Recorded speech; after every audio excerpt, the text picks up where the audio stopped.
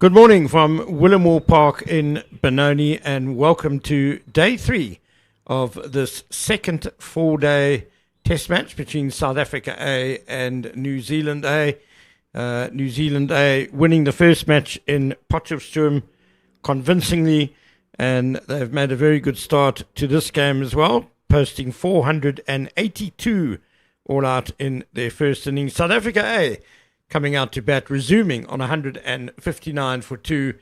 Lesego Senuani is on 65. Marcus Akerman is on 36. I'm Ken Borland, and alongside me, it's a great pleasure to welcome Kagiso Masibulele. KG, you were here yesterday. What did you make of that? Good morning, everybody at home. Welcome to day 3 of this scintillating match. Yeah, it was a very interesting game because I think you've got two teams that basically need a different result, for lack of better words. And we're just talking about New Zealand, that they've already won that match, the first match in Poch that you just referenced just now. And they wouldn't mind a draw. Not that they wouldn't want to win, but they wouldn't mind a draw because that means they'll win the series 1-0. At least they'll take something back home after losing that 50-over series. But with the South Africa A team, I think the win is one of the most important things. But you don't want to look too far ahead. So it was a betting day yesterday, and you can just see how we had that big 162 partnership, the 9th wicket partnership between Lennox and Heafy. And then, the way that the South Africa A also started their innings, in particular, the way that Jordan Herman just went about taking the attack to the bowlers earlier on. They also find themselves on 159 for 2. The leg spinner, Aditya Ashok, opens the bowling from the Chalet's end. Bowled 9 tidy overs yesterday. A couple of maidens, none for 27.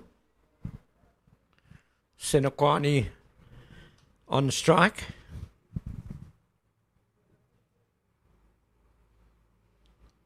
A little bit of drift for the leggy. KG, you were out there this morning and having a look at the pitch. We'll just get your views on that between deliveries.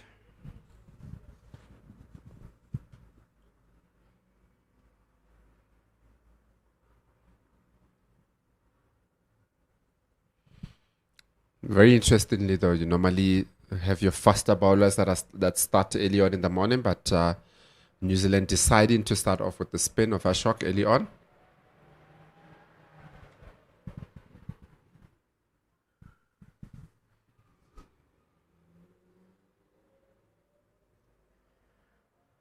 Is there something on the pitch that you believe necessitates that call? Not really, Ken. There are a couple of cracks there, but I don't think they are in the right areas. There are some that are just too full and some just a little bit too wide, especially for a leg spinner. That one tossed up nicely and some nice turn, but just started offside and turning away from Senuani, who we know is very patient. He's been there for 132 deliveries.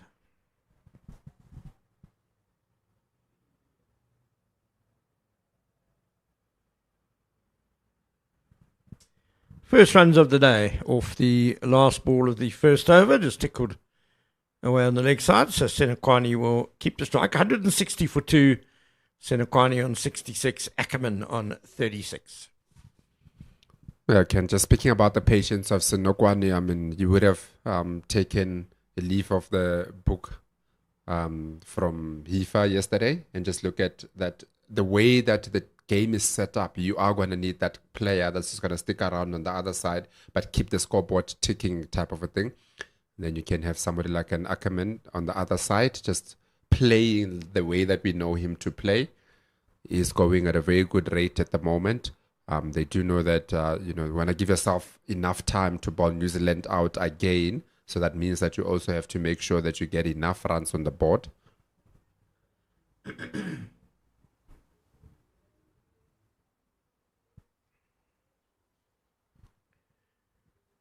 It's going to be Zach Fuchs from the Harper Avenue end.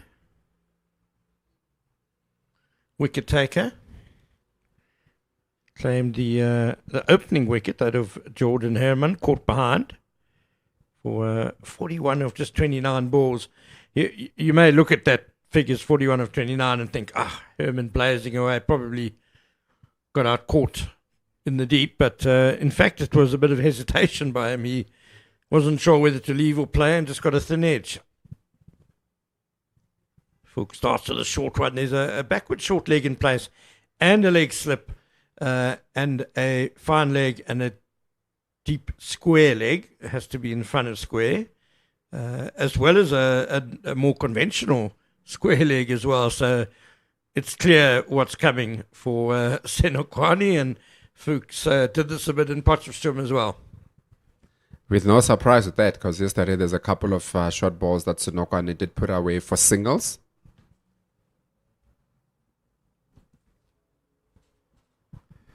Well left by Senuani, not tempted to have a little tickle at that and maybe tickle it into the hands of the leg slip.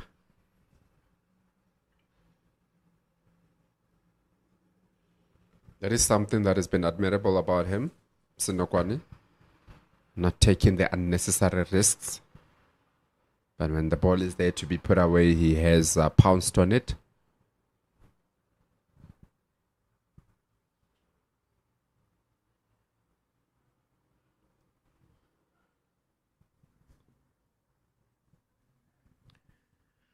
Just in terms of the match situation, you and I were chatting just before the start of play about, how do South Africa A get a result out of this game? Well, they're 322 runs behind at the moment, and we've just starting the penultimate day. I don't think they should get too hung up about getting in front of New Zealand A. Obviously, they don't want to lose the series, so they want to win this game. And I think it's more a case of batting up until tea or an hour after tea, batting most of this day, put it that way, and just trying to get as close as possible to that total of 482 and then declaring, even if you're 50, 80 runs behind, because their best chance of winning is by bowling New Zealand out cheaply in their second innings. Bit of shape there from Fuchs, who had switched to around the wicket.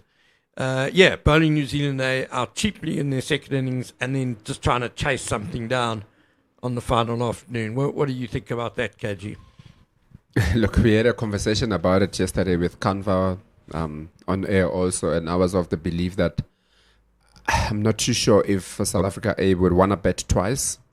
They might want to bet quickly. And, it's one of those things that you've got nothing to lose.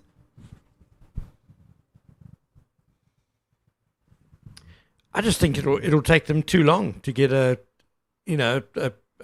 significant lead. 322 behind today. So let's say we get 85 overs in today. 85 overs at 4 runs to the over is 340 runs. So by the end of today, they would just marginally be ahead of New Zealand A's total. They then got to come out and bat at least until lunch, I would say, to get any sort of decent lead. And then you've only got 2 sessions. New Zealand A can just shut up shop. I just can't see that being the best route for South Africa A winning. And New Zealand A have made it really hard for them by putting up a big first innings score. Credit to them, winning the toss, batting first, and doing exactly what they needed. Ashok continues. Coming around the wicket to the left-handed Akerman, who's just faced his first ball of the day. Yeah, definitely. Speaking about targets, obviously, 4 and over to try and bat once is definitely not going to work. Just looking at the batting lineup of the South Africa A, they do have Jason Smith to come, Reshile to come, Bongwana to come. Those are the guys that like to hit the ball a little bit more. Like I said, it's one of those that you've got nothing to lose. Got nothing to lose, but everything to gain. But it's just a mixture of not being too far ahead or not thinking too far ahead and end up in a losing position. That's something that they don't want to do. So I think it's just going to take proper assessment of how the pitch is playing, what is possible, what can be done.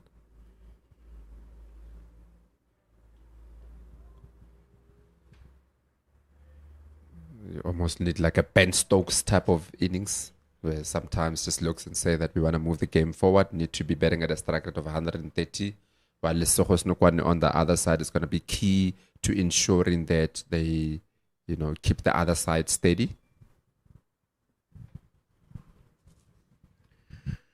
Ben Stokes is one of those few cricketers who's able to pull off miracles fairly consistently. Well, who's going to be a miracle man then for South Africa? Maybe their captain, Marcus Akerman. He's been in good form this year as he gets his first run of the day.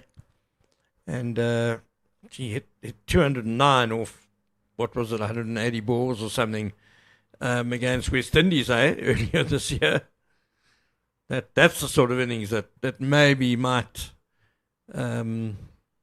change things from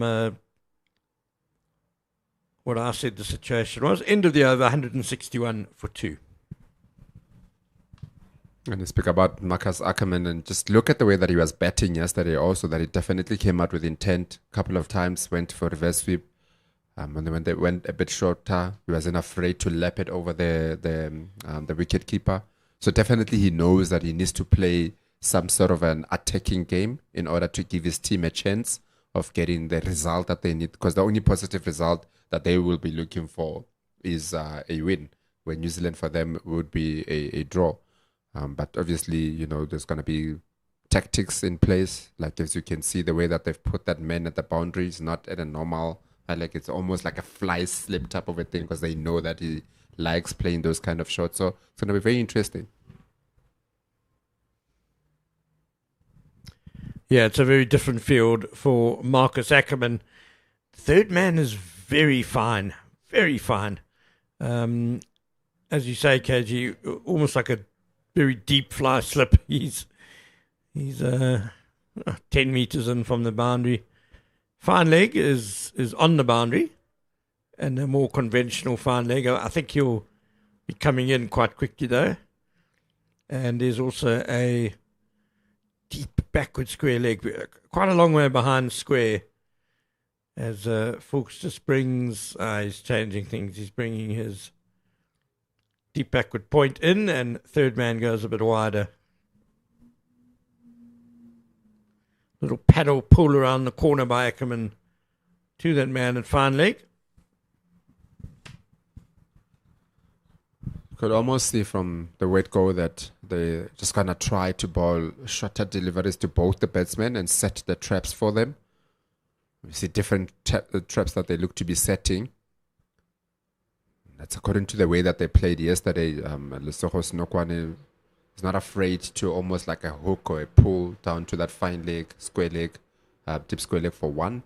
And that's why they've got the protection there. But they're also now saying to him that you play that shot, that's protection there. But if you look to fend it off, there's also somebody that's at short leg. And knowing that South Africa needs to score runs, they know that he will most likely try to be a little bit more positive to score the runs rather than to leave a lot more. Short mid-on in place now for Senuani. He doesn't quite have the range of strokes as a Marcus Akerman. He's a real dasher. Senuani, though, more of your classical opening batsman, and it's good to see him actually get a decent score. He had a troubled time in Poch, made 2 threes. Hasn't been in the best touch lately, but showing yesterday afternoon just why he made his test debut earlier this year.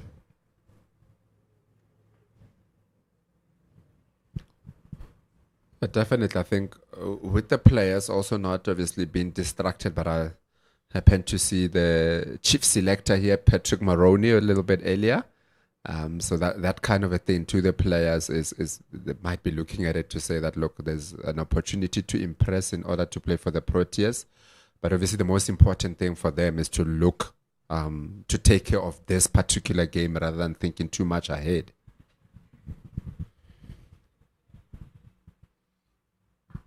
Pulled away, has lost control about it. Oh, just out of reach.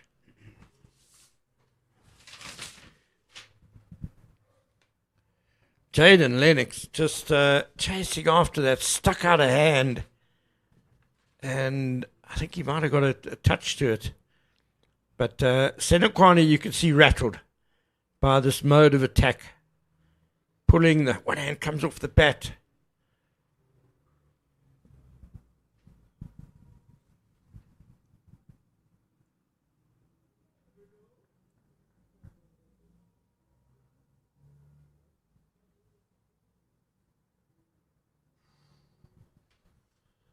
I think that previous shot is exactly what I said a bit earlier on to say that you can only leave for so long looking at the context of the game. Unless like a yesterday partnership that he had in particular with Jordan Herman, where he could actually just on the other side leave it because Jordan Herman was scoring at about 7-8 to the over on the other side. Then again, if you are not going to be hitting those fours, you need to at least be rotating the strikes. So I think that's the catch-22 that he finds himself in. Yeah, the pull shot, it was almost from an off-stump line as well. If he wanted to relieve the pressure on himself, maybe just a more controlled little pull onto the ground, into the mid-wicket area, get one, get off strike. But a half chance created by New Zealand, 165 for 2. You would say they'll probably, with the South Africa A, they would understand where they are in the game and what maybe might need to happen, but also understand that maybe take the first 10 overs or so just to see where we are, reassess. So I don't think in the first 10 overs, the target will be too much, the amount of runs that you want to score. But to say that let's go 10 overs, not lose a wicket, and then from there, and you do have the captain at the crease to say that this is how we need to move the game forward.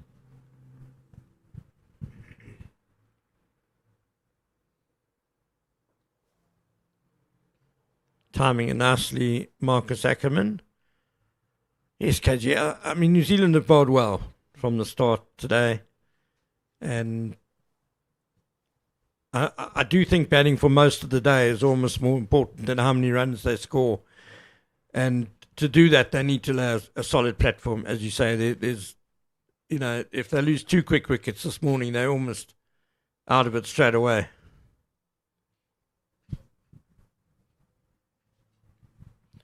Yeah, definitely losing wickets is definitely not something that they will be looking forward to do.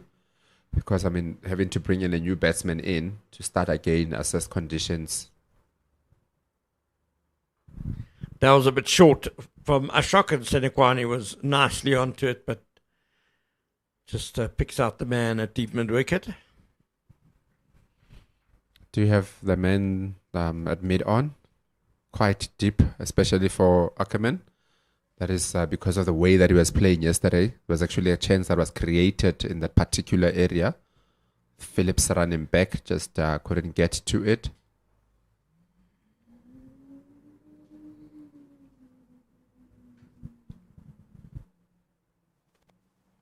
Good use of his feet there by Akerman again. It'll just be the one now. I think something that was good between these two batters yesterday in their partnership was the running between the wickets, because they're both very quick guys. So when they've had the opportunity to just go for that quick single or push those ones into twos, they've done that yesterday. So that's going to be important when you're not getting the boundaries.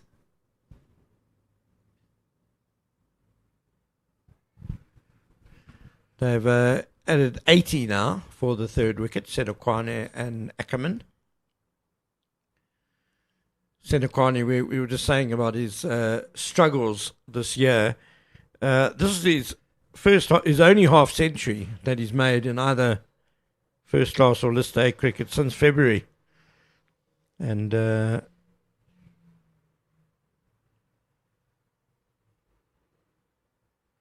it's over a dozen innings. So he'll be relieved, and South Africa A will be happy for him as well. End of the over, 168 for 2. Yeah, I think it's a very important innings for Senuani. We know what he's capable of. Everybody knows what he's capable of. Having scored a double 100 and I think it was a 260 odd also against Bangladesh in emerging not too long ago. So you know the capabilities of the man to score a lot of runs. Just went through a lean patch, and maybe this is a start off before the official domestic season in South Africa start for him to just get the runs going at the right time.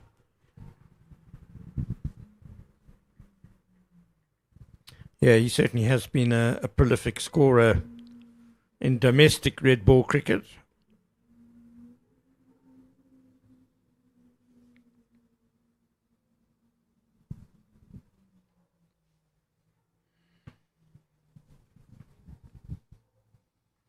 Nicely pulled by Akerman. Deep mid wicket. Can't get across to cut it off. So Akerman gets the first boundary of the day. Josh Clarkson out there in the deep. Unable to beat the power and the timing here of Akerman. A very good shot. Very well controlled shot with Akerman there. Does have 3 men to beat in that certain area, and he pierced him quite remarkably there to get a boundary.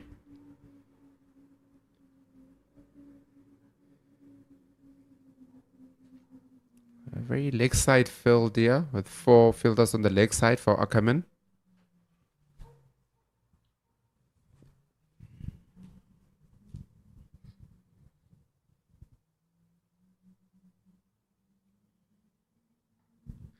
Shorter, bounces higher, but Akerman still controls it very well, and you'll get a couple he kind of jogged through. Obviously knew very well where the ball was the whole time. Yeah, that's very good running. Something you spoke about a little bit earlier, that pushing those ones into twos is going to be very important for the South Africa A team in order for them to get a good total on the board. And Marcus Akerman, the captain, knows very well how important that's going to be.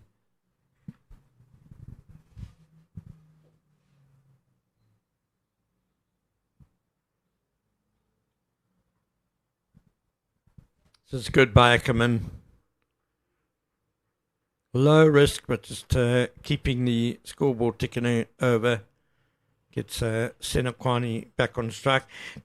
Despite Senuani's lean 2025 so far, he averaged 55.9 last summer in first class cricket, a couple of hundreds, including a 205. So he did make a very good start to last season. Just tailed off a bit at the back end, but done enough to earn selection for South Africa A, rightly so.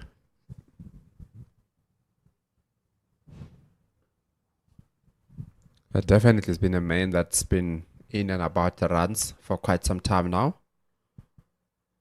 He's also made his move now again. Obviously, he was at Northwest, from Northwest to Knights, and with the Knights relegated, he's now made the move to the Titans. Yeah, he got 2 first-class centuries the season before last as well. So he's, as we said, the last few seasons he's been pretty consistent.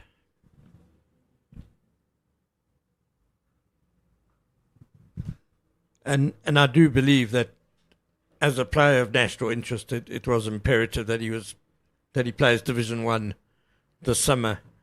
It's sad that the Free State Knights are relegated, but we can't have a guy who's in and around the Test side languishing in Division 2. Division 1 doesn't play enough 4-day cricket as it is. That's why this SAA program is so important. That's nicely whipped off the hip by Senuani. He'll only get one, though.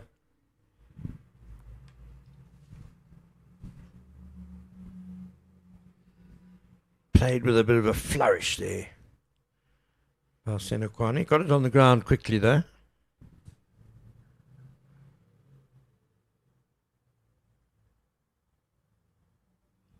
And essentially, that's how easy it is to keep the scoring rate high. Just getting that one boundary in the over and just making sure that you keep the scoreboard ticking. Where there's a 2, there's a 2, there's a 1-1. When this over, without taking any risk whatsoever, 8 runs came from that over. And I think that's the kind of batsman that Marcus Akerman is, also in identifying that we need to start on the front foot, get a boundary in the first ball, then make sure that you just accumulate the runs as the over goes, and you get very good totals. Yeah, and it's a big field, Willamore Park, so lots of space in which to pick up runs. Here comes the sweep by Senuani, and as we saw yesterday, when a partnership gets going, when a batting team gets going, and second day at Willamore Park can often be a bit flat, the wicket flattens out a bit, becomes a really good batting deck. You can chase leather here. There have been some big scores.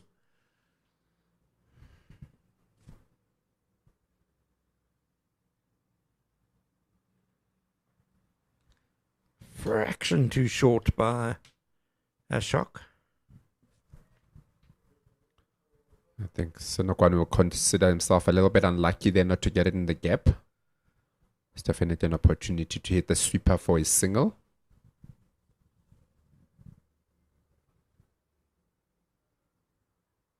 Sweep out again, he's missed it. Ashok's appealing. And now Wiki Bahay's appealing for a catch. And the catch has been given out, I think. Based on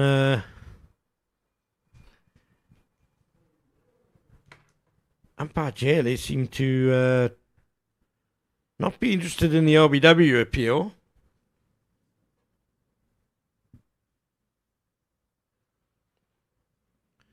You see the finger only goes up after wicketkeeper Mitchell Hayes run forward and dived forward to take the rebound off the pad. Senuani looked a little bit nonplussed. Let's have another look. It did look like for an LB, it was too leg-sided for an LB, which would explain why umpire Bongani Jele didn't go up straight away. But he seems to believe that there was a tackle on the back after the catch was completed and was given out. We will get confirmation as to if it's an LBW or if it's caught. I think also, as you say, the ball was heading down leg and then rebounded, kind of looped up on the offside, which perhaps arouses suspicion as well that there might have been a little scratch on that. I see that the scorers have indeed given Senuani out. Court Hay bowled Ashok for 70. He's been there for just over 3 hours, 154 balls and 8 fours. But he's helped give South Africa a very good start, 176 for 3. Just a pity he couldn't go on further. Just trying to up the ante a little bit here this morning. Push things along, which South Africa do need to do. Here's the wicket again.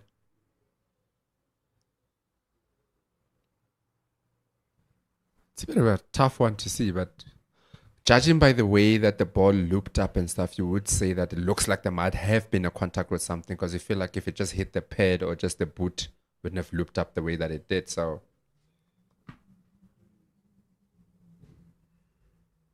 yeah, umpire Bongani Jelly, very experienced and a lot closer to the action than we are.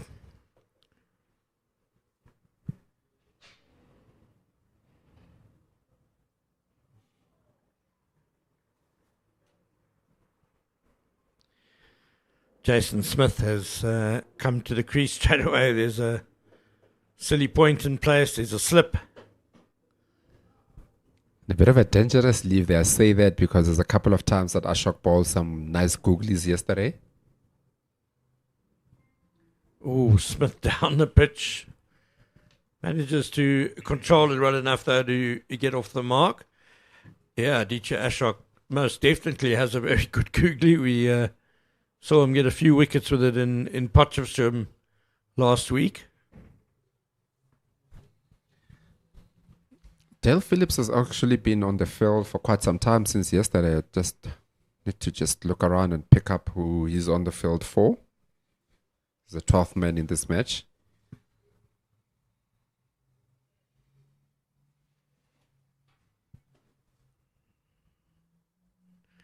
Tip and run by Marcus Akerman. Nicely done.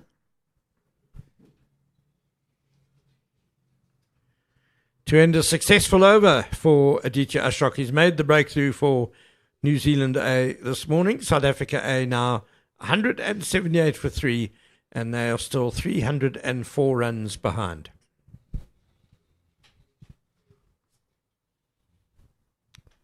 Yeah, we definitely do have a gamer on our hands here. Jason Smith, we know he's also got that attack instinct in him. As you saw that second ball that he faced from Ashok, tried to come down, upset his lengths a little bit. So I think this partnership is going to be very key in the momentum of the Proteas and where they, of the South Africa A team, and where they want to see themselves. Because we've got two guys here that do look to go after the bowling a little bit. It's important that they don't let Aditya Ashok settle into bowling over after over from the chalets in and not going for many runs, because he's the sort of guy, if he bowls 20 overs, he's going to be picking up a few wickets as well. Fuchs will continue to Akerman, that same strong leg side field you were talking about in the previous over, KG.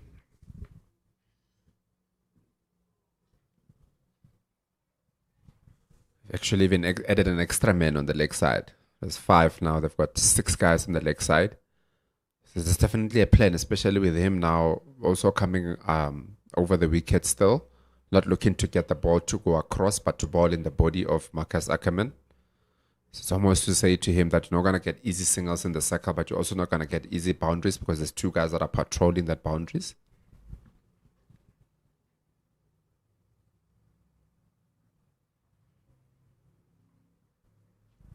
There's a case in point, the difficulties of playing a shot that does have some risk attached to it. Any horizontal bat shot does. And not even getting one for it.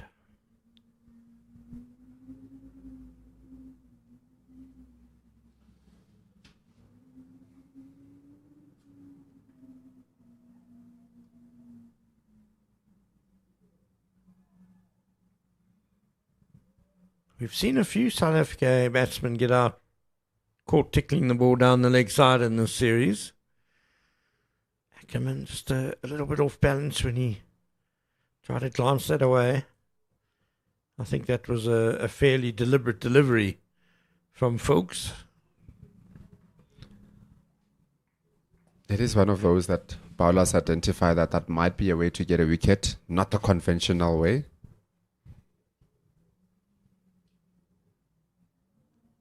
Especially with, say, looking at where the game is at the moment, that South Africa A, probably even with those that they would have ordinarily left, but because now they want to get some runs, they might find themselves fishing a little bit for those ones. Yeah, obviously limiting the flow of runs, making South Africa A score slowly will help New Zealand A a lot in terms of winning the series, but I think they just need to be a little bit careful today not to fall into the trap of forgetting about wickets, because this is the sort of ground where if a batting partnership gets going, it is very difficult to contain.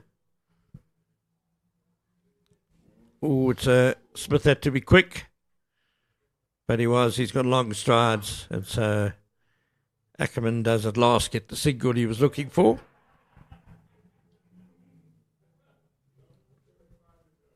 Bit of a tip and run there.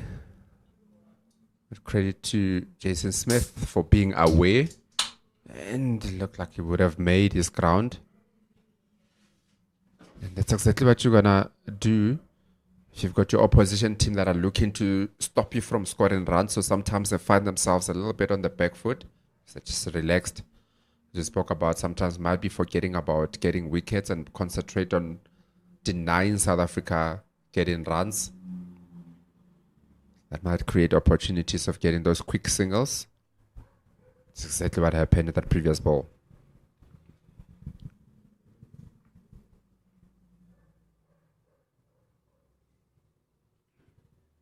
Yeah, that deserved to be called wide. Umpire Kuma stretches the arms. I'm just going to add, however, that often slowing the scoring rate is a good way of getting wickets. Especially you feel someone like Marcus Akerman, who's extremely aggressive, likes to score quickly. If you can frustrate him for a period of time, it could well draw a rash stroke.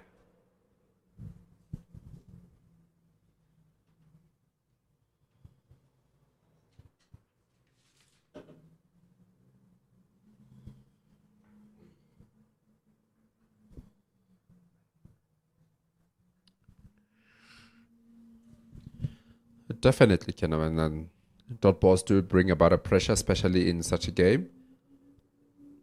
Let's see if the tackle a little bit earlier on. That could have been safe, comfortably safe. Jason Smith, very good running. Gets to face up to Fox, who he hasn't faced so far. But it's been here only for about 4 balls.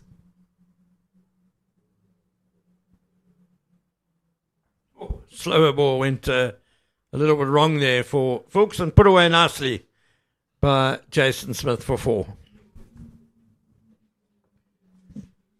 So 185 for 3 after 46 overs. And you will see by that South Africa A have added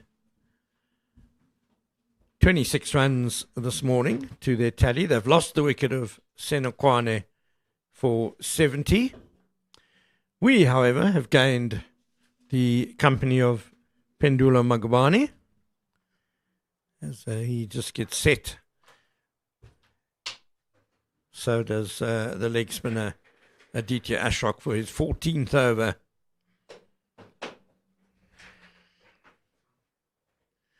Akerman on strike. There's a backward short leg, a slip, and a fairly short cover, and also a straight mid wicket, quite close and nicely tossed up by Ashok. Good morning, Pendulo. Mr. Borland, welcome to Willowmore Park.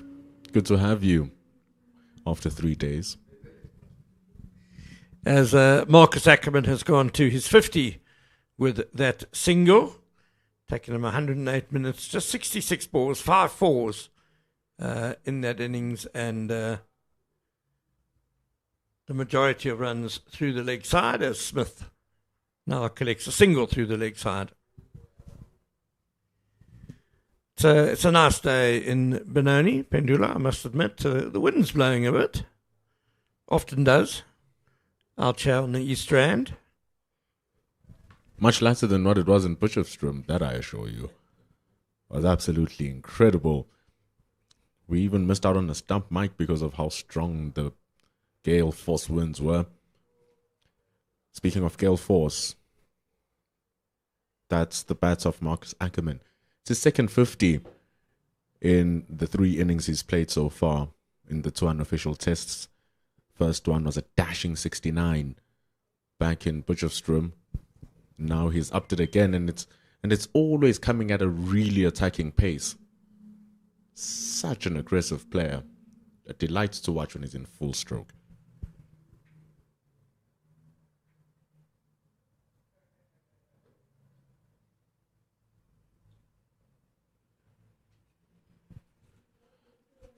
Ashok changes the angle now. He's going to be coming over the wicket. A leg slip. And a conventional slip being employed.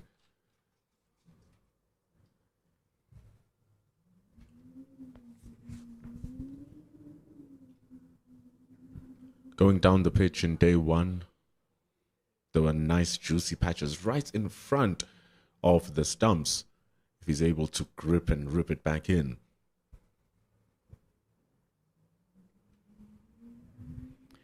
It's another well-grassed pitch. We saw in Potchefstroom the pitch was well-grassed, dead grass, but still grass, and the same here at Benoni. So there's not much sign of wear and tear on the third day here, but it's got to be a bit of grip for the bowlers to work with.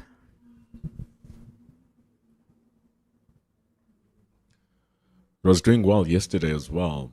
The ball was gripping and turning, just like Marcus Akerman turns, come back for 2 runs. And so the ball was moving around for Tsepo Ndwandwe and a bit for Jordan Herman, even when Lennox and Ashok came in. They had something for them. And the wrist spinner even more. Ashok, we've seen him turn a few already today.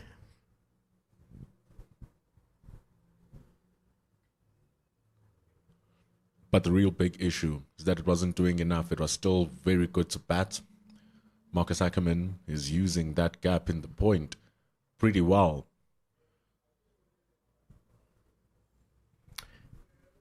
That's the end of the over. 191 for 3. Yeah, KG rightly called it a batting day yesterday. Often is at Willamore Park on the second day.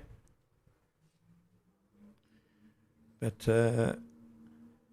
South Africa would have been expecting to bat a lot earlier than they did when they had New Zealand 8 down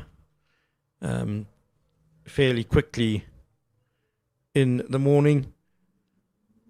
They started day 2 on 282 for 6 and had then slipped to 312 for 8 before that remarkable partnership of 162 for the 9th wicket between Jaden Lennox, who scored 88, and the opener, Curtis Heafy, who scored a monumental 190. And I guess that's been one of the differences between the two teams, Pendula, is that New Zealand, they have always had someone go big. We saw Reece Murray get a big double century in Potchefstroom. There was another 100 for Dale Phillips. And Curtis Heafy going big yesterday with 190. And it's not just one big score. It's always 2 and then another mid-big score. The man with the ball right now, not Joe Carter. He played well in Potchefstroom. He contributed 57. But Jaden Lennox, the current bowler, with a beautiful 88 down at the bottom. He looked so much at ease. And so the contribution from Curtis Heafy, 190, and then the 88 down at the bottom really hurts South Africa. But then, as you say, Ken, it's multiple, it's big scores, and South Africa just had Lesego Senokwane here. So these two need to be one of the other players who are going to contribute big. Yeah, Lennox's innings was a bit of a bolt from the blue because it was more than double his best, more than double his previous best in first-class cricket, which was 43. Had never made a half century before, nearly made it to 100. They just started attacking and going for everything, especially when Curtis Heafy lost his wickets. Ben Lister was in, and so I guess at that point in time, they had already gotten all the bonus runs that they were looking for, because from 282 for 6 and then 312 for 8, you're not expecting that you're going to get close to 500 runs. So they just went for it, and Jaden Lennox hit one in the end, got caught. Played really well, though.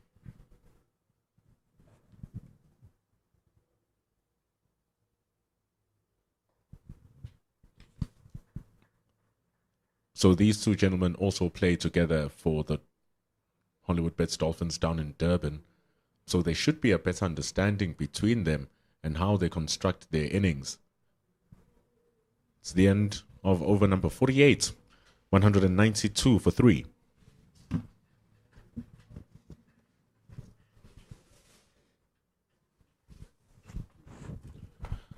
Speaking of the Hollywood bets, Dolphins, the Cricket South Africa domestic season begins not so far from now. It will begin with the 4-day series. Then it's going to move on to the T20, which is going to coincide with the SA20, which will be happening in December. Then the 50-over competition is going to close everything off. First game's happening on the Thursday of the 25th of September.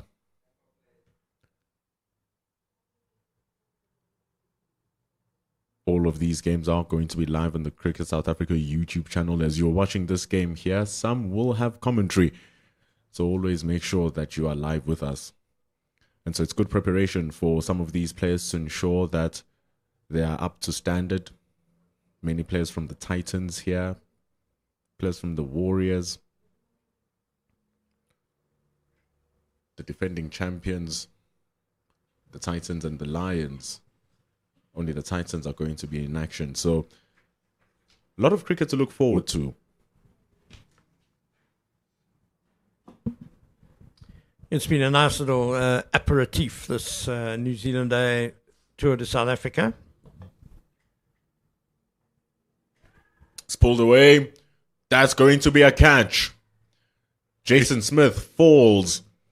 Josh Clarkson grabs it at square leg, and it's the second time in this match that he falls to a pull shot.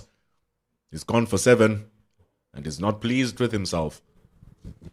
Well, he's given it away, has Jason Smith. He's looking back at the pitch with either disgust or bemusement. We can't really see.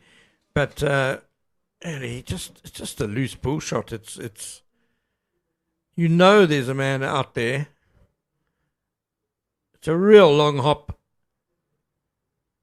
Not a particularly good strike. And too easy. Too easy for Ben Lister to take that. Jason Smith, rightly disappointed, out for 7. Was just there for a dozen balls, 1-4 in that knock. Seems to be overdone by the spin. And then the ball just went too far away from him. Just never got into a good position to play that shot. It's almost as if he was caught between trying to hit it on the ground and hit it in the air. It just wasn't enough real aggressive intent, I think, to that pull shot. Could have even cut that ball if he had wished.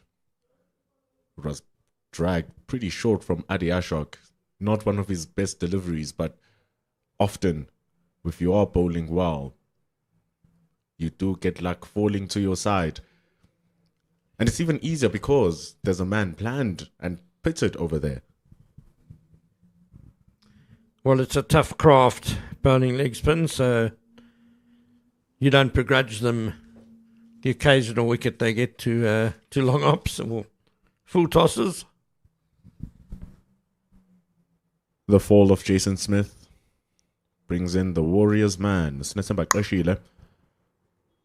He's played over 100 innings in his first-class career. In return, it's 350s. Only 26 years old. Still a long career ahead of him if he stays into shape. Now has over 3,000 runs. Scored a battling 36 in nearly 2 hours in South Africa's second innings in Potchefstroom.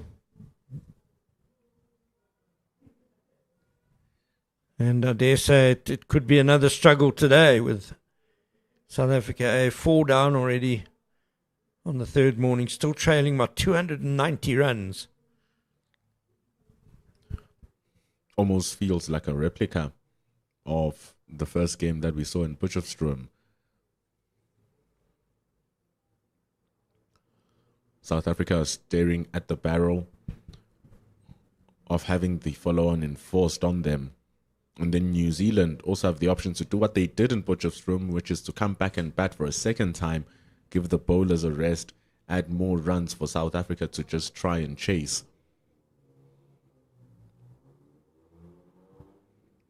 And something for the South Africans has got to give.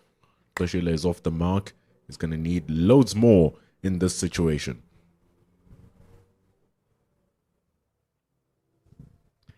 Well, if New Zealand A can take these last 6 first innings wickets by early afternoon, then yeah, sure, they can come in and bat again and just make it an impossible target for South Africa A on the final day.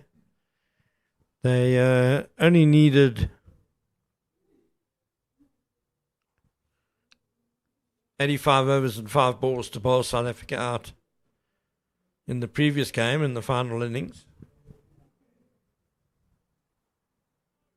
So just less than a day's quota of overs. And it was on that day where it felt as if Marcus Akerman was going to be able to just hold it together and keep playing and keep going with his 69. And boy, does it look the same here with his 54 from 71. And I'm sure he also wants to ensure that he can convert one of these really good starts. Reverse goes down to the man who's down at the third man boundary. It was a clean connection. It's going to go for only a single. It ends over number 49. Akerman on 55. South Africa A, 194 for 4.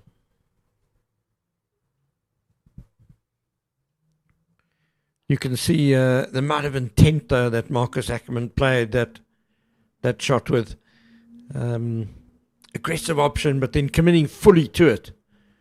And more often than not, if you do commit fully to a shot, even if you do make a mistake, you can get yourself out of trouble. There you see on your screen the Hollywood Bets Pro Series, which is, of course, the women's domestic competition, the Pro 50, the one-day competition, and the Pro 20, which is the T20. And that's kicking off on 4th of October and running right through to the middle of March next year. And we'll be having live coverage and commentary on those games as well. So much cricket going on. The Pro Series, the women's game. And speaking of the women's game, South Africa women, they're preparing for the World Cup. Going to be playing against Pakistan.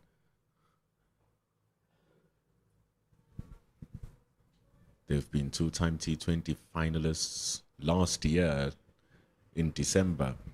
The women's South Africa team are playing a test match versus England, versus England women's in Bloemfontein. That's a clean shot from Marcus Akerman. The third man is not in the boundary this time, and he beats him in the inner ring. Glorious shot for 4. Very nicely put away by Marcus Akerman. He is strong. He is very strong with these different sweep shots of his. And that was brilliantly put away. The Proteas women are playing today, actually. Pendula, their first ODI against Pakistan in Lahore, starts in just over an hour and 3/4. Yeah, and hopefully the likes of Tasman Brits, Laura Wolfart, Chloe Tryon, Sune Lus, hopefully they'll be pulling out sweeps and reverse sweeps, because we know they're going to face a lot of spin over in Pakistan.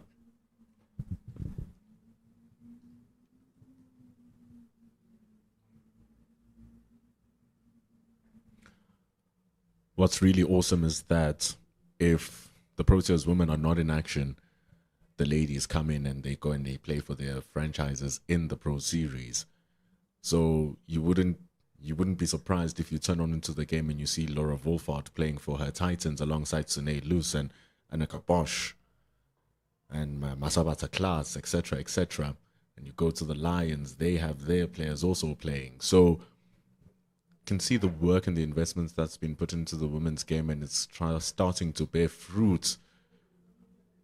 And with more talent coming across, more investment in the under-17s, under-16s, they even have their own Kaya Machola week and their own national week at the end of the year.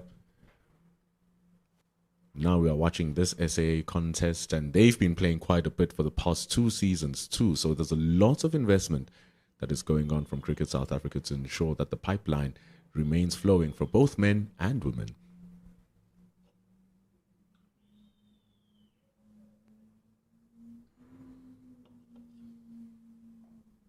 50 overs completed, 199 for 4. I know that there's a lot of disappointment over the lack of international cricket in South Africa this summer, as we just see the reminder of today's match, Proteas women up against Pakistan at the Gaddafi Stadium in Lahore. 12:30 start South African time. Marizan Cup in the middle of of the picture there. Good to have her back in the squad. She's obviously going to be a key player for the World Cup. Yeah, I was just saying, I know there's disappointment about how little international cricket there will be in South Africa in the coming summer, but there's still plenty of domestic cricket. And it's a good opportunity for people to come and watch and just see the rising stars. There's some great cricketers on display, future greats in both the men's and the women's domestic competitions. So there might not be the Proteas playing so much, but there'll still be lots of cricket for you to watch, both on SuperSport and on the Cricket South Africa YouTube channel. Sweeps. The ball goes over. The third man who's up on the ring, he is strong on those. And Simon Keane, he's strong on the field. Stops that, and Marcus Akerman runs 3. I think Keane just almost misjudged it. It only just cleared his head, really. It was a really top-edged sweep by Akerman. Pretty much into the wind as well, as it blows from right to left across your screen. You spoke about him playing with a lot of conviction, which is the difference between a top edge not having the distance at it, just running through to the boundary as well. Of course, you want to time the ball, but if you do miss time, it is that power generated that sometimes saves you because you played the shot with so much conviction. Apologies, on this actual view from that camera, the wind is blowing left to right. Getting myself into difficulties here with wind direction.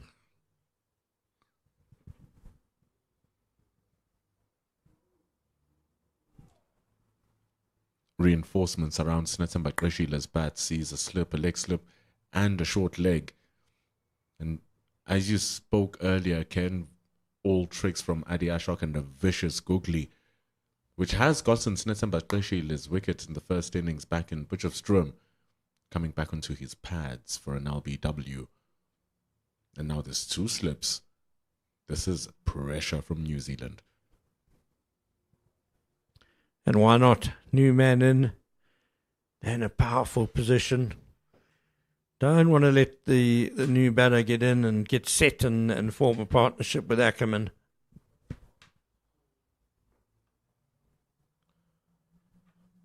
But with that pressure, that means there's spaces somewhere for him to play, especially in front of the wickets, which is what he was trying to do, opening up that leg side so that he has space to play through the offside.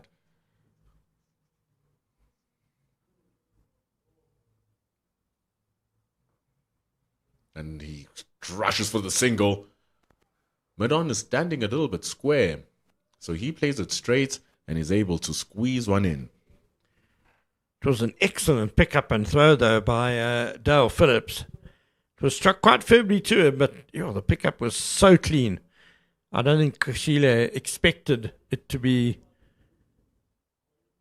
quite such a good piece of fielding. He survives, though.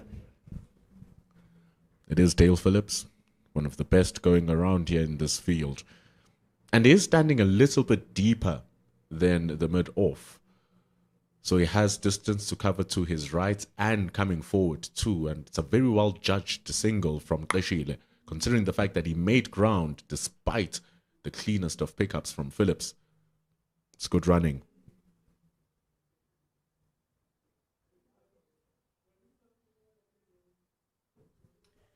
It's good to see New Zealand still being aggressive, even to Marcus Akerman, 63 to his name.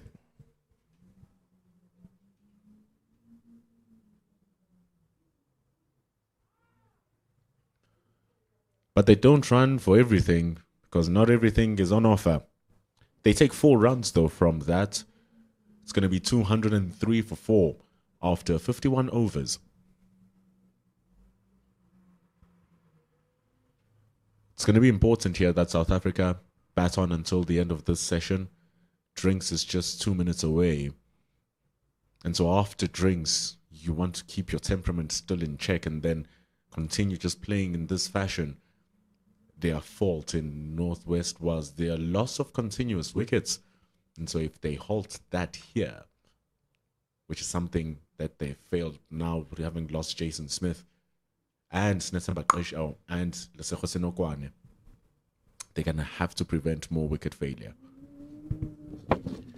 Yes, it hasn't been a great morning for South Africa in the first hour. They may have added 44 runs, but they've lost 2 wickets, and that just keeps New Zealand positive in the field. They can just keep chipping away. And the pressure on Marcus Akerman is just growing and growing as he desperately looks for some support. They remove that second slip this time for Jaden Lennox, and that's exactly where the ball goes past with an outside edge. Zach Fawkes, with a desperate effort down at the third man boundary, stops one more run as they run for 3. Nicely bowled by Lennox. It was turn and bounce there. The wind direction helping him. Yeah, the new batter.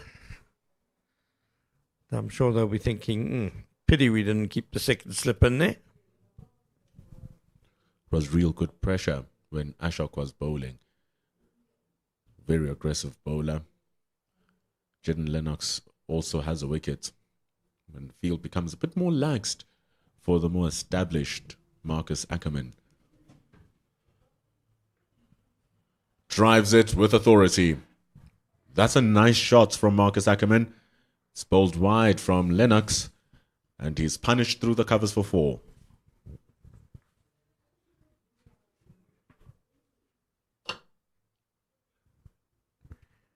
Slightly longer boundary on Ackerman's offside. But, yeah, he hit that very nicely. He has struck the ball well today, that's for sure. Clearly a man in form.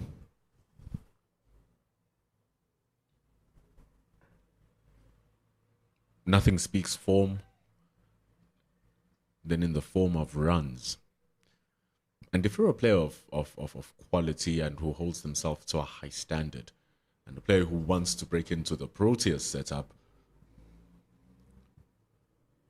you want more than big scores. You want massive scores. You want granddaddy scores that are going to get people's eyes opened to you and your ability and your form. Indeed. And it was Lennox who cut short the innings of Zubair Hamza yesterday afternoon. Hamza coming off 100 on the last day in Poch. He's one of the guys who's on the fringes of the Proteas Test side.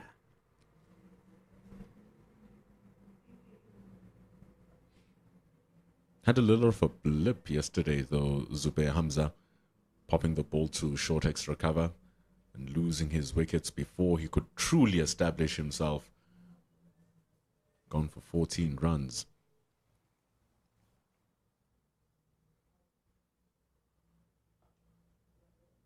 Lesego Senokwane was also looking quite like something today after his 70 runs.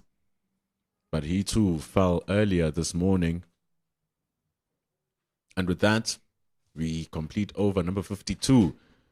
This partnership between Snitsenbach Glishil and Marcus Akerman, imperative for the South African A team. Their partnership is currently worth 19 runs. It's 211 for 4.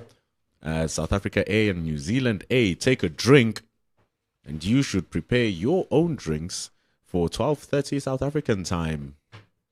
Women's Proteas, they will be in action playing against Pakistan in Lahore. Make sure that you catch that game. Give support to the women as they prep themselves for the World Cup. We'll be back in a couple of minutes here on Cricket South Africa's YouTube channel. It's Drinks in Willowmore Park.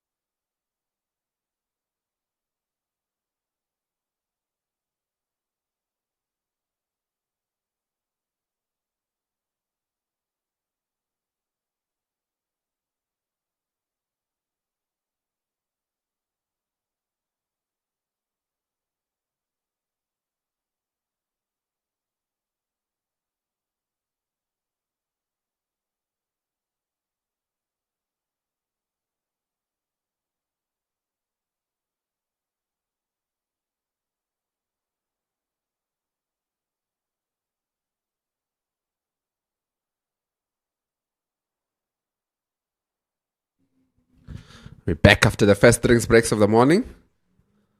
With the South Africa A on 211 for 4. having lost the 2 wickets this morning, similar to what New Zealand did in the morning yesterday, the first hour of play, losing 2 wickets. Shock to Akerman and just swivels it around to that deep square leg for a single to start off second session.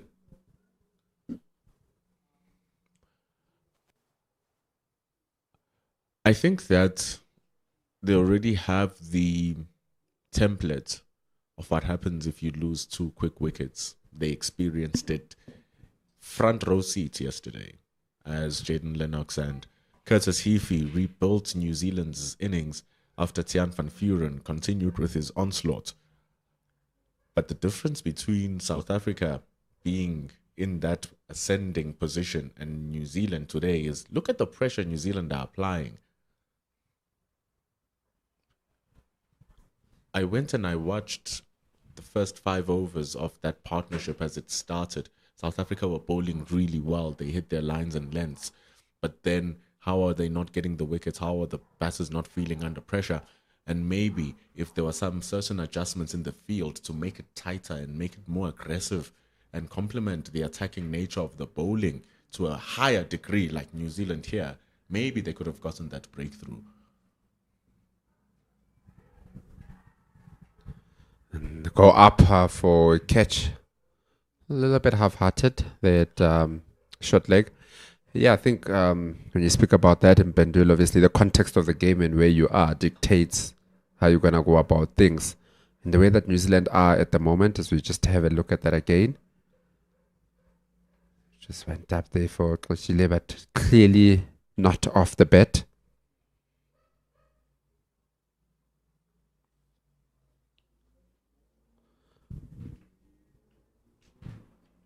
So where New Zealand is at the moment is that they've got the confidence of the runs on the board, where they feel that still a very big deficit for South Africa to get to where they are. So they know that they've got runs to play with, and thus they can be a little bit more attacking.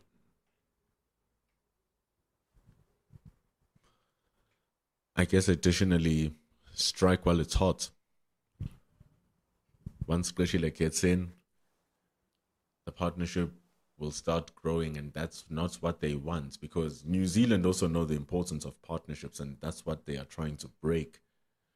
And with Ashok's tricks, the backing from Joe Carter is really nice to watch. Stuck away neatly there. Will be looking to come back for 2. Just settles for 1. Definitely, and I think a lot of these players these days, with everything that's available, is that they do a lot of homework on players, and they know that somebody like a Kloshile, it's not somebody that you want him to bat for too long, because it's just one of those guys that if he faces anything close to 100 balls, he'll probably be at a 70, 80 odd, which is what they're trying to obviously limit.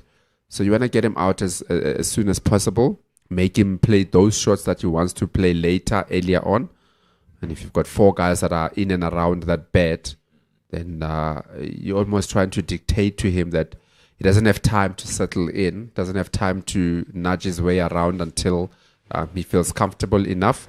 He has to go quite quickly. Otherwise, it's the other way, which is what they want, for him to block and then create more pressure on Marcus Akerman on the other side, who will then feel that he needs to go a lot faster than what he is. It's amazing. They go a bit more relaxed with Lennox.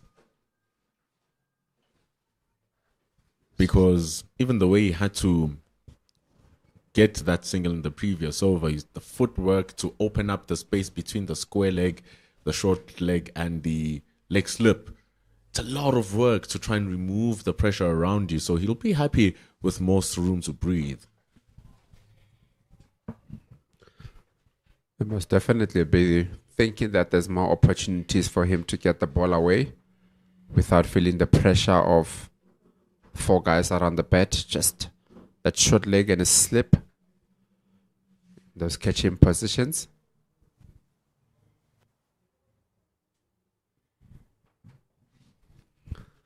But you've got to feel that it doesn't change too much in the way that in particular, New Zealand are looking to go about their things because even though those 4 men are not in and around the field, they're still in the circle.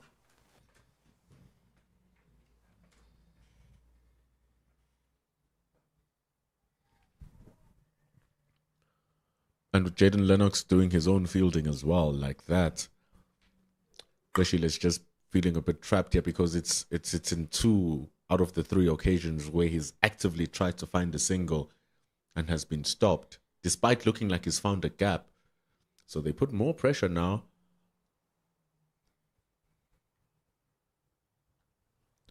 Coming across to the offside to seal a point.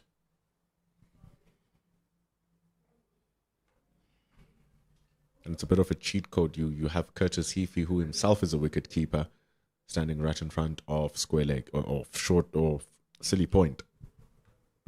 One of those annoying positions that the batter does not like to see the fielder in his eye level.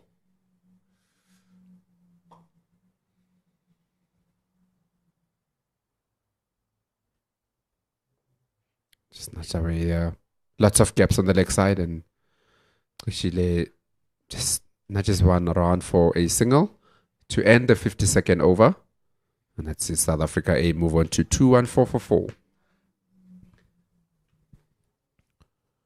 Absorbing the pressure well here, Kashila. 7 from 22 deliveries. And he has a very commendable partner in the captain of South Africa A, Marcus Akerman, who didn't play a lot of first-class cricket last season due to injury.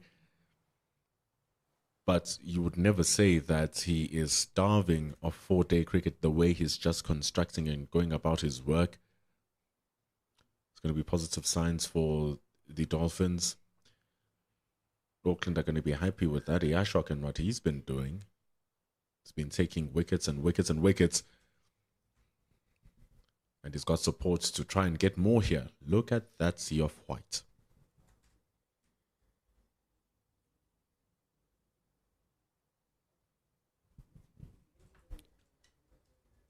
Once again, not afraid to just put that one up for Kashile. Just pushes it to that cover. I'm sure he'll be tempted looking at the vacant cover boundary, especially with the ball going away from him.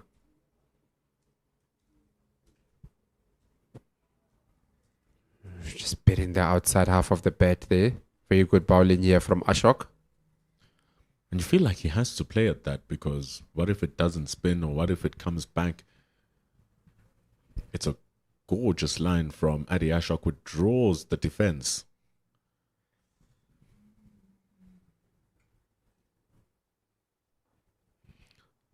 A play there from Chile to get a single on the leg side. And I think that is where the skills become very important in terms of what Ashok has in his armor. The fact that he can bowl a googly, can bowl a slider, and you feel that if it's on that 4th stump, you're not just going to leave it and think that it's going to turn away from the stumps. There is that opportunity of the ball coming in or just sliding through. So you almost get tempted to play at it. Only afterwards, you're like, maybe I should have let that go. But the reality of the matter is, there's a lot to think about when the ball is coming with the capabilities of the bowler.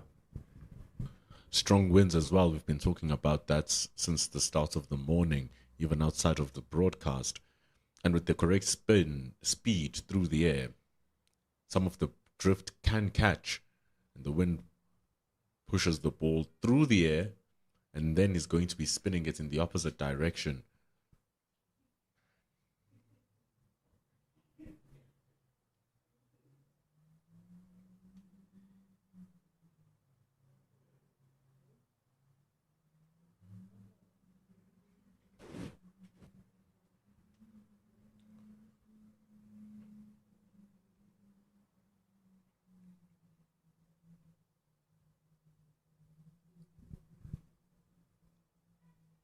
Bit of a change in the field there. The man at the point boundary coming in, almost a 45. Still a little bit halfway.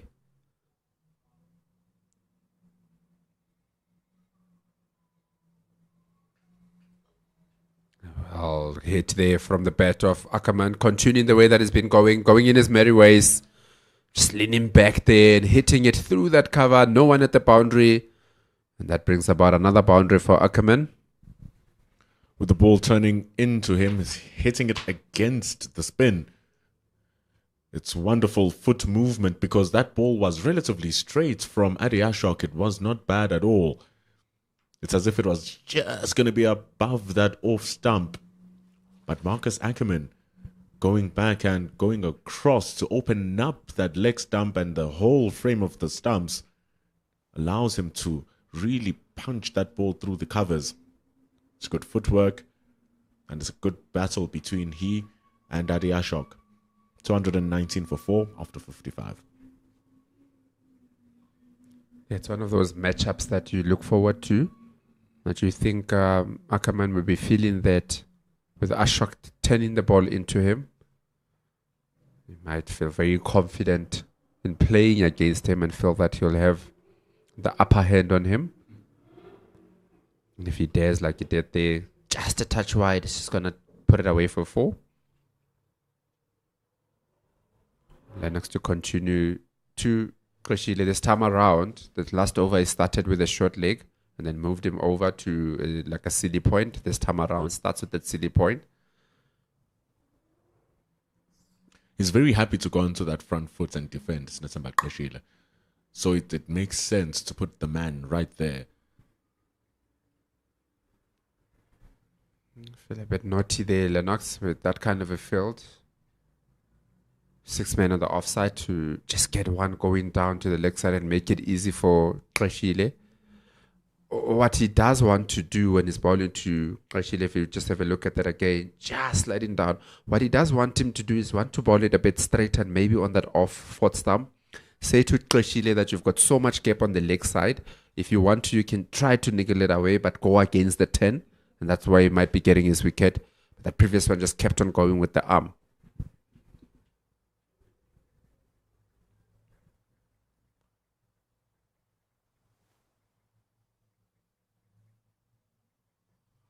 You even saw from the way that he did manufacture that single, Kreshile, that those are the deliveries. He was more than happy to just go onto the front foot and defend down the track, defend straight.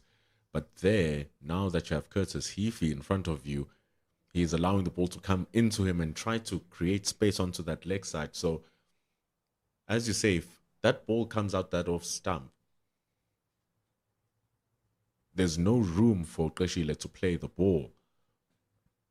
And he's going to be forced to engage with Curtis Heafy at the silly point. And you know, with some players will, instead of taking the risk of just hitting it into the ground, might look to go over the top. And that's exactly what Lennox will want him to do. They've been able to keep the scoring rate intact at 4 to the over. Ooh, and just hit it. Very good fielding there from Heafy. Very quick reflexes. See, and that's what he's trying to avoid, Kreshile, bringing Curtis Heafy into the game. But that's the line you also spoke of a couple of balls ago. Bowl the ball there and force him to do something different to avoid the silly point. Just sliding down once again. A good way to end the over here. End of the 56th over. See South Africa A on 221 for 4. It's great work. It's really good from Jaden Lennox. Bowling to a clear plan and executing it very well. And it's different from Kreshile and Marcus Akerman. A little bit more pressure from Snetsamba Kreshile, who's trying to get into a good rhythm of his play, get his technique working and his decision making intact. But then Jaden Lennox is disallowing him from playing through his options and the ones that he'd be comfortable with.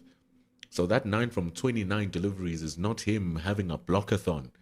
It's him actively trying to score. And then the plans from New Zealand and where they are bowling and where they have their fielders are putting him in trouble.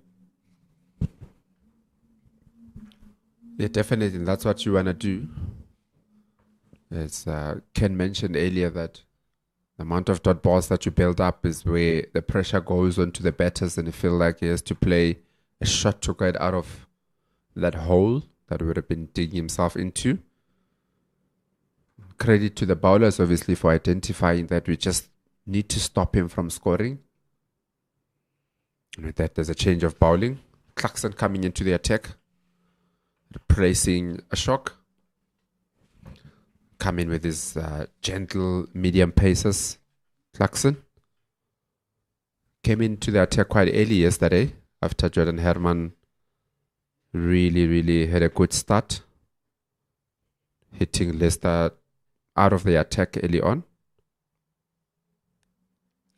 Just going a touch up with 3 runs to the over, Josh Clarkson is going to have Mitch Hay, the wicketkeeper, stand up to him and trap Marcus Akerman on the crease.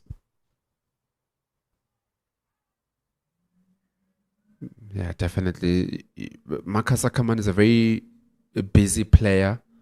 He's a player just likes to calm down a bit, likes to move around a little bit. So when you do have the keeper up, almost limits him a little bit because he has to think about what might happen if he has to move around a lot and miss the ball.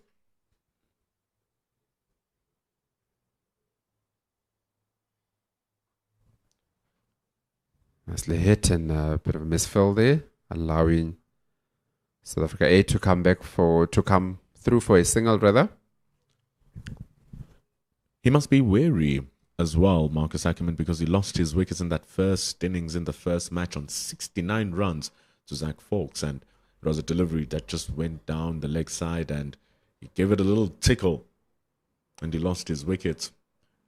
Mitch Hay has demonstrated immense skill with his glove work, and so he must be careful if anything slides down like that first ball. Something just suggests that there's some cracks that are building up. It looks like Marcus Akerman had to pick up a part of the pitch just outside there, replant it onto the pitch and hit it on. Exactly where Sinetemba Qeshile was now. So it looks like there were some cracks that didn't look too threatening earlier on, but obviously things have changed since then. It's a bit of a breeze also that's coming through, makes the conditions to be a bit drier. So they might start to be building up in favor of New Zealand.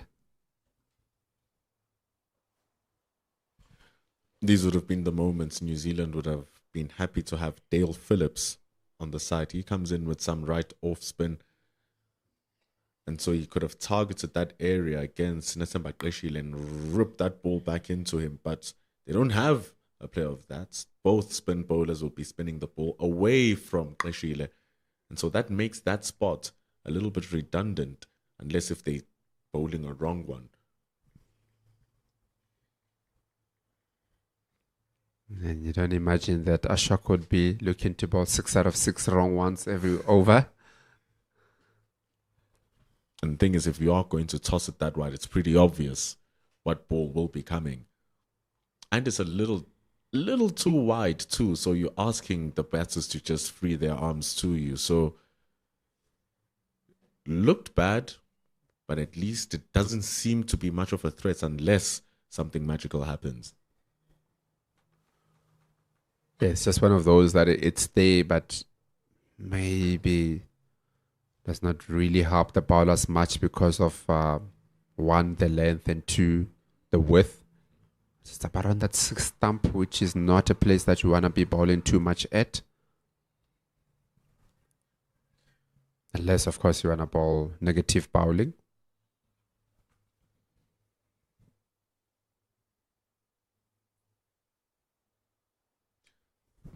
Tucked away nicely from Qeshile down to that fine leg for his single. That's going to be very important for South Africa A. See, the run rate is slightly dipping under that 4, which is not what they're looking for. We're speaking a little bit earlier that if they want to get anywhere close by the end of play, if they want to go close to where New Zealand A are, even if they go at 4 and over, they'll just be just a touch ahead of them, about 18 runs or so. And that would mean that they'd have to bowl really well to bowl New Zealand out in order for them to come back and chase down the score. So there's a lot of thoughts that will be going through the minds here of South Africa A in terms of where they want to be in order to get that positive result that they so need in order for them to draw the series. South Africa needs damage control also right now. In as much as that run rate will slow down because New Zealand have the upper hand, they just must not lose their wickets with half an hour left until lunch. Quick single, easily in the crease there from Rashile. Definitely, deliberately came down the wicket and hit it, and it was off. It's always good to have a Marcus Akerman on the other side because you can trust that when you want to go for that quick single, he is somebody that will say yes to. So now it's just surviving until that end of the session, and it's good that they're still looking to score these runs. It was a nice single from Kashile to keep rotating the strike. But they want to get to 12 o'clock local time, still there, both of them. Oh, very good shot from Akerman. Tossed wide, very wide from Lennox. No one patrolling that offside boundary. And that allows Akerman to just free his arms, hit it in between the extra cover and cover. Good flow off the bat from Marcus Akerman. It was floated by Jaden Lennox, allowing Marcus Akerman to judge the line and the length with all that time. And so much width, he's going to latch onto it. This time on the leg side, hitting it both sides of the wicket. Very good shot from Akerman, going down on that one knee, hitting it to the leg side for back-to-back boundaries from the captain. You're speaking about the run rate being slow and just preservation of wickets. What we saw yesterday from Lennox and Heafy was that the longer they stayed there, the easier batting became and the more runs started to flow. And the fact that they started slow in their partnership became a redundant thing because they eventually caught up to a very good rate.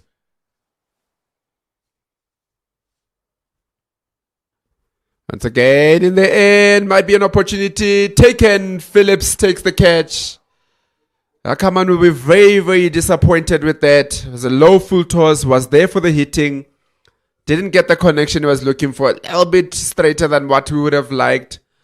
And a very good wicket here for New Zealand A. An important wicket of the captain, Marcus Akerman, who is really looking to take the attack to New Zealand. He hit one in the air yesterday and got mid-on interested, but Dale Phillips didn't get to it. This time he tries again. And if there's one man you don't want running after a ball you've hit in the air, it's Dale Phillips. He takes the catch and removes the South African A captain, who will feel like he should have done better with that delivery after dispatching them so nicely. He's gone for 83. It's 232 for 5. A timeless wicket here for New Zealand A. An important one. You would feel that with that wicket, New Zealand would start thinking a lot more about winning this game. 5 wickets down. Very, very important wicket. And with that, Mikali Mpongwana comes to the crease.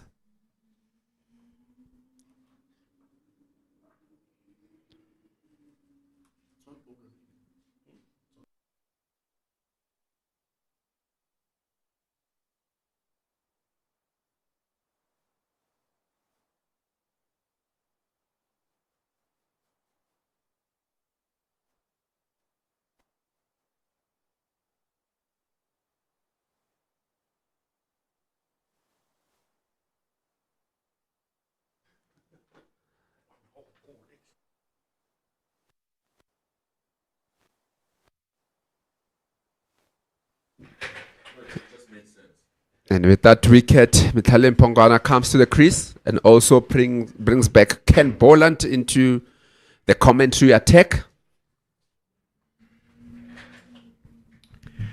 Well, the mainstay of the South African batting gone in the captain, Marcus Akerman. slow learners, you'd have to say, the SAA batters.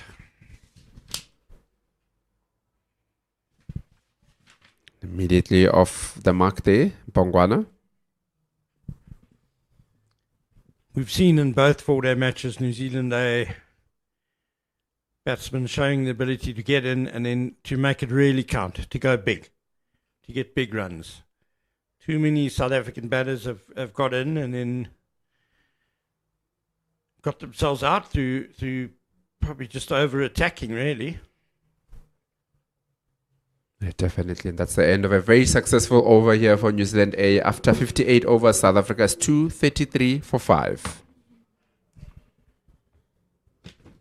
So very gentle medium pacers and sometimes spinners bowling a no ball overstepping in particular.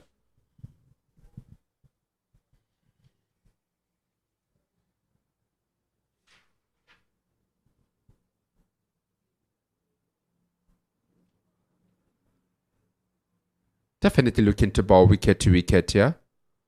Does have that silly mid on.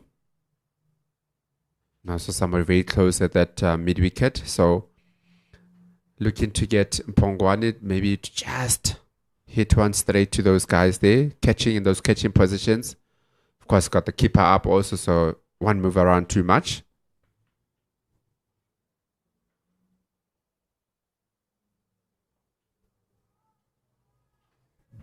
Well, there are half a dozen fielders practically on the square for Pongwana, so it's a real ring of steel that's being employed. Their catches scattered about. It's going to be hard work for him to get going.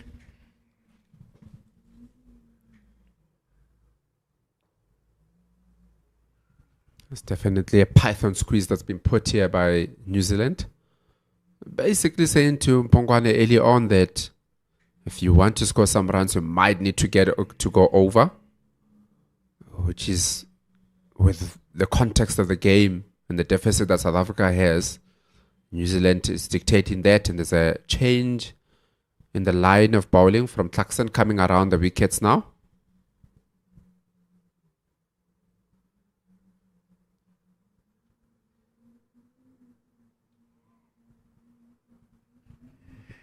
The ball is practically 60 overs old now. Not sure if they're going to be able to get a bit of reverse here. The outfield's pretty grassy. There's not too much, really dry, hard ground about. The square is not particularly abrasive.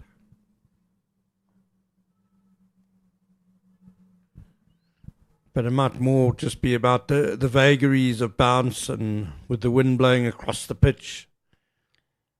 Might just pop one up, get on the drive and make a mistake. 236 for 5. I think definitely, and that's the pecs of betting first and betting big. With New Zealand getting to that 482. They're allowed to be more attacking and having 6 guys in and around that field, the batter rather, making it difficult for a batter to get away with anything. South Africa still having scored half the runs that New Zealand has done.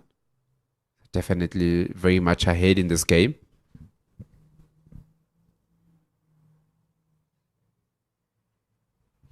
And he spoke earlier on about the importance of keeping those wickets, because once you've got a lot of wickets, then it allows you to think a little bit more about what you want to do. But if you lose the 3 wickets that they've done so far, it means that you allow the opposition to basically dictate how you go about things. Bit of a wider one, tried to tempt Ashile, but he knows very well how important his wicket will be. Having lost the key wicket of Marcus Akerman in the previous over from this end.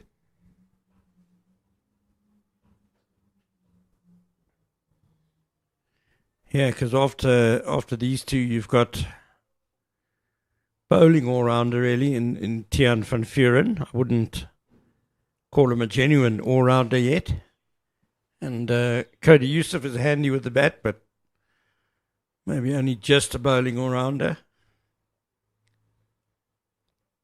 So it's a vital partnership, this one. Yeah, definitely, because the guys that we're speaking about, you'd be saying that from them, we need a heady 20, 30 run partnership. But then that would mean that this partnership has to go really, really big. 150 or so would be the target.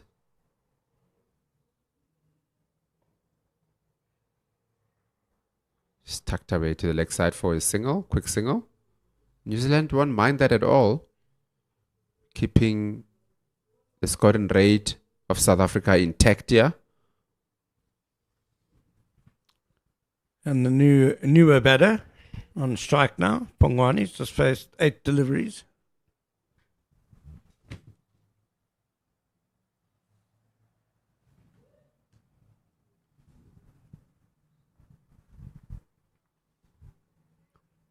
They had a very decent game, Lennox.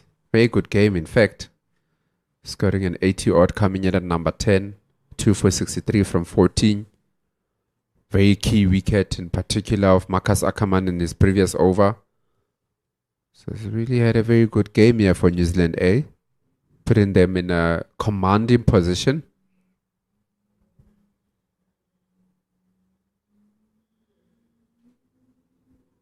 Clarkson looks set to continue from the chalet end. It looks like his mode of attack will be switch him back to coming over the wickets. Yeah, Lennox got a couple of wickets in the second innings in Potchefstroom. It was, of course, the leg spinner Ashok who did most of the damage on that day with 4. Just tucked away neatly from Kreshile. Will be looking to come back for 2. And easily does so. Even with the speedy Phillips at fine leg. But very well controlled from Kreshile. There's a strong wind blowing towards Kreshile's leg side. And with Clarkson trying to bowl pretty straight anyway from the get-go. Not too difficult to stray a little bit down the leg side.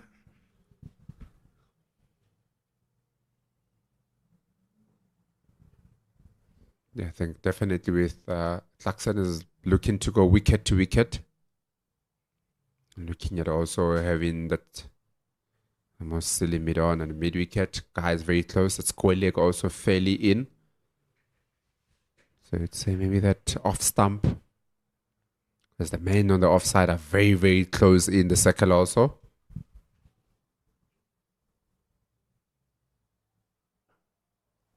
Good shot. Very well fielded also. That Ashok they at mid-off. He did well. Both he at mid-off and the guy at mid-on are, as you say, quite close in. It's a tantalising prospect to hit down the ground, I guess. Maybe go over the top.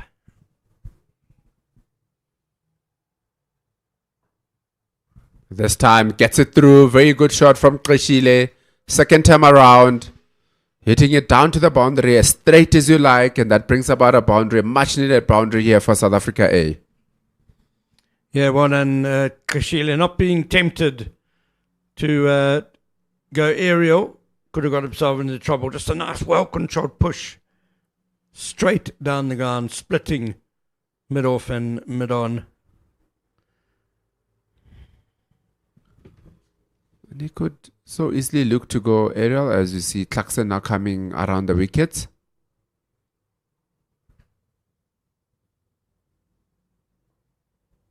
Still wicket to wicket. You could also so easily be tempted to try and go over because of the lack of pace from Clarkson, where you feel that for you to get the ball to the boundary, you need to put a bit more power onto it. But a classical straight drive from Kreshile. Jackson comes back over the wickets.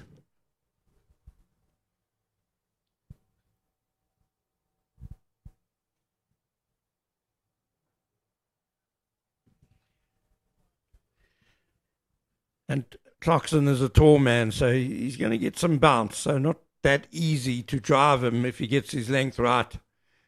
Get it high on the bat, brings those catches into play. But good over for South Africa, eh? 243 for 5.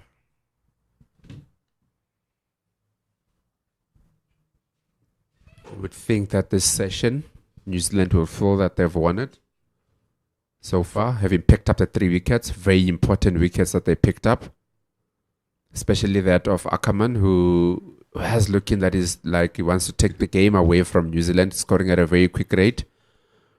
And they managed to take him 15 minutes to go before that lunch break. I think importantly for South Africa A is to ensure that they come back with 5 wickets still intact. Already the New Zealand A will be a touch ahead, and if they are to pick up another one here, they'll feel very, very confident and start thinking a lot more about winning the match. Well, more than a touch ahead, I'd say, KG. Those 3 wickets this morning already mean that it's going to be a hard challenge for South Africa this afternoon. Single first up from Pongwana, which is going to be very important for South Africa A. Because yes, you want to survive until lunch without losing another wicket, with New Zealand being ahead in the game at the moment. But you also don't want to be backed down a little bit too much, where the scoring rate goes further and further down. It's been very steady throughout the morning at 4 to the over.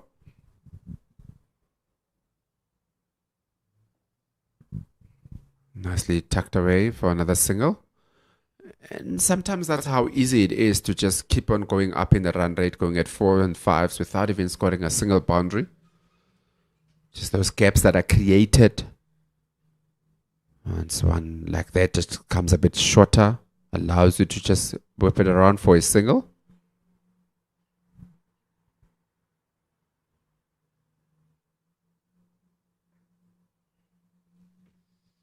Well, they're going to have to fight hard this afternoon, South Africa A. And even if they do go through periods where they're not scoring much, they've just got to absorb that pressure and really focus on trying to bat as much of this day out as they can.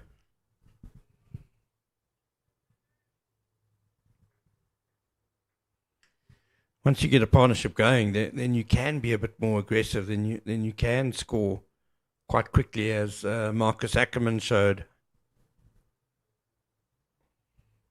Quick cut through the air that time around from Lennox. But you've got to have that base. You've got to have that foundation. Deficit still 237.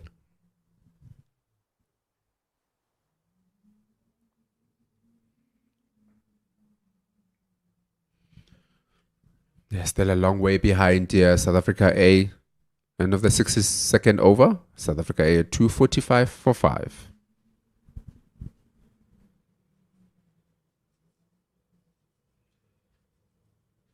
I think South Africa obviously probably don't want to think too much about the end result, but most of the days have been played with 2 days and another session. You've got to think that, you know, as the game goes by, the mindset of the players changes and the team. And while their biggest thing in the beginning of today's play in particular, they would have thought that it's a win and a draw. But with those 3 wickets from New Zealand, you've got to think that South African mindset changes touch to touch a little bit, because now let's start thinking that rather 1-0 down than 2-0, than losing the series 2-0.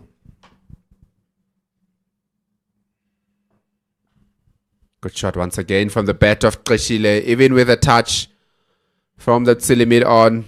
Ball still goes down the ground for a 4.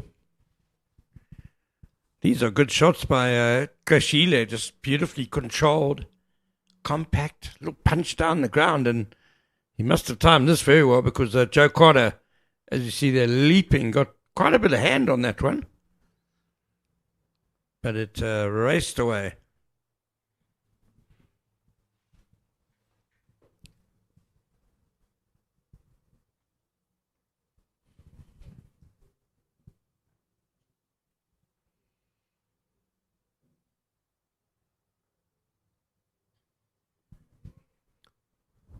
I have to think, obviously, with Clarkson has already showed his hand here. That is going to go wicket to wicket. So, Trishile being equal to the task here. Allowing the ball to come to him, hitting it under his eye level. Down to the ground for 4. Twice now that he's done that for 4.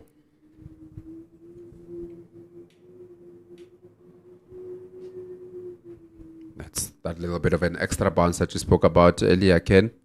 Taller man. He hits the right areas. You might see the ball just popping up a little bit into the gloves there of Trishile.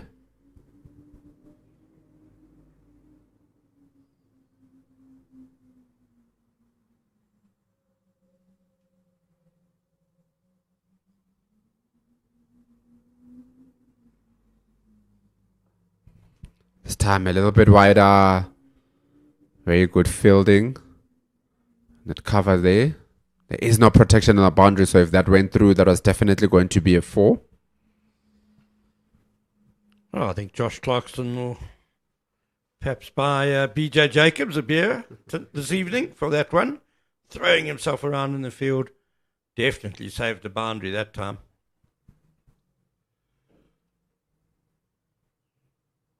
Ooh, that extra bounce that we just spoke about. So definitely with the bowler, Clarkson is changed around quite a lot, coming over the wickets, around the wickets, ensuring that the batsmen don't settle. So just have a look at that again. Just coming up a bit higher than what Trishile would have expected. But what this kind of a thing does with coming over and around is that the batsmen always have to find themselves changing how their stance is. When it's coming over the wicket, it's nice and straight, but the minute it goes around the wicket, feels his head tense a little bit more, and that sometimes you're not sure exactly where your off stump is because you're standing a little bit differently to how you would like to. And you can get your feet in a bit of a tangle. Might end up playing across the front pad. LBW coming into play. That's the end of the 68th third over with South Africa A on 249 for 5. It's something that actually worked yesterday in the wicket of Jordan Herman that the folks did. He literally just went, he was coming around. And remember we were speaking on air that maybe he just wants to stay over, goes to get the ball to go across him. He literally went over for one ball and nothing wrong with a dot ball. The very following ball after doing that came around again and got the wicket of Jordan Herman because of just making him move around a little bit more with his eye level. Well, and the way he was dismissed absolutely proves your point, KG. He was caught between leaving and playing just outside the off stump and got a little tickle through to the wicket keeper. Lennox continuing. So New Zealand have been clever with their bowling. I mean, both Potch and here have been flattish pitches, not a huge amount in it for the bowlers. But they've come up with good plans, clever plans, and have been able to think out of the box. And more importantly, they've been able to execute those plans. You know, I think Marcus Akerman has come up with plans. Just the bowlers haven't executed as well.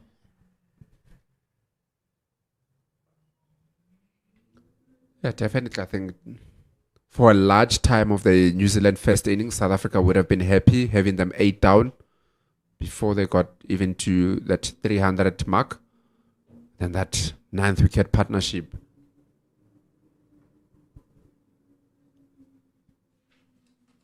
I do feel for the captain sometimes when you say that something that has been done, that has been working for the back of the innings, and then all of a sudden you just have a big partnership for the 9th wicket when you almost there.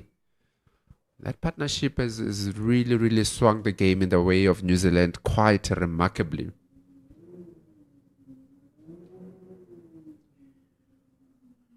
Yeah, New Zealand, they just seem to have a better balance to their attack, more options.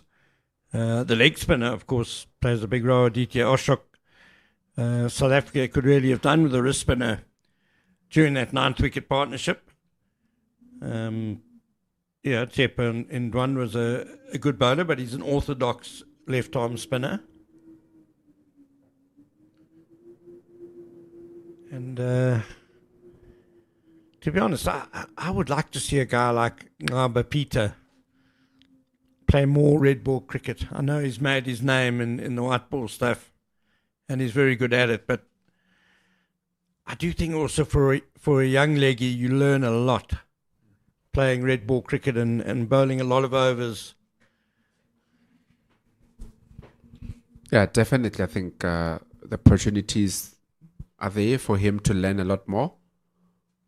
Way better than the red ball cricket, because you do get times in the game in red ball cricket where you have to be a little bit more attacking, and sometimes I feel like you need to get the scoring rate to be low. So it's definitely a lot to learn, and I think there are opportunities for someone like Ngaba Peter, still a very young man. So the last thing that you want to do is to box him into being just a white ball player. It's an opportunity for him to just spread his wings a little bit.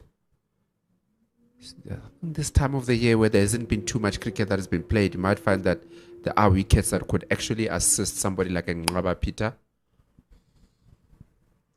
He's been playing T10 cricket over the last weekend.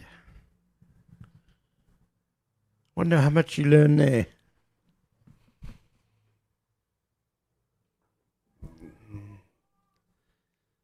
Almost carrying there to that silly cover area. Not sure on the T10 cricket if you learn more than just fetching the ball from somewhere. Very tough format, you would say, to learn skills in. Bowling defensively, maybe.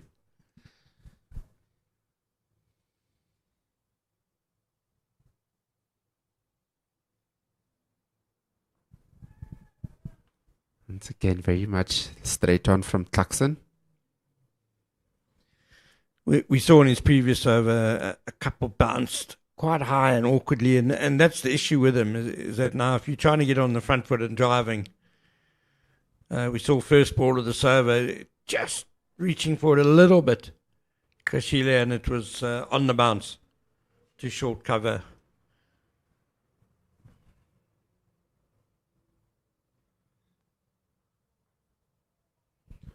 And that is the beauty, I think, that bowlers appreciate sometimes, that when the batters play them, they don't always play them on merit, because there is that little thought behind that this guy's got the ability to do this, and I've seen it once or twice, so I need to be extra careful.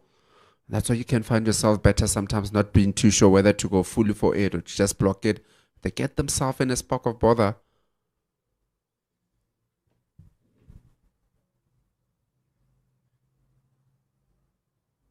Ooh. It's exactly what we've been speaking about there. If he was probably just sleeping on it there, an opportunity definitely created. More than a half chance, you would say. One of the easier ones that you could get there. He came up too quickly. Or he was actually, he thought it was going to be an aggressive shot, and he wasn't looking. That should have been taken, certainly. That was exactly what Clarkson was looking for. I often say those are the areas that the ball doesn't come easy for you to catch, but those was one of the easier ones. And they always say that, the fundamentals of standing there, always keep low, rather block your helmet.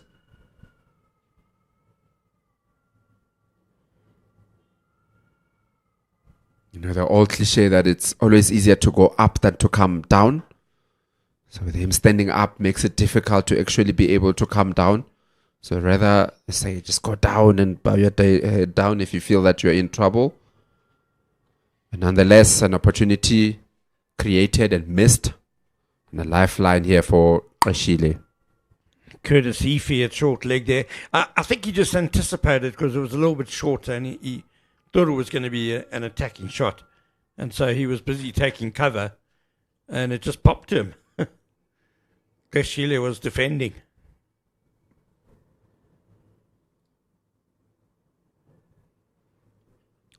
Left to end the 65th over. With South Africa earned 249 for 5. Just a minute before lunch. See if they'll get to the stumps in time before lunch is called. So just have a look at that again.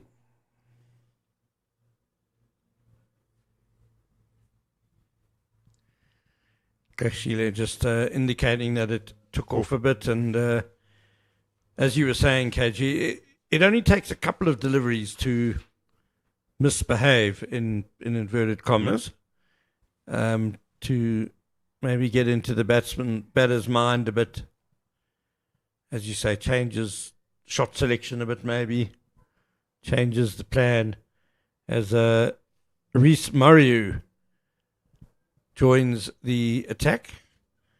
Didn't bowl in Potchefstroom, but he did bat and bat and bat.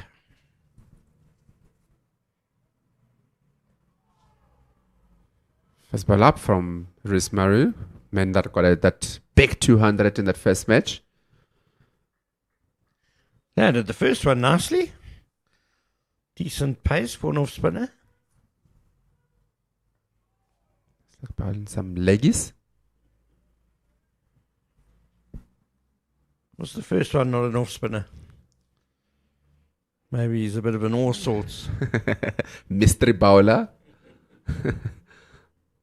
He said he's not a man that bowls a lot. So 250 up also for South Africa A, 250 for 5. 65.2 overs. The run rate has dropped now to 3.8.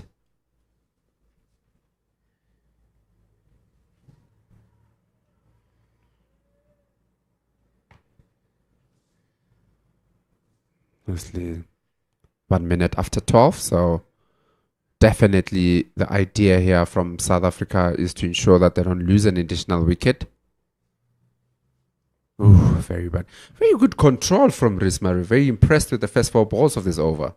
And this is only his second over ever in first class cricket. He bowled 1 over for 2 runs for his Canterbury side. It's quite remarkable. The control, especially of a leg spin. Trying to bounce him there. Showing that he's got something else rather than those gentle leg spins. It's something that you see often, a spin bowler trying to bounce out a batter.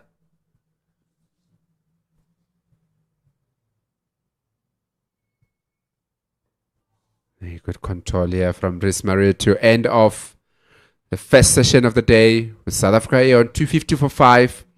Snetemba Qeshile currently on 23 of 63. Pongwana joined him a little bit earlier after they lost the wicket of Akerman, 5 from 22. Still a long way behind, 232 runs behind with half the team down. It's a very good session here for New Zealand, definitely dictating the terms of this session, Ken. Yeah, 28 overs bowled in this morning session in South Africa, adding 91 runs. But those 3 wickets they've lost really has put New Zealand A in a good position, a strong position. South Africa A is still 232 runs behind, and arguably their last 2 proper batsmen at the crease. It's a couple of bowling all-rounders maybe to come. But a lot of hard work lies ahead for South Africa A in the afternoon. New Zealand A, they'll be very happy. They keep chipping away. And 3 wickets this morning has been good reward for their efforts. So, as the players have left the field here at Willamore Park, we're also going to leave you for the next 35 minutes or so for lunch. Please join us after that.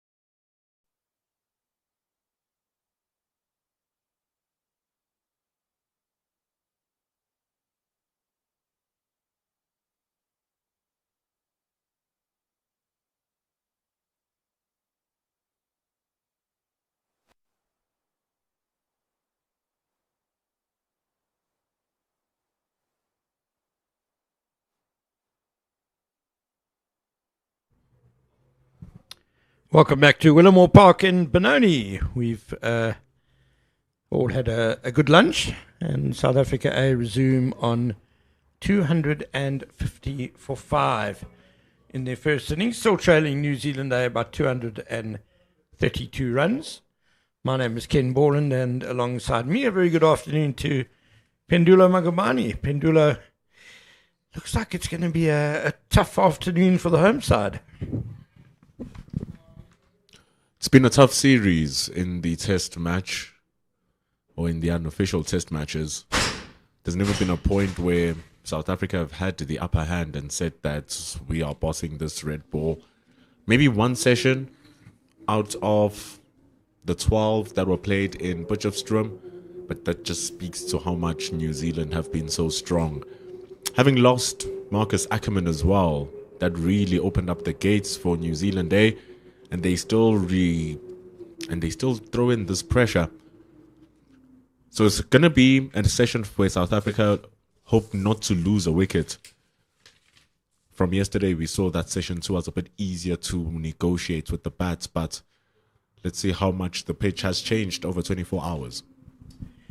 The leg spinner, Aditya Ashok, he opened the bowling this morning, and he's going to open the bowling in the afternoon as well from the Chalet's end. Mhlali Pongwana on strike, and men around the bat. You'll see them in a moment. There's another one on the offside as well. There we go.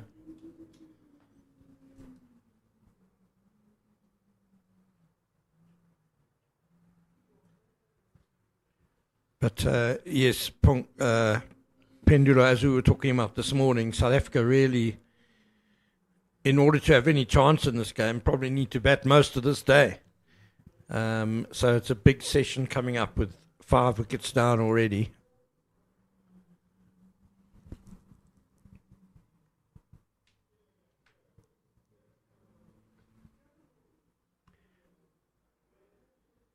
Nice drive by Pongwana. Just get some energetic fielding in the covers. If anything, there should be confidence in how Jaden Lennox played yesterday with Curtis Heafy. I mean, it's your number 10 opposition batter who comes in and bats as if they were a top order player. All the tricks that South Africa could throw at him didn't work, and so it should give confidence to the top order of South Africa that they can do it. That's so true. And Jaden Lennox, previous high score of 43 in first class cricket, more than doubled that. So there's no excuse if you can get in and get settled at the crease here. It really is a pretty good pitch for batting still.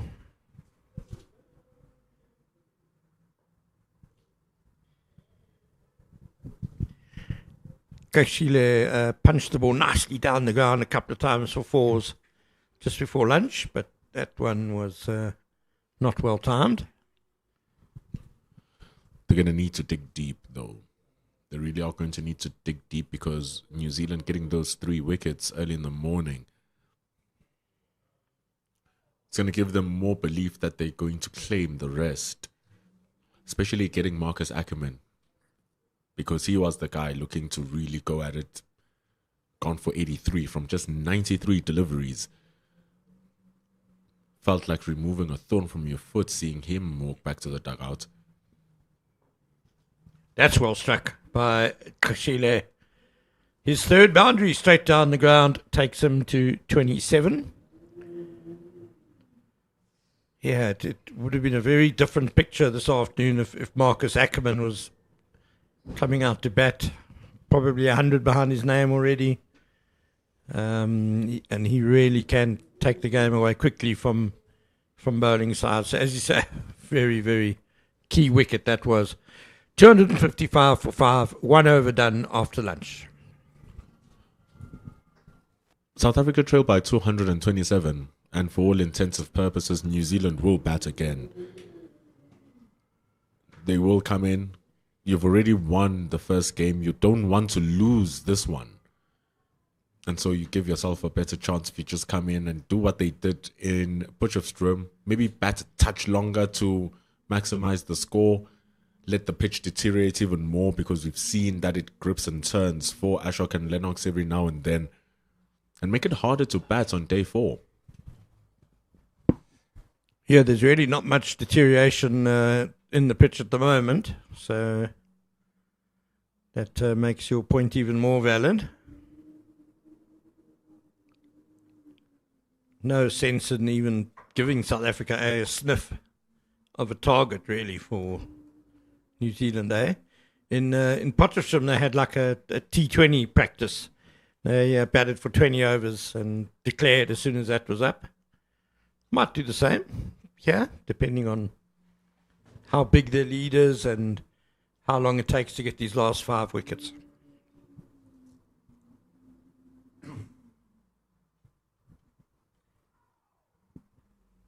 There was protection down at fine leg, and there's a deep backward square leg as well.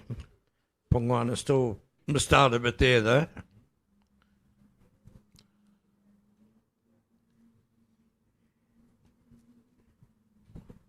Zach Fuchs with his leg theory bowling again.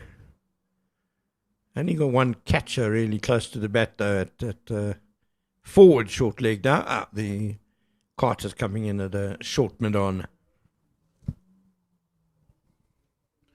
He's used that short ball pretty effectively, Zach Fuchs. Has the wicket of Jason Smith in the first innings through that short ball.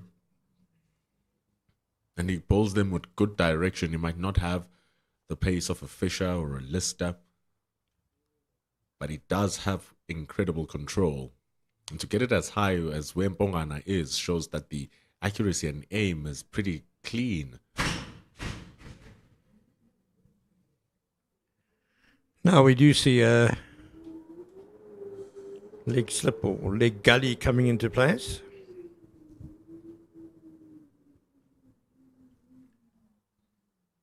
Yeah, he doesn't look too comfortable playing the hook shot, does Pongwana. This is all a bit reminiscent of a guy who would have bowled quite a lot here at Willemore Park. In those days, he was known as Neil Wagner. He then moved to New Zealand and became Neil Wagner.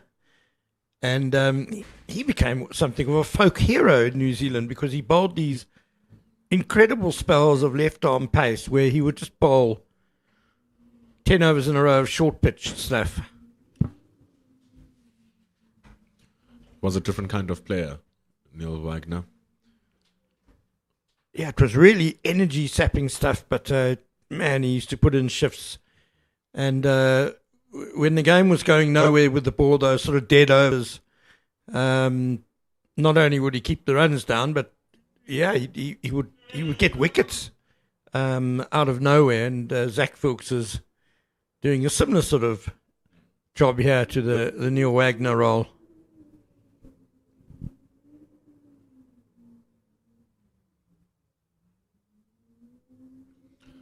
Of less pace, Zach Fuchs.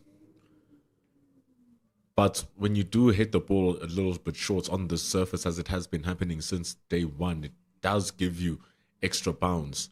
South Africa had a problem in bouncing the ball a little bit too short yesterday and gave away around 5 wides, the ball going over the head of the batter. So the fact that he is being able to keep it head high, Zach Fuchs, and being able to do it to every batter that is coming in, regardless of how short or tall they are, is really good control. 68 overs gone, 256 for 5. And you would have seen on the screen there that there's a bit of a discrepancy in height between the two batters at the crease now. Pongwana, really tall fellow. Sinetemba Kashile, more on the shorter side.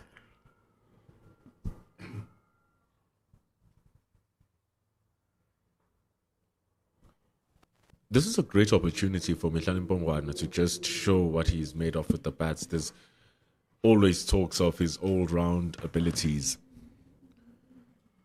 But in the red ball, there's still some question marks, some doubts from people. And the only thing to silence the speakers is great performances. And he has time to get in here. Yeah, he has a first-class batting average before this game of just 16.87 with a couple of 50s. He's got 100 in this day, averages 30 in that format of the game. And I have seen him actually play some really good innings, Pongwana. So that first-class average is nowhere near what it should be for his ability, as that's nasty cut away by Kashile. Fielder on the point boundary kind of dived over the ball there. Did BJ Jacobs and hit the turf with his hand in frustration. A nice boundary again for Kashile. Second one after lunch. Moves into his 30s. It's nothing but Kashile. Just waited on it. He played it so late. Generated so much power because his positioning was top notch. He too wants a big score.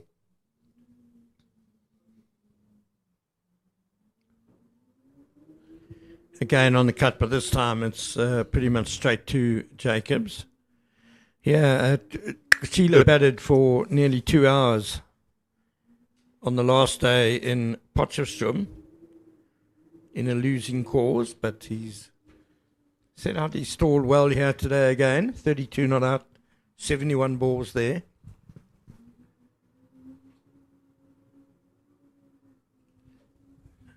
More good fielding in the covers by the captain, Joe Carter, this time.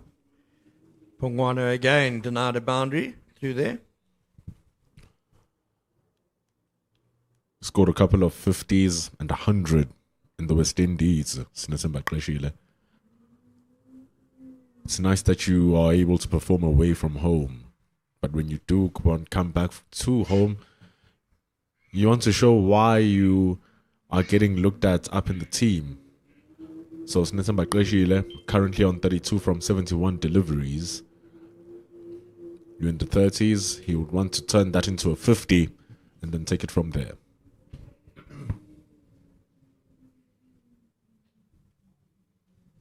In a way, Kashile has won the battle of the wicket keepers. Both he and Rivaldo Moonsamy played in Potch. Moonsamy sitting this game out, and Kashile retained. Man, he took a great catch behind the stumps yesterday, didn't he? That diving one-handed effort low to the ground. That was a brilliant take.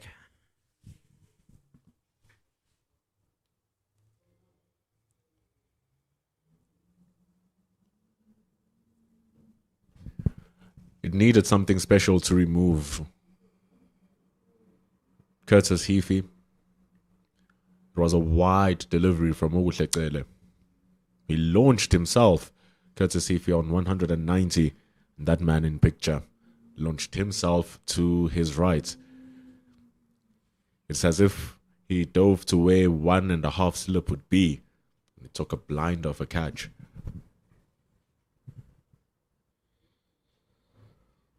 Nicely played by Kashile for just a single, getting the ball to ground very quickly.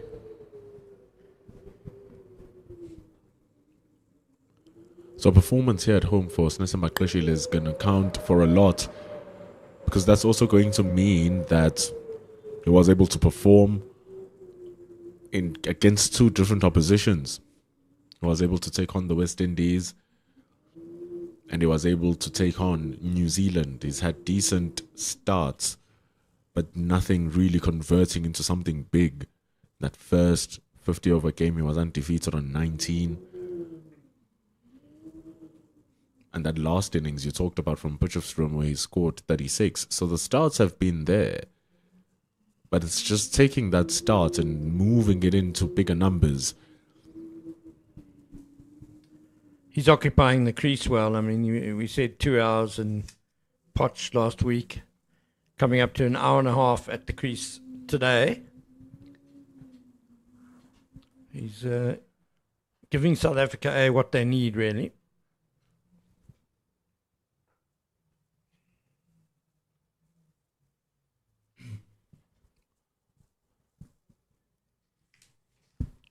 Another issue that he's faced in this first class, in this 4-day series, is the fact that when he does come in, he comes in when there's still a batter on the other side of the crease. But then as he stays in, the other batter loses their wickets. And so he's left having to shepherd the rest of the batting lineup And so you can't really expect him to maximize his score truly in situations like those. Just like he finds himself right now having to now work with Mpongwane and the rest of the lower order. That one's gone past the leg gully for 1 to Van Egg. Yes, Koshile was rather left stranded by the lower order and the tail in Potchefstroom. They were really blown away by the leg spin of Ashok, so he'll be eager for Pongwana to build a really big partnership with him, and both Tian van Vuren and Cody Youssef to come. They can certainly hang around with him.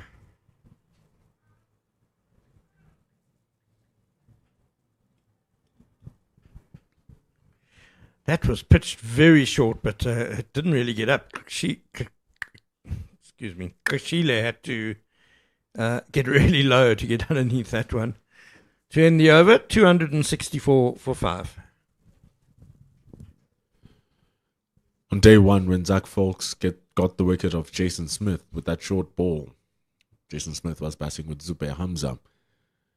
Folks was very happy to throw in those short deliveries continuously.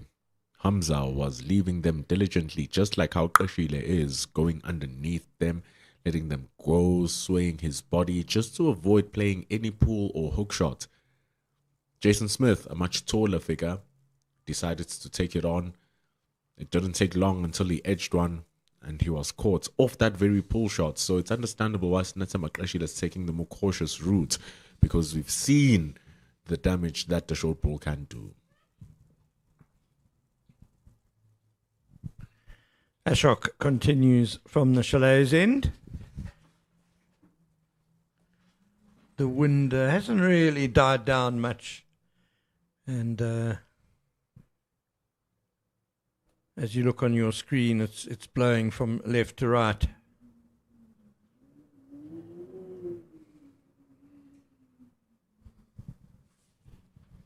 It's a really strong gust.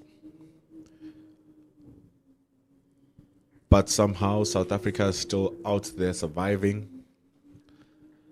And shouldn't be a matter of survival now. Should try to minimize the damage by also decreasing that lead. Give yourself this session to see how well you're going to go, how far you're going to reach. If they go using the strike rate, they might as well add 100 runs. And if they do get that lead to below double digits, to below triple digits, they might have saved the game from the jaws of defeat, given that 482.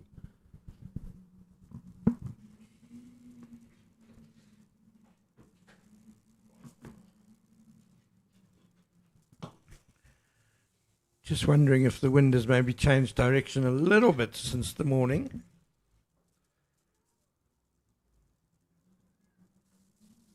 So, good fielding by Dale Phillips in very quickly to stop any thoughts of a single. I think the general direction is still the same, but I think it might be swirling a bit, just like watching some banners up on the bank to the leg side of Pongwane.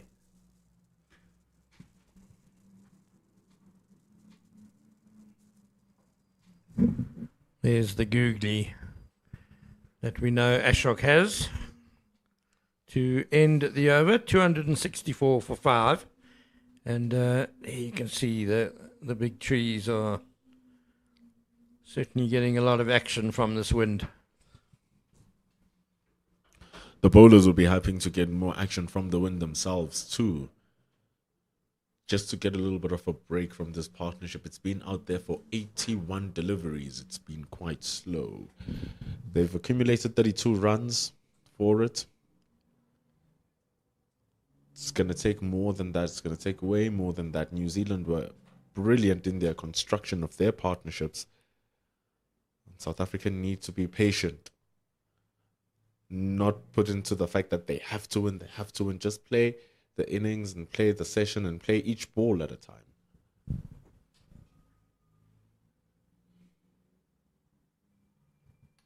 More of the same from Zach Fuchs as he starts his 17th over.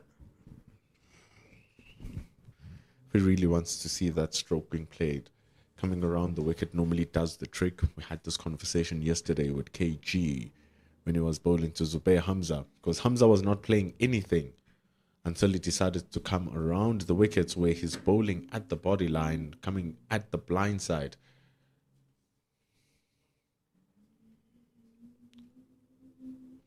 We instantly saw Hamza start playing his shots and not doing the leaving. So maybe that could be an option that Zach Fawkes looks to take. I'm not sure how much longer he's going to be bowling for, though, because the second new ball will be due in 8 overs at the end of this over. Fawkes took the first new ball in this innings along with Ben Lister. Clarkson, the other seamer. But I can't see Clarkson really taking the second new ball, so not sure how much longer we're going to see Fawkes bowling. Game situation awareness, I'm sure the South Africa batters realise that as well, and just let him bowl his stuff, see it off. Don't do anything rash, as we see a slip come into place.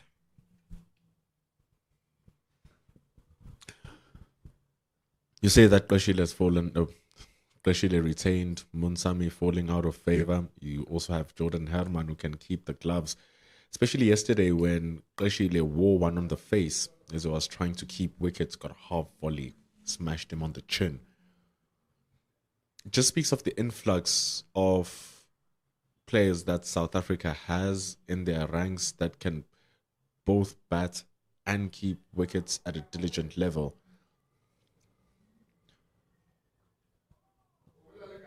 Got over the bounce nicely there, did Qashile.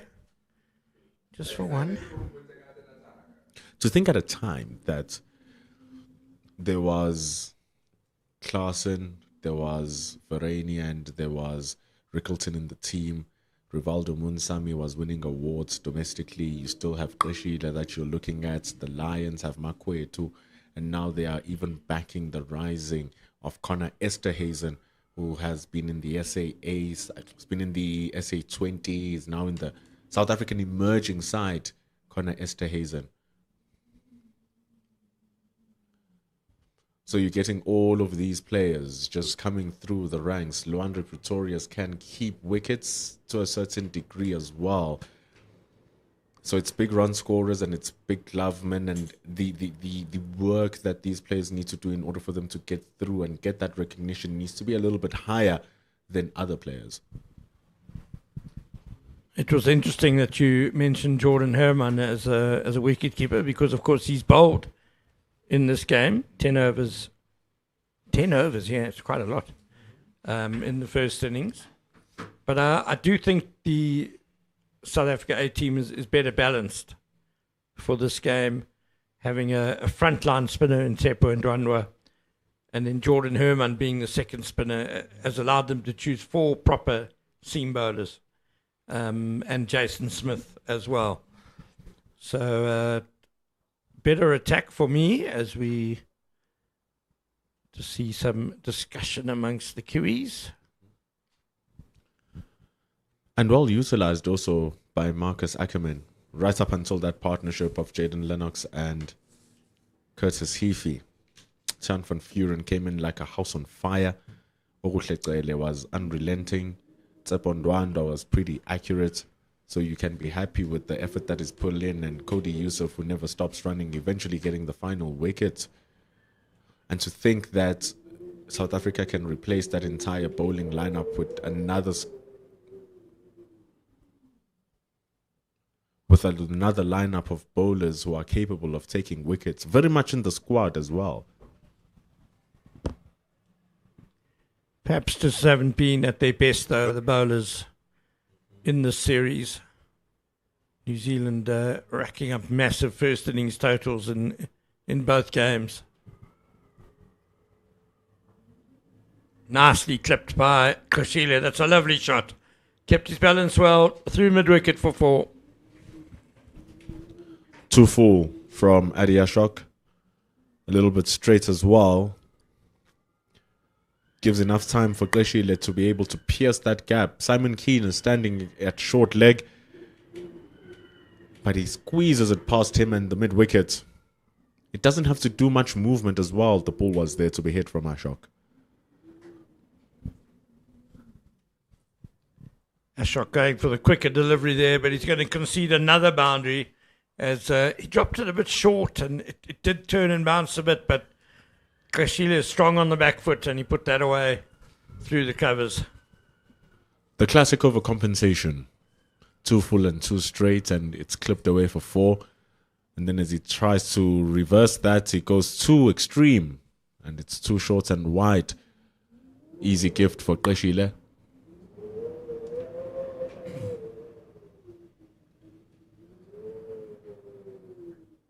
And luckily enough, if he does hit it to the leg side, which seemed a bit more effortless, that whole wind is helping him to get it to that side.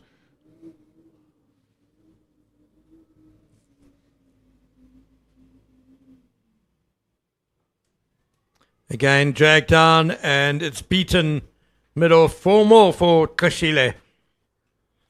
This is not good. This is not good from Ashok. He's losing this over. Giving it to Snitzenba Kleshile with wayward bowling. 3 proper boundary deliveries. As boundary as they can come. Just wants to bowl that a little bit fuller, Adi Ashok. Yeah, the last one was the shortest of the lot. Kleshile able to pick his spot on the offside.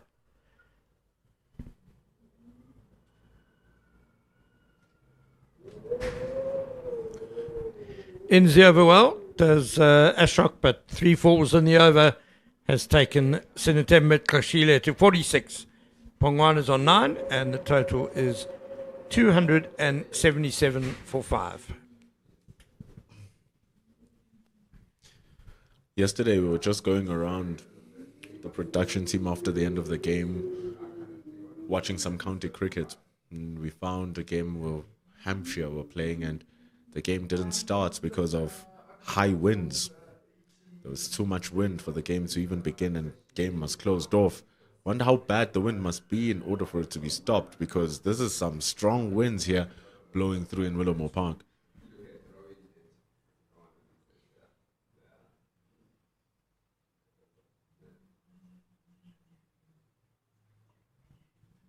Has he got him? I think he has at leg gully.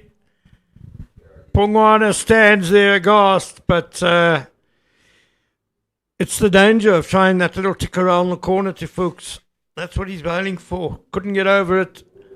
Slightly up in the air and a nice tumbling catch.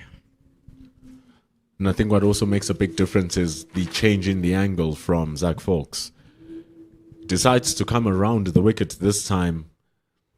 And if you do come around the wicket bowling at the body line, you have a better chance of the player hitting the ball and playing that ball. Because if you're coming over the wicket, you might slide it down the leg and there's less incentive to play. So it's a good directional change from Zach Fawkes. He bowled it straight to the pads. And Mihlali Mpongwana falls for the trap.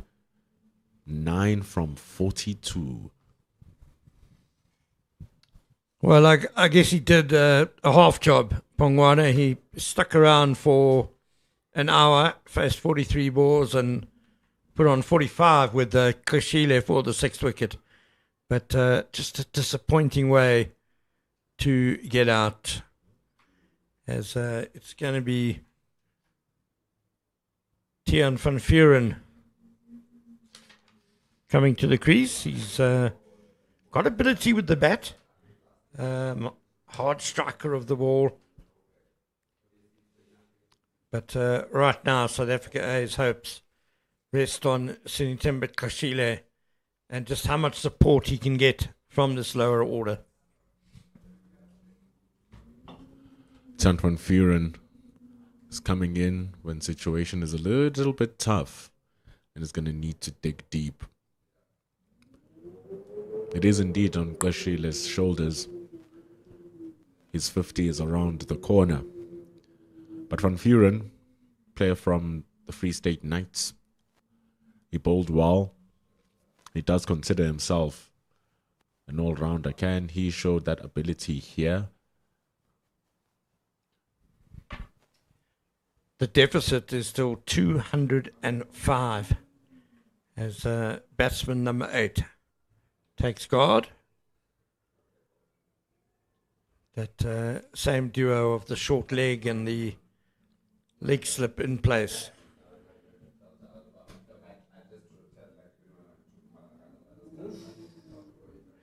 Beat him with the Yorker, did Fuchs.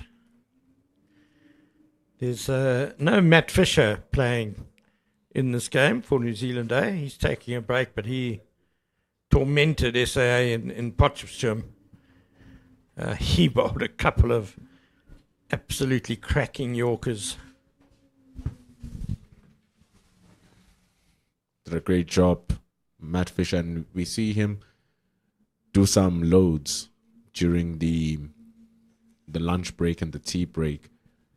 South Africa will be happy that he wasn't playing here because he progressively worked into a good rhythm. He started so slow the first 2 games. He got 4 wickets in the first one-day international, did Matt Fisher. But it wasn't a clean bowling performance despite getting the wickets. Conceded 73 in the second with no wickets. But then you saw a better Matt Fisher coming into that first innings where not only was he taking the wickets that he did in the first game in the 50 over, but he was also being much more economical and was giving fewer dot balls, fewer bad balls. And so when he was warming up, he was bowling the best I've seen in this tour. So South Africa will be happy that he wasn't playing because he was bowling sharp, he was rapid, and he was getting that ball to carry to the wicketkeeper.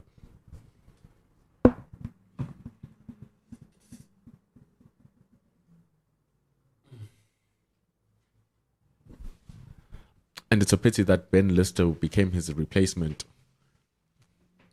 went big.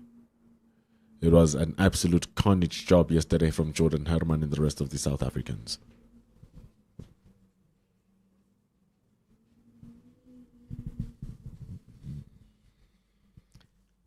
So after this next delivery, the second new ball will be just 6 overs away. Fuchs is continuing. So it doesn't make you wonder if New Zealand are going to take the second new ball when it's due, as another fielder comes in to be catching at slip. Mohammed Abbas.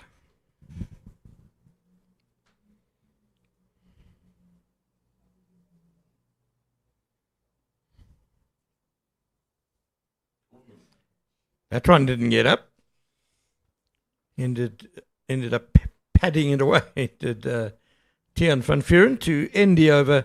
It's 277 for 6. And we're going to have a change of commentary as KG Masubulele joins Pendulo Magabani.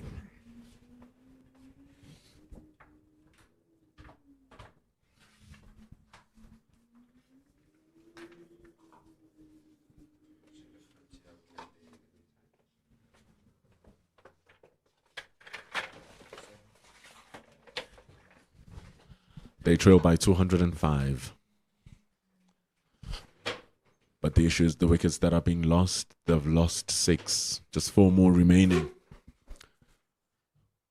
The key one is the one on strike now, Snetsa Bakreshile, who's on 46.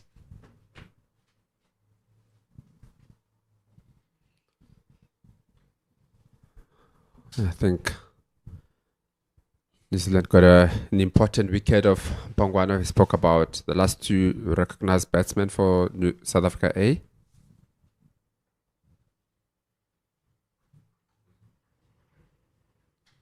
In Bongwana and Kashile. So much of the hopes would have been leaning on that partnership, but that was broken.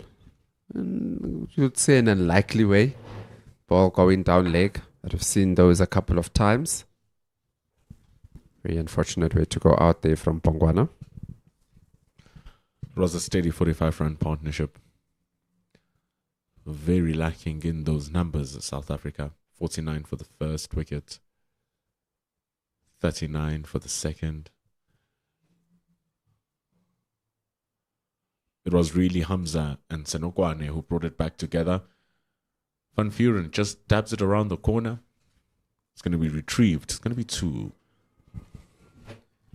You would say probably because of that wicket, the previous wicket, Ashok has been bought more overs to bowl because Rashile was going after him a little bit. And because now they've got a new man on the crease, then it's easier for him to continue bowling.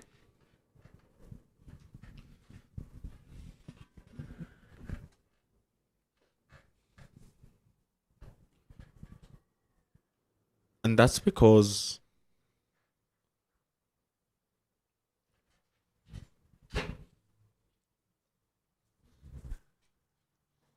it's Kreshile who's getting closer to a 50. He hasn't scored one in this whole series after scoring 100 and a 70 in the West Indies. What a good turn on fortune that will be. And how good it would even be more, given the fact that his season is about to start 2 weeks from now.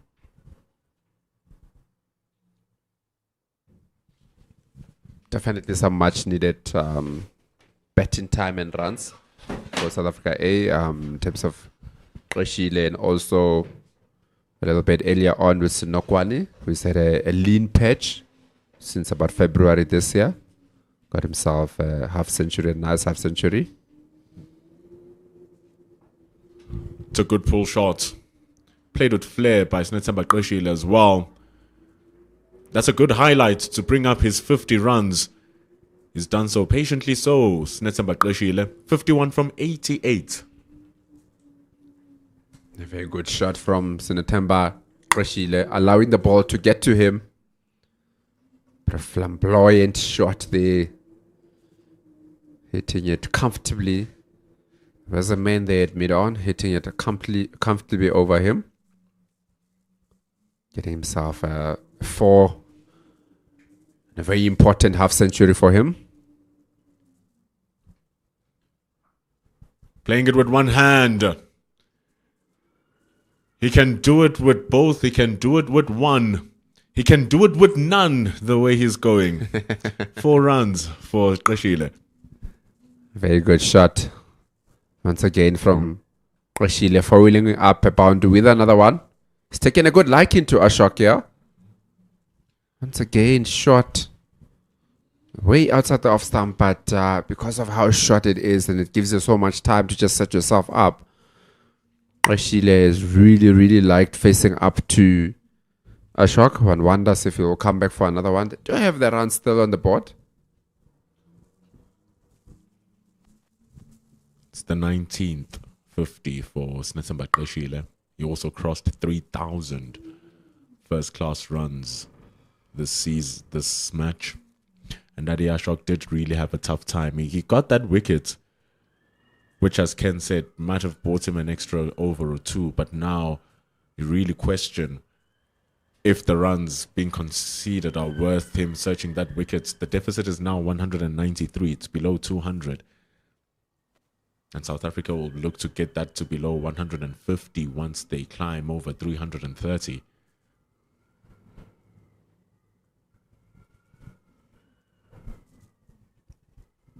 Yeah, like you say, it's going to be very interesting to see which way they go. Do they still back their spin bowler, who was the chief destroyer for New Zealand in the first unofficial test match? They still to back him to come back, but Clarkson has got the ball from the Ekurhuleni end. The big issue here for New Zealand seems to be no Ben Lister.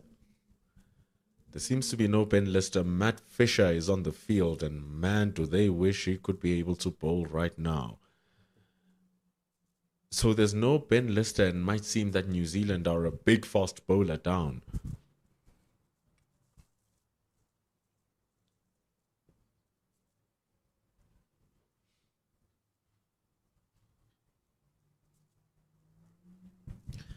And that might on its own determine whether they do take that new ball or not. Especially we've seen folks operating on this end that Clarkson is now operating from.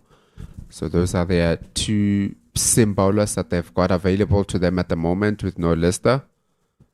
So one wonders if, you want to continue with the softer ball so that you can have your spin bowlers to continue to operate.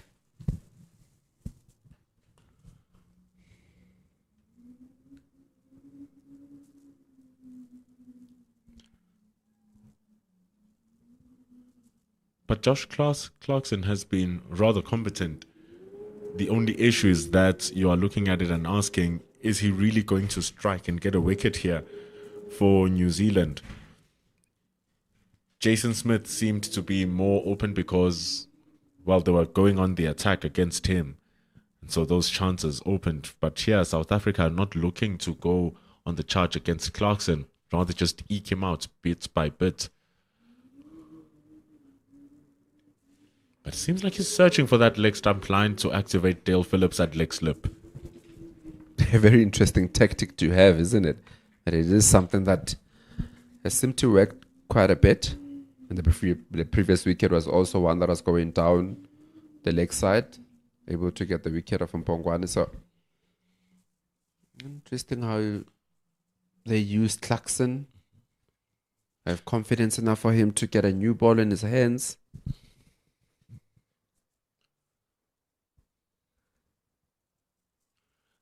And it's a clear line that's working. Or they're trying to make it work. The ball hits nothing. And it runs for 4 byes.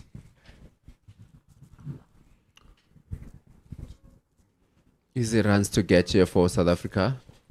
The fact that you don't even have to hit the ball to get a boundary. Clarkson just getting that one tailing down leg side. It's been 3 balls in a row that he's adventured into that area. And it takes one little lapse of concentration from the batter to find the fine edge. And Mitch Hay behind the stumps, more than capable of taking those sharp catches. So you still need to be open and wary.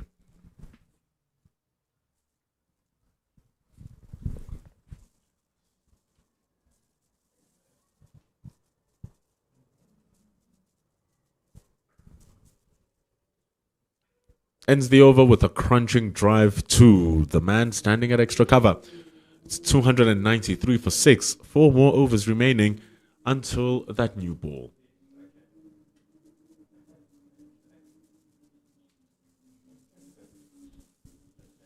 Looks like it will be a shock indeed to continue. But that is something that happens easily when you've got the runs on the board. I feel that, yes, he is being attacked, but probably if he does get that wicket, if he goes for that 20 or 30 runs in 3 overs and gets the wicket of Qeshile, I still feel that they won that battle.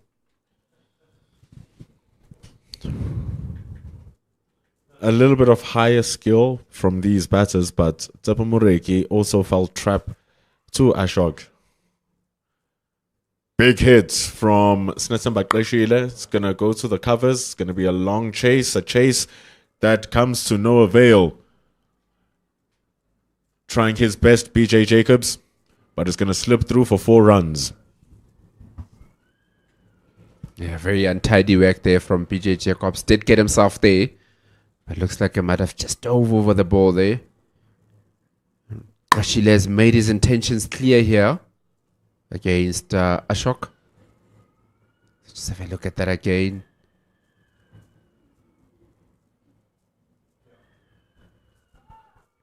Must be careful.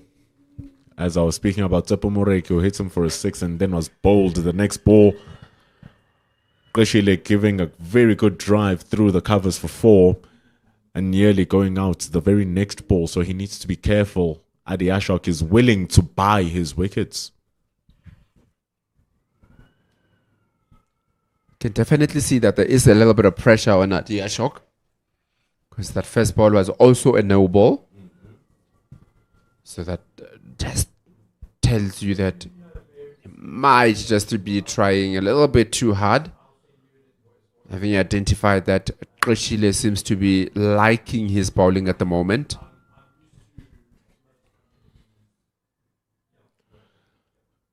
And he's not playing barbaric cricket here, Qeshile, where he has the upper hand and then he just wants to continue smashing it all around the park. 100 is very much within the cards for Sinatemba. It's 41 runs away. You don't want to look at it like that. You just want to look at it at one ball and one run at a time. Because the good thing is that if he works on his scores bit by bit, it's South Africa A who are also reaping the rewards of that work and decreasing that deficit.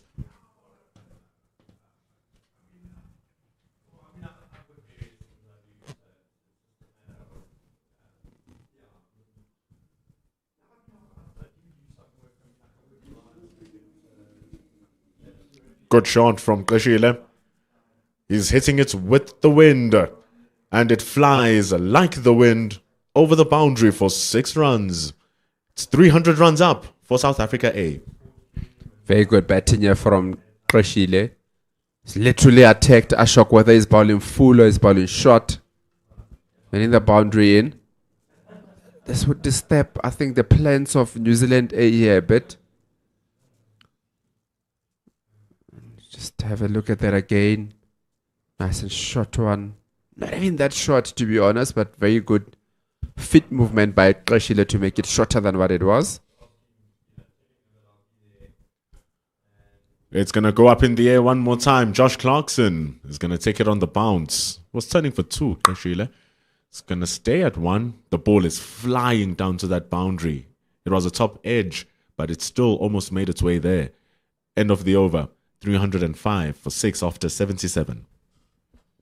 You could almost say we spoke about Leicester being off the field. And folks did bowl a bit before tea. Now, after tea is bowled, is taking a break with Clarkson coming in. So, in terms of the amount of options, means that they might have to go back to Lennox again. Probably sooner than what they would have liked. They would have liked that Ashok keeps that end very tidy, but that hasn't been the case. So it means some plans have to change due to the counter-attacking that we're seeing here from Qeshile. 2 New Zealand bowlers really taken to the attack. Ben Lister was hit out of the attack, basically going at nearly 10 runs to the over. Ashok has conceded a century. He's going slightly at over 4 runs to the over, Adi Ashok. And it was lesser than this starting off the day. It's just today now that he's starting to get a bit loose, especially in these last couple of overs. I think that was going to be very important for South Africa A. To find that batter that can just take the battle towards New Zealand. That's exactly what Qeshile has been doing.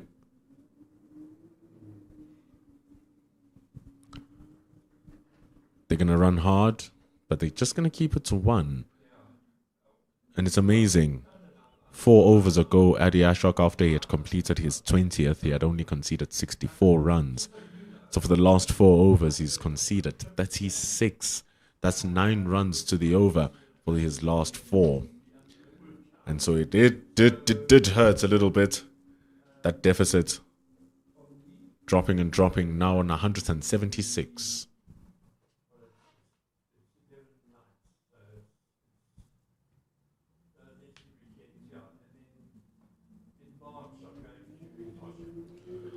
And Tiaan van Vuren, because Qeshile is playing so well, he can just bide his time, ensure he doesn't lose his wicket. He does average over 20 in his first-class career, which is quite commendable from Tiaan van Vuren.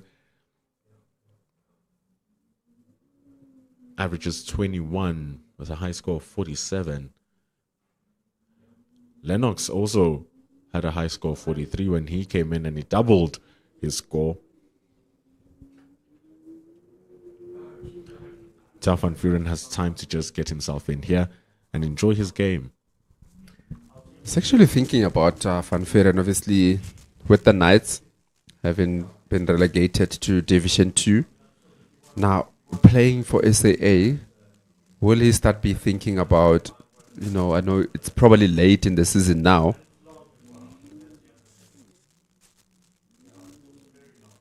There is, however, that loan system that was introduced by Cricket South Africa, so might get an opportunity and some team might look, especially being a left-arm simmer. I mean, that is just a natural variation that is very good for teams. So somebody might be looking in Division 1 to say that let's bring you up to play in the Division 1 4-day series. I'm actually shocked that he wasn't picked up, but he made a statement in this game. The relegation of the Knights saw the very talented all-rounder Dean Forrester go down, and you saw the talents of Lesego Senokwane here. They got picked up very quickly. Forrester going to Potchefstroom for the Dragons, and Senokwane going to the Titans and Centurion. So Tiaan van Vuren might have a chance to get that loan, and if I think back to the India A tour in 2023, it was Jean du Plessis who got 100 in that and really made a statement. He kind of kept on performing, Jean du Plessis, for SWD up until the point where he got a loan offer to go play some Division 1 cricket. And that could only be good for the health of South African cricket to get the best of the best playing in that Division 1. Very interesting with Dean Forrester and Lesego Senokwane. You would say they traded places. For those that don't know, Lesego Senokwane actually comes from the Dragons. Dean Forrester comes from the Titans. But now, after the Knights going down, they've went in the direction where the other one comes from. Like you said, here comes Jaden Lennox. Adi Ashok was a touch expensive for his last 4 overs. And so you limit the damage. Big appeals. Netsamba Qeshile could have been in trouble. Jaden Lennox comes in with the goods. First ball. Immediately turned down there by Empire Bongani Jele. See how Qeshile will be looking to go. Also turning the ball away most of the time, but obviously more orthodox.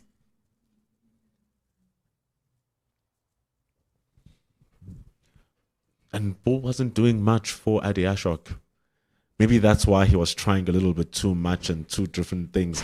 Sometimes when you try to overspin the ball and apply those revs, you are going to be prone to dropping the ball shorter, which is what was happening to Ashok at that instance. More orthodox means more control for Jaden Lennox. It is something that obviously, especially for leg spinners, that comes with a bit of frustration when you're thinking that, we're on top of the team. I should be getting the wickets, and when you're not, you trying a little bit too much.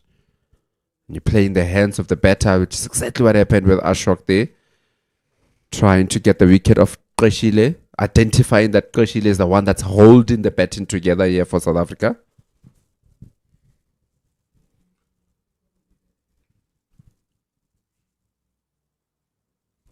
And it really feels like there's only 2 instances where nerves are going to creep in for Qeshile. Number 1 is if there's 2 more wickets that fall in quick succession, and now he has to guide the number 10 with him. Or the second time is when he's very close to his century, 96, 97, 98. You feel some type of pressure when you haven't scored runs for a couple of seasons, and now you get 100. You don't want the 100 to be a once in a blue moon. You want to have that consistency. So he has 100 versus the West Indies A. I'm sure he wants another one here for South Africa A versus New Zealand. And you can't just shake off that thought in your head when you are in those 90s. So I feel like the only 2 times where he will have nerves is late 90s and if there's 2 quick wickets. Otherwise, it's going to be clean batting, a clean procession, and he's going to have full control of this innings.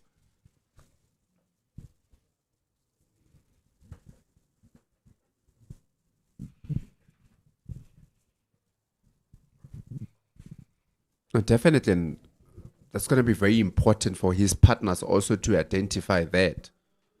You don't want Qeshile to be feeling a little bit under pressure, and that will happen if obviously quick wickets go, he'll feel that he has to do something extravagant in order to go as close as possible to that daunting first inning score from New Zealand of 482.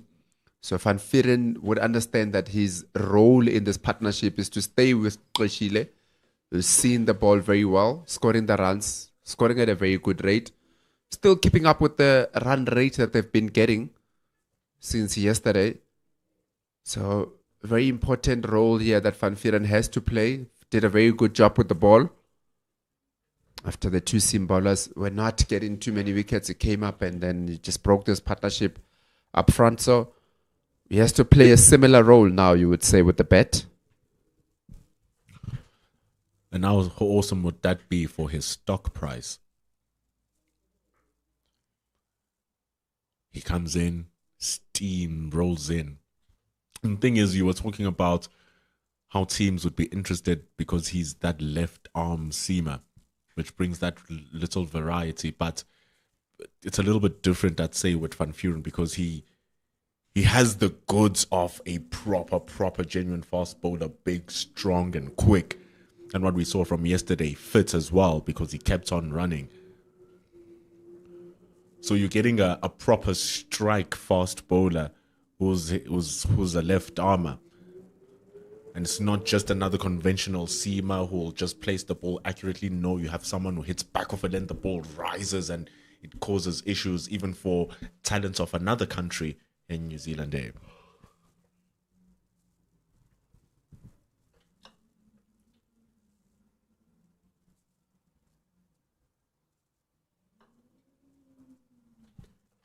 Definitely, I think he definitely does have the talent and the makes for a Division 1 player.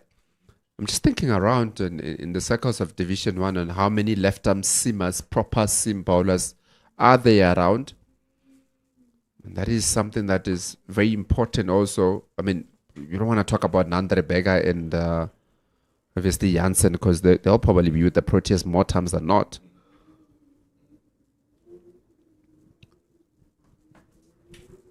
You think of the Titans' Dwan Janssen, twin brother of Marco Janssen. You think of Peter Maritzburg, the Tuskers' Wayne Parnell, who's in the back end of his career. So you won't really put him in consideration for Proteas colours. You think of Gwenamapaga, but he's going to be more likely with the Proteas as well as they look to foster his talents. Buren Hendricks is at the back end of his career for the Western Province too.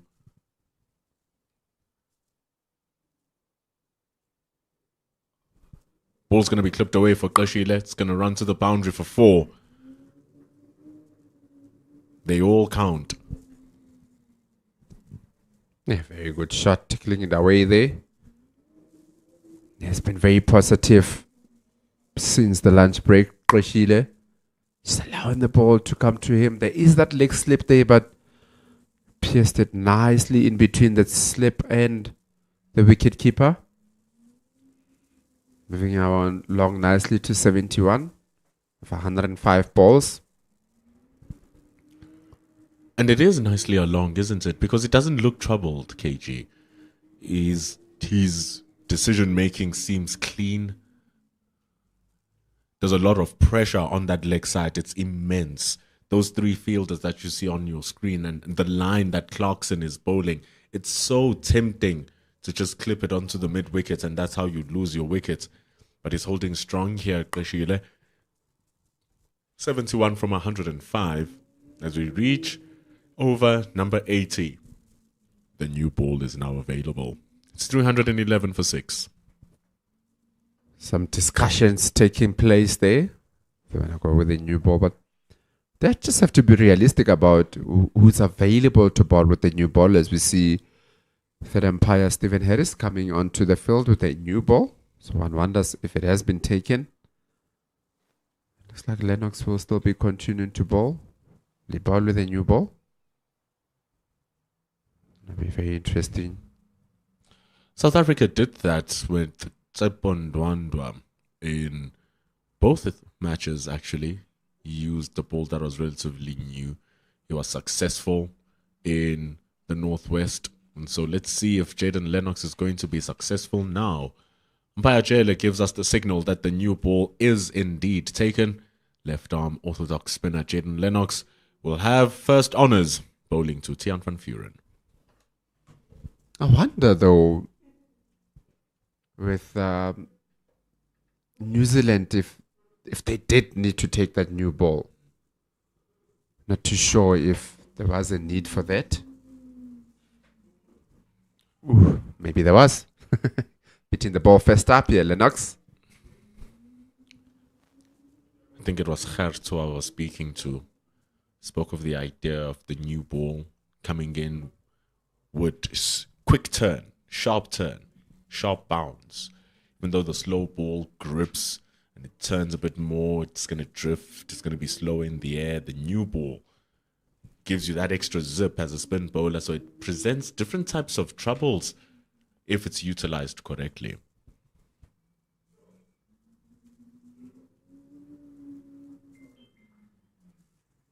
Yeah, definitely. It's just one of those that. But I suppose when you do have a left arm orthodox, you think that there's somebody that will have a lot of control on the ball as it is. And that is why you will then see a Lennox taking a new ball rather than an Ashok being the leg spinner.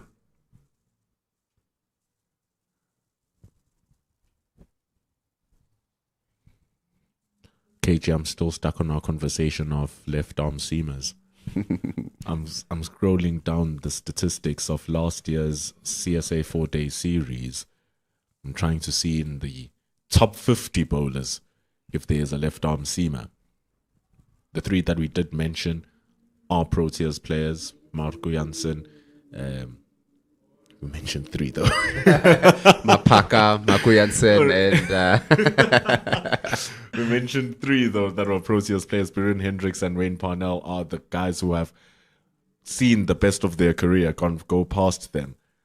And as I look past this list, there's literally not a seamer who's a left armer who has really strong credentials to get the wickets. Bears, Swanepoel, Luso Sipamla, Cody Yusuf, Tsele, Tapamureki, Junior Dala, Jody Lawrence, Ron de Swart, Darren de Pavilon, all those guys, right arm seamers. And I've gone through the top 10 seamers. No left armor. just goes to show. Obviously, Tiaan van Vuren was part of the Knights team last year. He was one of the few seamers. The players take drinks. Maybe as we also take a drink, we're going to bump into a left seamer in this list. It's 312 for 6 after 81 overs. Snesemba Kreshile looking good on 71. Tiaan van Vuren, a very good supporting foil after 27 deliveries. His partnership is not looking too bad at all at 35 for 48.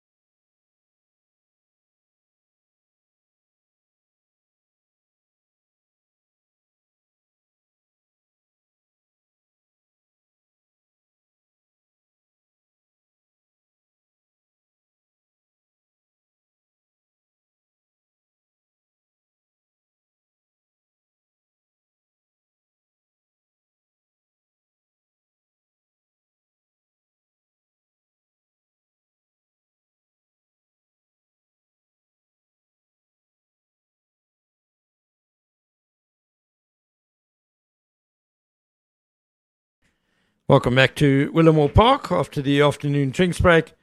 South Africa A 312 for 6. Tiaan van Vuuren has settled nicely. He's been there for 27 balls. Just 5 not out, but he's helped add 35 with Sinetembe Kashile, who's going great guns on 71. Alongside me, Ken Borland is KG Masibulele. And Zach Fuchs is returning to the attack. We haven't seen a signal, but while KG says good afternoon, I'm going to have a look through the binoculars and see if it is the new ball. It is. Did signal it just before we went on to the drinks break. That's not a surprise to see Zach Fuchs coming back into the attack. Obviously, Lester, we said, looks like he is off the field. So in terms of seam bowling, it's between Fuchs and Clarkson, who was operating before they took that new ball. Well, Clarkson will have to carry on then, won't he? And he's one of the spinners. Bowls with the new ball. Guess I was concentrating too much on your conversation about left-hand seamers.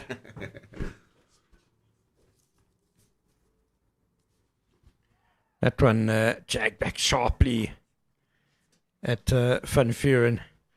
If it makes Pendula Magabani feel any better, I promise to hold the microphone in my left hand for this entire little commentary stint. That sounds like something that happens at the fines, where you have to hold the beer in your left hand. Yeah, what if you lose? Yeah, lose the game. Got to drink out your left hand.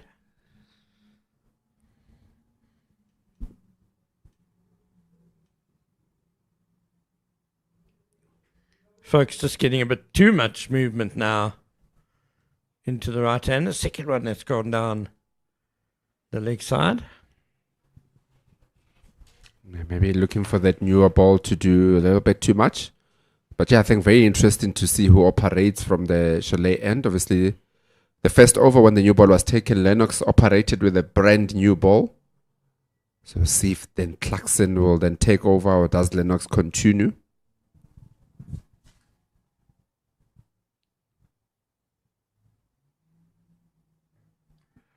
Playing around the front pad a little bit there, Tiaan van Vuuren. Yeah, I guess if you do want to spin into ball with a new ball, the left arm spinner's the guy, because it can help him. It brings in the natural variation if it does hit the shiny side of the ball, could just skid straight on. Batsman, right-hand batsman, of which both of these are, playing for a bit of turn, brings LBW and bowled into play. Nicely put away by Van Vuuren over leg gully, and that's a 4. Yeah, very good shot there from Van Vuuren. Spoke about folks just straying down the leg. That time around, made to pay by Van Vuuren. Some handy runs coming in here for South Africa A. Hasn't been the best first over after drinks, to be fair. It's like 4 balls down the leg side now. Yeah, I think that's why we had the question as to, do they really need to take the new ball?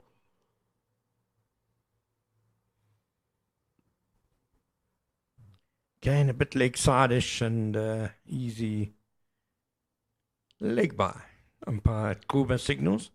I think it's just, Fuchs' previous tactic, it's harder to get wickets. It's going to take more out of him. It's going to be more energy sapping. So get the new ball on. It just gives you a few more options. But at the moment, the radar's been a bit haywire by Fuchs. 317 for 6. The deficit is down to 165. So if these two can bat through to T, get it down to towards 2 figures, then it really becomes more and more difficult for New Zealand A to press for victory, and opens the door for South Africa, if they can bowl the tourists out cheaply in their second innings. It is Lennox who continues. Van Vuren getting outside off stump with that attempted sweep. Yeah, Van Vuren knowing that it's safe because that's the off stump. But I think the conversation that we're having about taking the new ball was what is available for New Zealand in terms of their bowlers. Also, the thought process of it was that folks just bowled a couple of overs before Clarkson took over for about 2 overs or so. So did he have enough time to rest and come back and use the new ball? Leicester is not on the field. So the options are quite limited, you would say, for new ball bowlers. Hasn't got all of it, Van Vuren, but he's got enough of it to hit it back over mid-on for 4. A very good shot there. Lennox just looking for a little bit too much there. But Van Vuren showing his capabilities with the bat. We're just speaking about him being a left-arm seamer, but if he just also comes in at 8 and you know that it's somebody that can score some runs, that he is really a diamond to have. I'm sure that Divin Wash and One teams will be looking at that somebody that they could literally add onto their team sheets. Thumped hard into the covers by Van Vuren, and a important stop made by the captain, Joe Carter. Half stop, they've still got the signal. Yeah, it's not ideal, New Zealand, in terms of their bowling options, to have a left-arm spinner bowling, and Fuchs, as you say, has bowled a few overs before the new ball, but the left-arm spinner, it could work for him, just sliding on the new ball, not turning.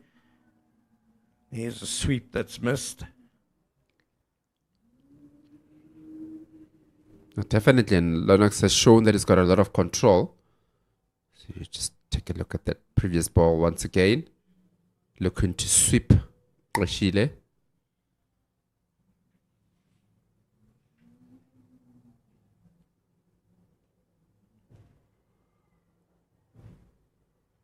Nicely placed, and mid-off has got a lot of work to do. Does it well.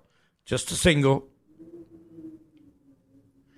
To end the over, 323 for 6.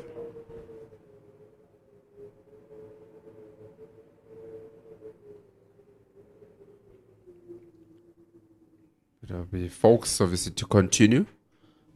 I suppose once you've taken that new ball, you have to have your premier fast bowler bowling, and unfortunately, if he's not in the best physical condition to do so, without the options of bringing Leicester on, did say maybe Mohamed Abbas also can come in with his left arm seamers a bit, but that will be when they're really desperate to get something. Yeah, and Potchefstroom had Simon Keane as a seam option as well. Ben Lister, well, he got put to the sword by Jordan Herman yesterday afternoon. 6 overs for 51 runs. But I think the fact that he's been off the field today suggests there's something physically wrong as well. Yeah, that's a bit of line by Fuchs. Bringing it back sharply into the right-handers. And you would probably say that knowing that Leicester is off, it's a lesser option for New Zealand to bowl with. So South Africa can look at that and say, how can we capitalize on that to get ourselves into a good target, first inning target? Kashile rushed a bit on that hook. Good bouncer by Fuchs. Wicketkeeper Mitchell Hay. Hopeful that there was a little brush of glove maybe, but umpire Kuma says no.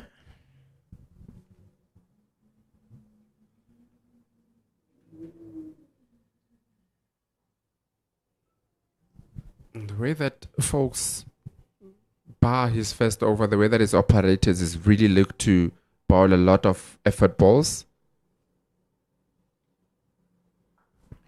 That's another one, and Kashile pulls comfortably to deep square for one.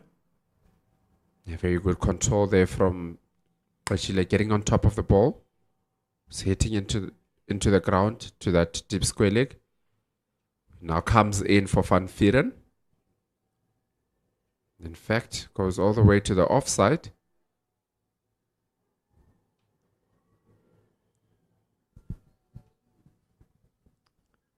To become a second slip, and Simon Keane on his 12th or 13th man moves across to a wide mid-on.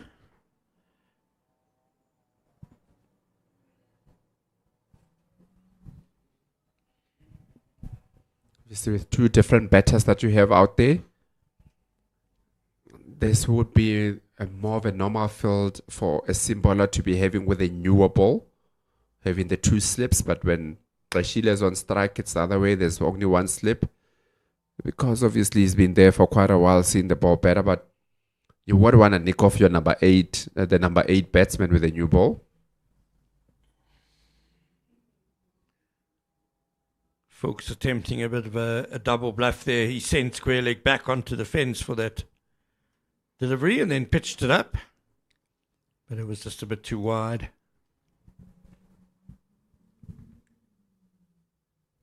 You can see we were speaking yesterday about the lower order batsmen these days. There is no genuine tail-enders anymore. All of these guys, maybe there might be here, one or two here, but most of these guys can really hold the bat and contribute towards the team by either staying there for long or actually getting the runs.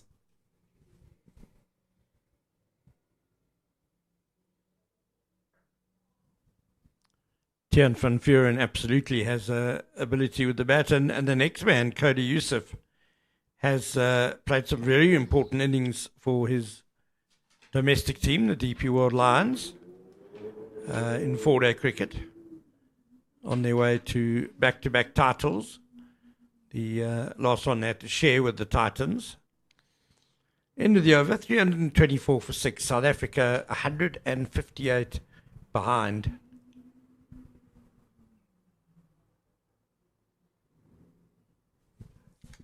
Still a long way behind South Africa, but they are slowly but surely getting up there, building up important partnerships. This 8th wicket partnership currently on 47 from 66 balls between Rechile and Van Vieren. That will help a long way in getting them closer to that 482 that was scored by New Zealand A. And maybe the thought process will be more positive in getting a positive result, that being a win, that is. So I think for some time you would think that maybe they're thinking a draw might not be bad by losing that flurry of wickets.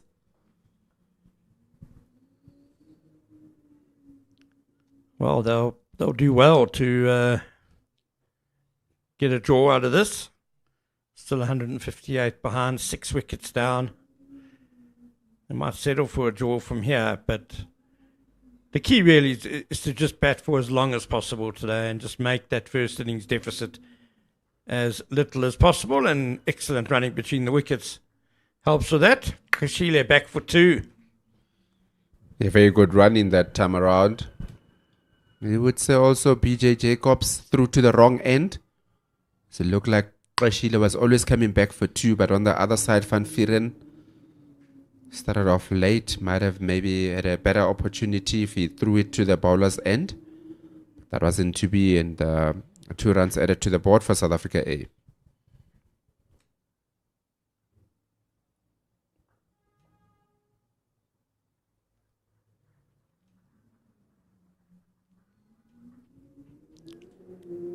.76 now, not out. Sinutemba Kashile. Invaluable innings, and that single also brings up the 50 partnership with Tiaan van Vuren. He's providing good support. He's been there for 52 minutes, The partnership has been for 69 balls, 6 fours and a 6. And Klashile, as you would expect, leading the way with 30 of those runs. Ooh, Van Vuren going for a bit of a power sweep there. Outside off stump, so it's relatively safe. Don't mind that at all from Van Vuren, identifying when you can actually take the risk with which kind of balls. That one, you know that even if he misses it and it goes to his pad, he's still safe because it's outside. So not a bad option for him to take.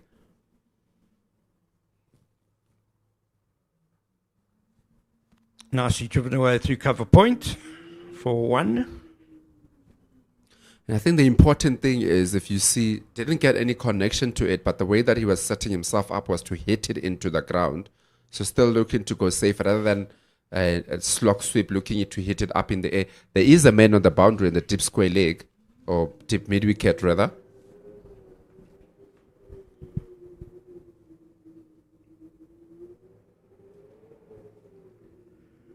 Nicely bowled, that one by Lennox. Better length to end the over. 328 for 6. The wind certainly hasn't settled down at all this afternoon. It's still blowing strongly out there. You can see the players' shirts are flapping around. I think if anything, it's probably got a little bit stronger. They're definitely stronger and more consistent now. I don't know if they can just hear how rough it sounds out here. You can see the trees on the chalet end, how they're moving.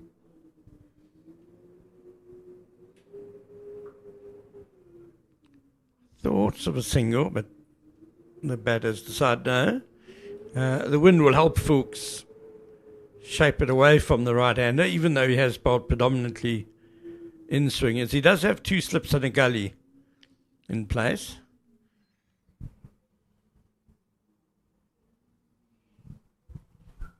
So definitely that will help him.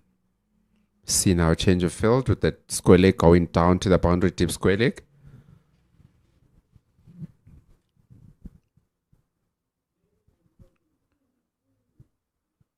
Struck on the body, Van Vuren. Just maybe a hint today of a bit of variable bounce, variable pace off the pitch. We've seen a lot of batters miss time their pull shots now. You can expect that. It's pretty normal going into the final day of a red ball game.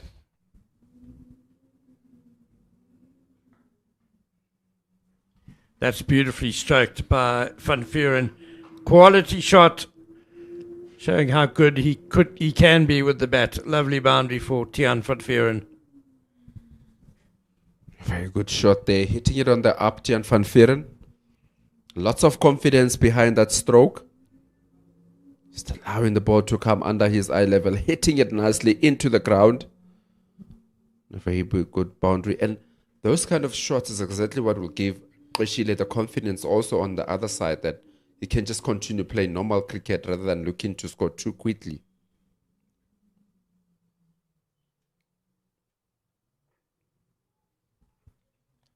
There's no problem with the run rate that South Africa A are going at. It's at 3.9, which is only marginally below what it was when Marcus Akerman was at the crease.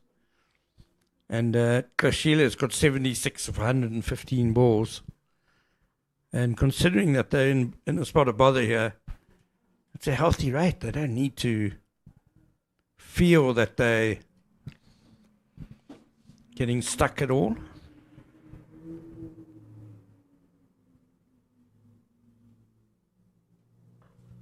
Pulled away nicely over mid-wicket. And that's 4 more for Tiaan Van Vuren, who's starting to prosper now having been there for 46 deliveries. A very good shot there from Van Vieren. Easily in front of square. Had his eyes on the ball the whole way. And this is when then we revisit the conversation of a newer ball and bringing folks in, because it's supposed to be an effort ball, but you can just see that it's just not getting this, just doesn't have the venom that you need behind an effort ball. And that's how easily it was for Van Vieren to hit the ball away. Now just Lance to fine leg for one. Yeah, Fuchs hasn't quite been consistent enough with this new ball, and he does perhaps look a little tired. Bowled quite a few overs, high effort overs, shortly before the new ball was taken. That just shows how much of a difference one less bowler can make in the team. Yes, Lister hasn't had the best of times. That 6 overs going for 51 runs, but just having the benefit of him bowling might have helped. Bowling to the lower order left-arm seamer, that natural variation that we've been speaking about. But now Clarkson had just bowled also before, at about 2 overs, 3 overs or so before the new ball. So you want to give him a break, but Folks also hasn't rested for over 6 overs, and you want him to come in and bowl with a lot of effort. And unfortunately, that hasn't been the case. And then it has just shown with a couple of loosies that has been bowled and how easy the batters have found to play him. So definitely I think South Africa A will be feeling good about themselves and how the game is progressing at the moment. Yes, it's long away from thinking about a win, but definitely some positives out of it. Yep, partnership worth 60 now. And the deficit down to 145. And with just over half an hour to go until tea.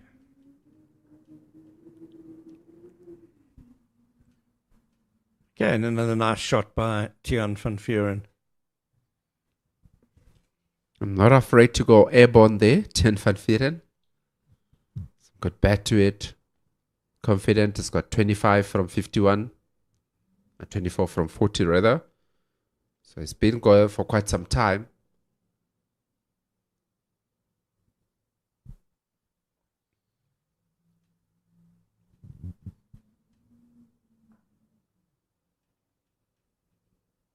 So everything is working the way of South Africa at the moment. 61 of 81. With this partnership ever so growing.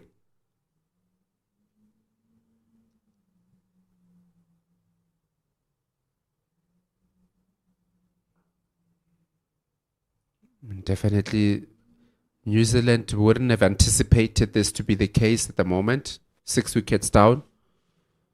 To have a partnership of 62 of 82. We would have thought that maybe might have slowed down things a lot more or picked up another wicket. But that hasn't been the case. Very solid partnership in place here.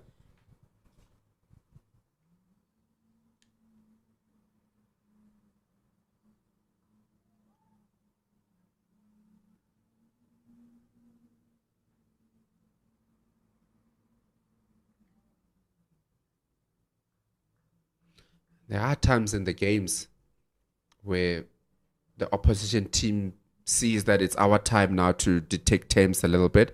And I think that's exactly what the Proteas are doing. Are they slowly but surely taking the life and flattening New Zealand here? And you can almost see when a team also is bowling and just hoping that we can get that other wicket, just hoping to get the wicket. But South Africa making it very difficult here for New Zealand. Going on nicely on 339 for 6 after their 87 overs. And for those of you who are interested in how the Proteas women are doing in Pakistan, Pakistan are batting first and are 111 for 1 in the they've just started the 24th over.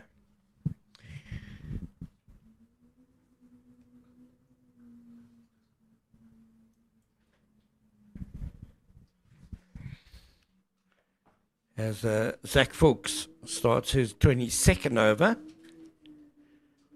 bowling from the Harper Avenue end.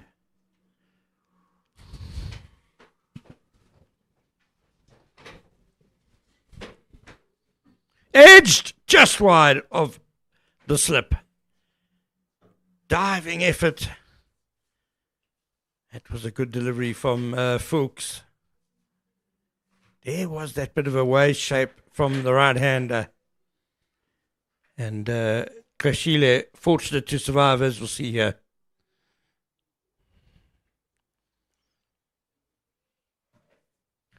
And it's a welcome back to Pendula Magwani.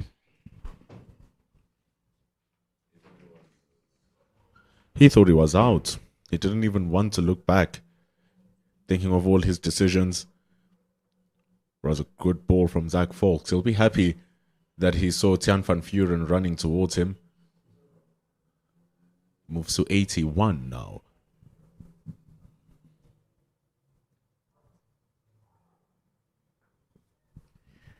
And a quick signal to just settle the nerves a bit at the non-striker's end.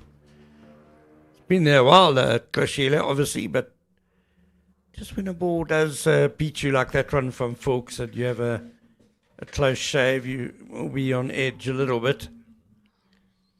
Just a chance to refocus down at the non-striker's end. And it's good that Tian van Vuren on the opposite side has gotten himself into the game now. 52 balls in. Partnership into the 60s. 67. It's exactly what South Africa needed. Taking full advantage of what seems to be good batting conditions.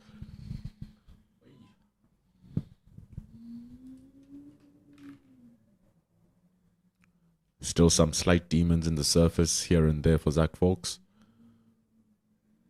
Van Vuren up to the task.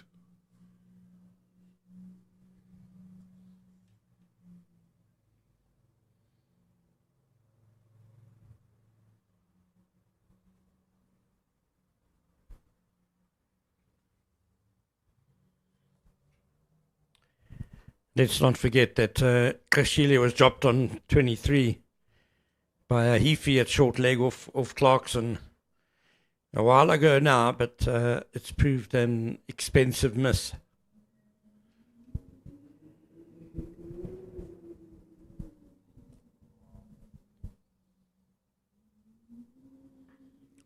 It's another handsome drive by Van Vuren, just one. Is able to keep the score ticking here. Tian van Vuren scored 4 boundaries and has been able to run all the other runs, providing a good foil. Cody Yusuf, the next batter, can hold the bat and is capable to give you a good 20 into the 30s, Cody Yusuf. So these are the last two gentlemen who need to push this forward. The deficit is 137.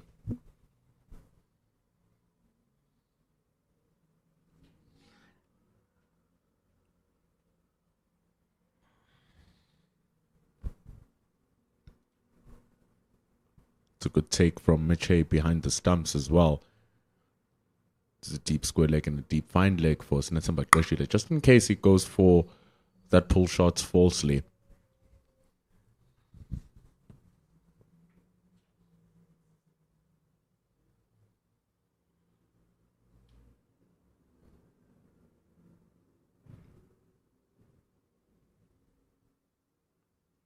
It's interesting that in all these bowling changes that New Zealand have used, they've also lost the services of Ben Lister, who's only bowled 6 overs. Haven't used Mohamed Abbas.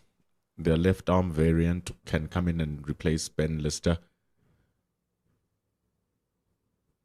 But Zach Fuchs completes number 22.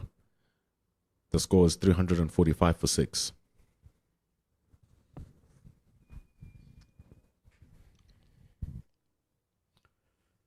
Clarkson, of course, is another seam option. Fuchs. Well, he did create a chance in that over, so maybe that'll encourage him to keep going. But losing Lister has clearly created a bit of a problem here for New Zealand A.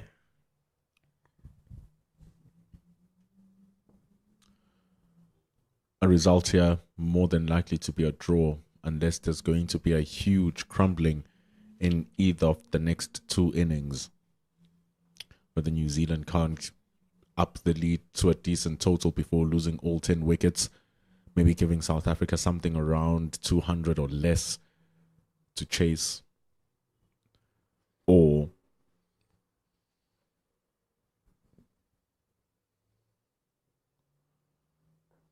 if South Africa themselves are just simply unable to chase down whatever targets New Zealand have put into the fold.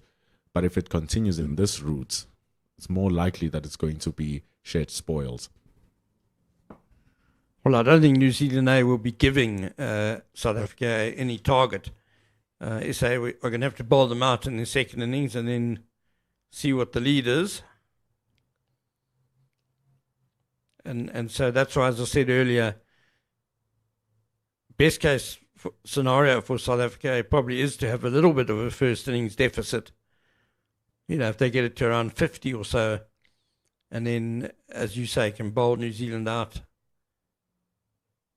for 150 or less. It's unlikely, but that's probably the most likely way for South Africa A to try and force a victory now in this match. They have to try their best because they're already behind in the series. They want to close the series on good terms, especially having won the first two games and then losing the next two. So overall, he keeps pushing for South Africa. Pulled away for 4, and it's 350 runs up. Bit of a tired fielding effort out there by Josh Clarkson. He's going to have to bowl again soon. But another little landmark for South Africa A. 350 up. Looked quite a long way away, that when they were 232 for 5. It's all happening in the middle and the lower orders for both respective teams. Tiaan van Vuren might have a golden start to his SAA stint, furthering his case to somewhat get a move to a Division 1 team.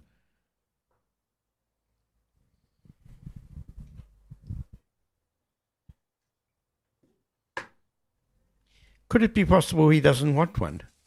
I mean, he must have surely had offers.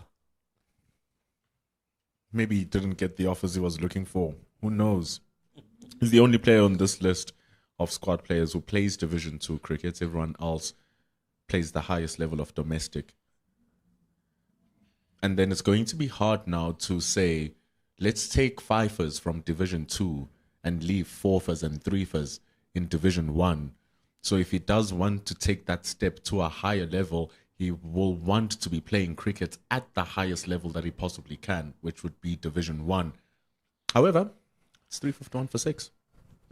And especially since South Africa's domestic teams play so little red ball cricket, and even the One Day Cup's a single round competition. So there's scope for them to be playing a lot more. Only way you learn really is by playing.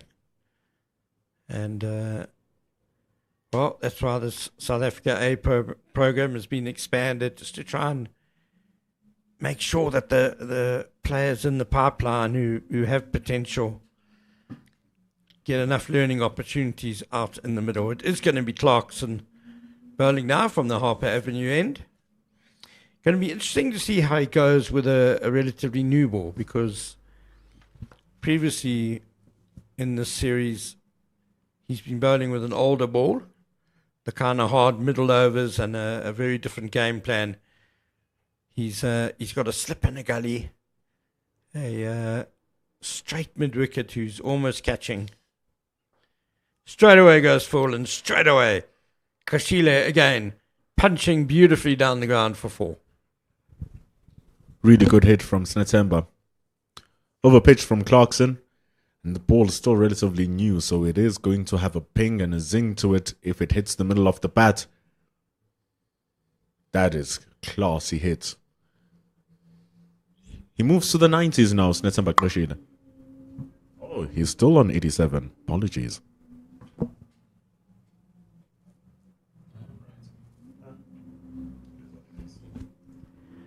No, my colleague is correct. He is into the 90s. Just our graphic a little bit slow to update there. 91 to Kashile. Wild swing that time. Takes the inside edge. It's going to travel down for yet another boundary for Snetsemba Krishile. Is knocking on the doors. He's on 95 from 127. I'm not sure where that shot came from. It's probably the loosest stroke Kashile has played his whole innings. Maybe it is the 90s that have caused him to change the way he's playing. Maybe deciding he wants to get through the 90s in the quickest way possible.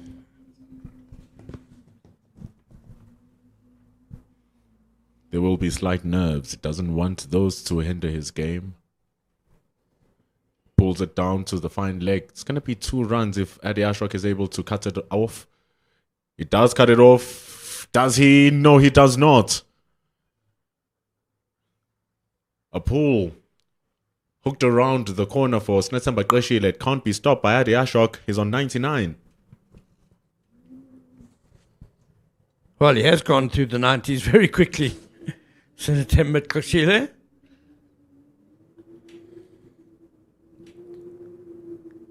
What's that? Just 3 balls in the 90s. You don't have to think about it if you're not there for long. A saying says, you think long, you think wrong. So he doesn't want to take time on it. He's on 99 in a blink of an eye, Krishile. It's a wild flash. He's really trying to get out of there quickly, Ken. Well, I guess the last couple of deliveries have certainly been there to attack. See, this is short, maybe not as wide as he thought it was. Must be careful. There's a gully fielder just stationed right there. If he makes a mistake on that shot, a much better idea would be if he just paddled it down to third man because it's vacant down there. Just play it on the ground wherever in that region rather than to try to add power to it. Scoops it over the top. Snetsemba Krishile in absolute style. It's been coming, and here it is. 100 runs for Snetsemba Krishile. It is his 4th in first-class cricket. Yeah, it's been there for just over 3 hours, 130 deliveries, 17 fours and a 6. And, well, you can see he's a young man who's hungry for big runs. He's made a lot of half centuries in his career, but he's starting to get that century count up as well. And a very exciting talent for the future. And has kept wicket really well too. Took an absolutely stunning diving catch yesterday. Seals it off with a century. Now it's about taking it one step further and seeing how far he can go. Snetsemba Krishile. The South African dugouts are happy. I'm sure he's happy and relieved. And his stroke play continues. Snetsemba Krishile. That is excellently timed. Swivels around on his back foot, and BJ Jacobs had no chance at deep square leg. Judge Clarkson goes for a plenty. 20 runs in the over. 371 for 6 after 90. Yeah, I just like the way these two have kind of identified that even though it's the second new ball, that New Zealand haven't bowled that well with it. They've got injury problems with Ben Lister off. Fuchs looks a bit tired. Spinner Lennox maybe not as used to bowling with a new ball as he could be. And they've just capitalised a bit. They've just become a little bit more aggressive, a little bit more ruthless, and it's putting on very, very useful runs. That partnership has suddenly sprung up to 94, and the deficit now just 111. This is what patience grants you. You take your time, you are patient with it, you wait. You wither down the energy levels of the bowlers, and once it's withered down, you take yours up. They say you don't... Oh, Adi Ashok, another misfield. Is going to go for another boundary here. They come back for 3. Concentration levels fading away here a bit. Funny how the pressure has just shifted a bit. In the overall match situation, New Zealand are still very well placed, but just this partnership has got them rattled a bit, and it's shades of yesterday when Heafy and Lennox were putting on that 160 odd for the 9th wicket. A little taste of their own medicine here in New Zealand. To be fair, they gave South Africa the taste of their own medicine after SA won the first 2 games. But here, after getting the wickets of Akerman, you're like, yes, Jason Smith, another key wicket too. And it was relatively soft. Tiaan van Vuren has just dumbed it down, and Qashile has never stopped scoring the runs. And that, I think that's the most important thing. He's always had the attack on the New Zealand bowlers. Yeah, without being rash. It's just been really well judged batting by him. His 2nd century for South Africa A.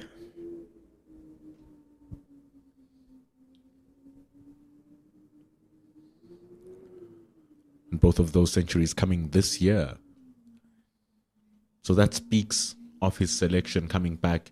I mean, a couple of seasons ago, he was not selected for the South Africa A team in favour of Clyde Fortuin, who had a great season, Clyde Fortuin. And then you had Rivaldo Munsami, so there was no space for a third keeper batter. And he worked himself slowly back into good rhythm, averaged 40 last season. Clyde fell down in his form after averaging 50. And so he's back again, and he's, I guess when you get that time off, especially if you've been a constant selection in the side, and then all of a sudden someone else takes your place, this is how you make the statement coming back.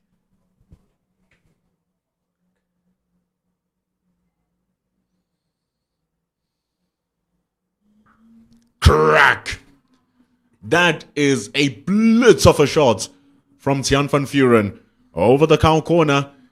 It's 6 runs, and what a way to bring up the 100 partnership between he and Sinathemba Qashile. 100 partnership of just 107 balls. My word, that made a lovely sound off the bat. A real crack off the bat, and you just knew that was going to be up on the banks. And in fact, it's such a big hit that it's gone up the banks and down towards the big floodlights that are quite a long way set back from the playing field. 2 New Zealand A fielders and a third one now joining the search for the ball. What a hit by Tiaan van Vuren. It was absolutely massive. It was dropped short by Jaden Lennox. The previous over from Josh Clarkson going for 20 runs. This one going for 10. Tiaan van Vuren with smiles on his face alongside Qashile. It's the first time in this match that South Africa can say that they have been on top. Day 1 was complete draws. 1-1 to New Zealand and South Africa. Day 2 yesterday completely belonged to New Zealand. This session thoroughly in South Africa's favour, with only 10 minutes to go until going to tea.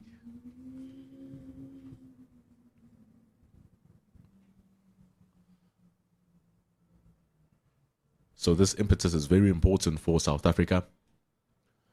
It lays the platform on how they're going to go down in the second session. Could they declare while still on a deficit to make a game out of it? Yeah, I think that's seriously an option. That's actually, as I was saying, that's the most likely way of winning the game, is to get to within 50, say, and go, right, we'll at least give ourselves a chance of bowling New Zealand out cheaply in their second innings, and to give themselves a chance of chasing 200 maybe on the final afternoon, have a dash at it. The deficit is currently 101. Tiaan van Vuren looking good to get a 50 on South Africa A debut. In fact, Pendula, I'm going to stick my neck out here, and I think if South Africa aren't bowled out in the hour after tea, they will declare. They keep going at this rate, they're definitely going to be only 50 odd behind, as the onslaught has really been a timely one by these two batters. Tiaan van Vuren's having a good game, isn't he? Mm-hmm. 4 wickets with the ball, and now showing what he can do with the bat. A very handy innings of 35. Had no crack in it so far from Tiaan van Vuren. A slight crack in Qeshile being dropped in his 20s, 80 runs later. That matters not. He's taken full capitalization of that opportunity. Hadn't scored 100 since the 2023 season here in South Africa, because that 126 for SAA coming in the West Indies. Last season, he only scored 2 50s, Qeshile. So this is going to feel good, especially 2 weeks before starting the season himself. Yeah, it's been 100 from a position of struggle, from a position where his team were on the back foot. You get 100 sometimes when you come in at 300 for 2 or 400 for 4, and it's relatively easy. Tired bowlers. But this has been a grafting innings by Qeshile, and a really good one too. Now he can start to release more of his shots. And what's really nice is that he had no pressure to try and keep strike for himself, where he has to face majority of the deliveries, tire himself out. He can pass it on to Tiaan van Vuren, and it seems like Tiaan van Vuren is more than happy to take that strike on, given the 6 that he hit in the previous over too. Yeah, Van Vuren has really blossomed out there. He got himself in nicely, I thought.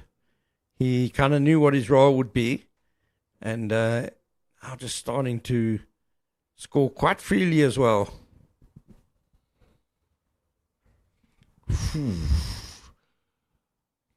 Just didn't get to the line of, didn't get his body onto the ball there. Tiaan van Vuren played far away from it. It's a miss.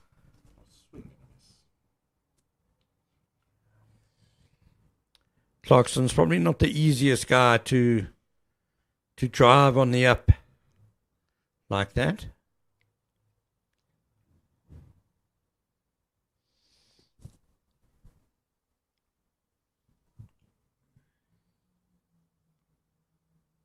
Oh, unlucky for Josh Clarkson. A short delivery. Tiaan van Vuren pulls, and it hits the back of his gloves as Mitch Hay was going to the leg side, and the ball deflected back to his starting position and goes for 4. Well, you can't blame Hay for that. I mean, he had every right to expect. You see here for it to be, he was in the right position, you'd think. And then just as it went around the corner, going more to the offside. Again, just the difficulty in pulling or hooking on this pitch when the bowlers do dig it in. The best for them to attack is when they try to dig it in and it keeps relatively low on the waist high, because the bowler's not short enough. But it shows that the margin to bowl short on this pitch is actually pretty narrow. Look at how low that kept for the length that it was bowled at. And then on top of that, if they drop it a little bit too short, we've seen those spongy bounce, the ball bouncing over the batter and then signaled for wide. So to get it accurate, it's a high skill, and that's why it's actually very commendable, the work that Zach Fawkes had been able to pull through in maintaining the run rates bowling those short balls.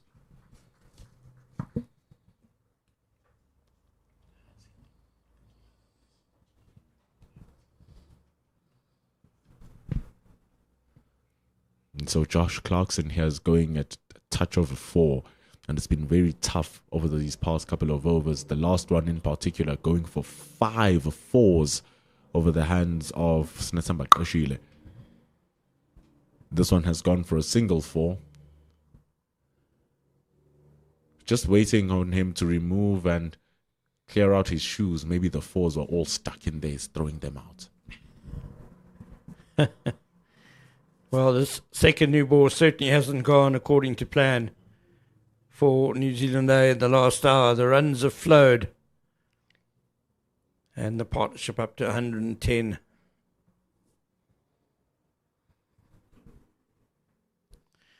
New Zealand A just trying to make sure that it will be tea after this over. 2 more balls to bowl. 2 minutes, according to the scoreboard clock, till tea. So we might see the bowler develop some other problem of some sort. Might need to run up from the boundary. He's tired, and Pendula. That's why he wants to go for tea. And South Africa can sense that the ease in their stroke making now is so good. The deficit has gone down to 94. Really valuable, gritty partnership. It was slow, but look at it now. 111 from 113. If there was no tea coming in the next couple of minutes, you would think that that was going to explode if they just continued in this rate that they're playing at. Well, again, it just shows the value in taking some time up front to get yourself in, to get yourself steady there. And actually, because it's first-class cricket and it's a long form of the game, you can actually afford to play different versions of the game in one innings. But before we see how they can be able to implement that for the rest of the innings, the players need to go take tea. It did take 2 minutes to pull 2 bowls. And Josh Clarkson and the rest of the New Zealand A team can go take a rest and regather their thoughts with a little bit of tea in this heat and come back and drop the heat on South Africa as we return for session number 3. It's been all SAA in this second session. Not a wicket lost as this 111 partnership blossoms between Qashile and Van Vuren.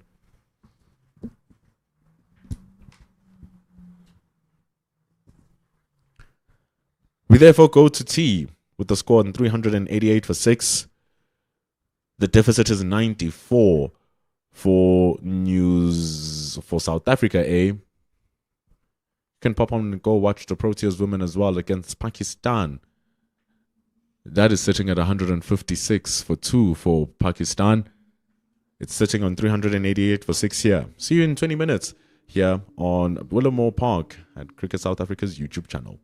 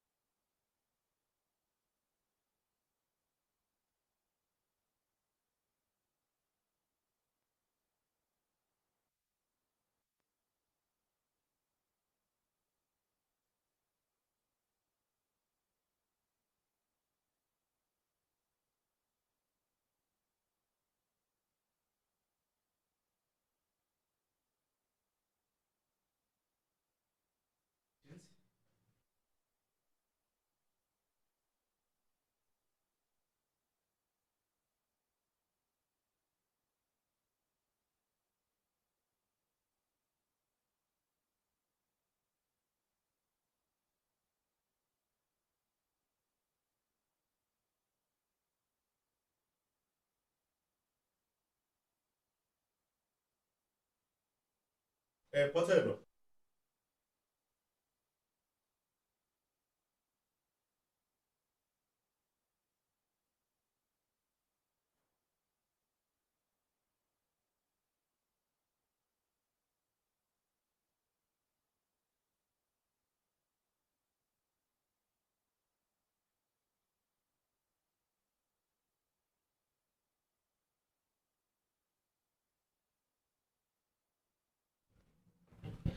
Welcome back to Willamore Park for the last session of the day.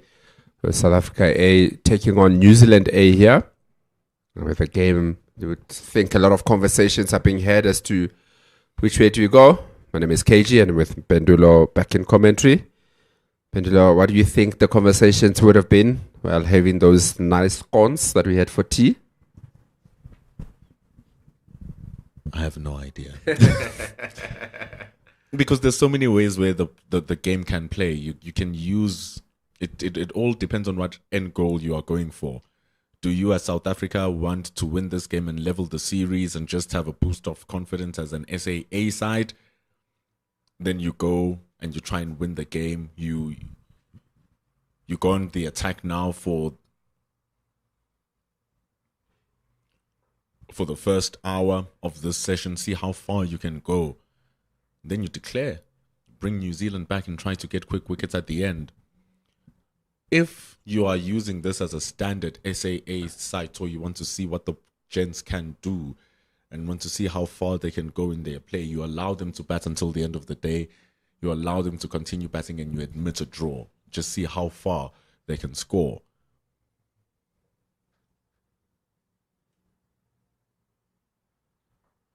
So the reason why my response is I don't know, it all depends on what the end goal is. If you want to win, you can go for a win from this position. You declare and you come and you let the New Zealanders bat. Or second, you admit a draw and you let the boys continue batting. And if New Zealand come in and bat tomorrow, surely they too will just be looking to bat time. Yeah, definitely. I think the important of how they go about the game will be what the end goal is. Do South Africa go like, we've got nothing to lose, we must just go for it? And if you just see the way that Sinetemba Oshile batted just before the tea break, was really going for it. That is before the tea break, so the conversations might have been different. Maybe not that different, judging by the way that he went for that expensive drive to get a single. He has taken a liking a lot also to Ashok. Literally hit him out of the attack. Forced New Zealand to take a new ball, which I don't think that in the context of the game on where they are and the stocks that they had in terms of their bowlers, they would have taken it, but almost like their hand was forced a little bit. Very thick edge there from Van Vieren for a single. Reading some of the comments on our YouTube. Some are saying they can go and bat and declare until they're on 600. That would be nice for them and just getting those runs in hand. But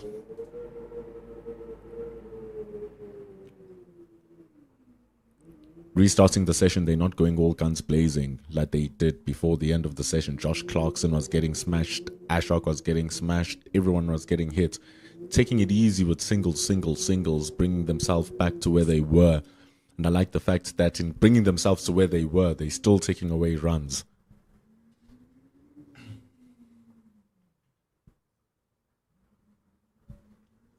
Yeah, I think just the first over after the tea break. Don't mind to settle again and then start again, but very good going here from the South African team. Very good partnership. 116 at almost a runner ball, just 120 balls. So that shows that they're definitely looking to take the game forward and get a lot more positive out of it. Obviously, lost more wickets than what they would have liked, but nonetheless, this is the situation that they find themselves in. And with that, we've got Jaden Lennox to start off the bowling also after tea break from the Ekurhuleni end. So 2 spin bowlers bowling at the same time. The ball is just 13 overs old. And already they think that in the hands of the spinners, there'll be more success. Remember Ben Lister, big arm, big left arm seamer for New Zealand, who opens up, hasn't bowled the whole day, hasn't been on the field the whole day either.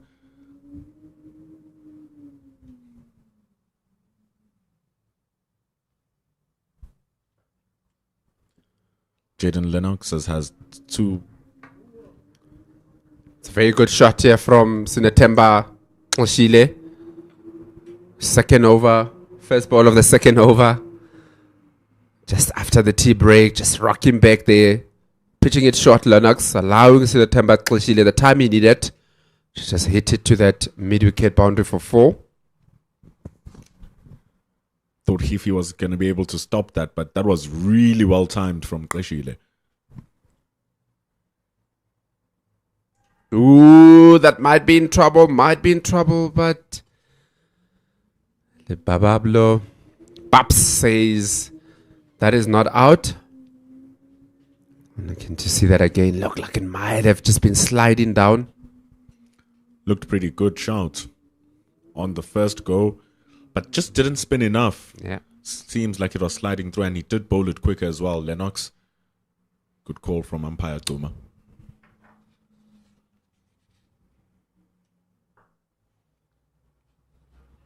That's the pace I like to see Lennox operating at. If you can just draw it a little bit shorter. This was slightly quicker. It's just sliding down the leg side ever so much from Lennox. Good ball though.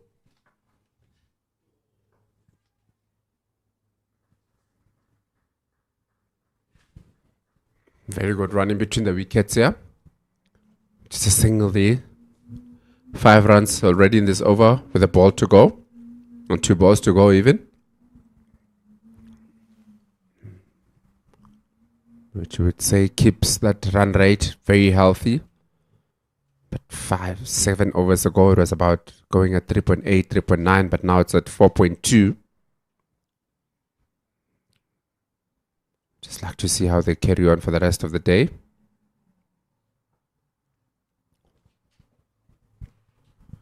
It's been so far so good for both these gentlemen. Really took out the sting in New Zealand. And it only takes 1 wicket for New Zealand to come back into this match.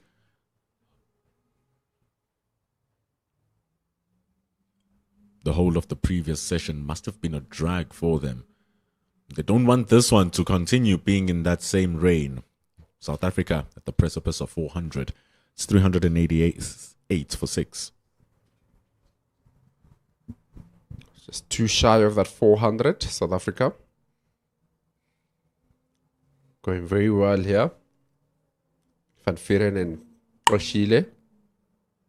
Ashok will continue the bowling. You would think that, yes, they do have Clarkson and Folks, but it's sort of like even with those guys, they just feel like their bowling options are not that much because they would have also bent their back a little bit for that new ball. Didn't work out quite well, so they need a longer rest. So the spinners have to do the bulk of the bowling for quite some time now. Allow the guys to rest and maybe come back for another quick best.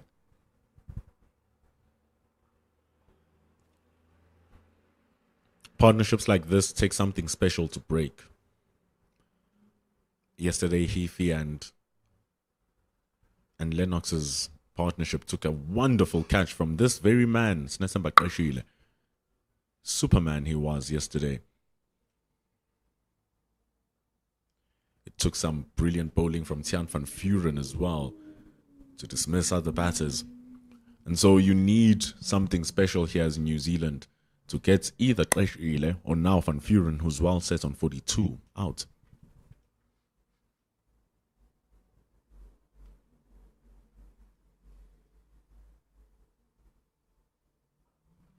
Good shot there from Chile.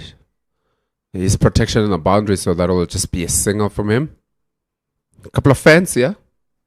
A couple of people sitting in the grandstands here enjoying a bit of cricket. So somebody wearing New Zealand attire.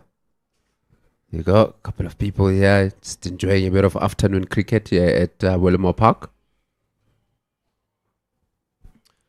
I mean, it's free entry. You can come in and watch the future of what Proteas would be and the future of what New Zealand will be. And you get to see South Africa reach 400 runs for the first time in this series. Very good batting, 400. There's 53 fours and 3 sixes.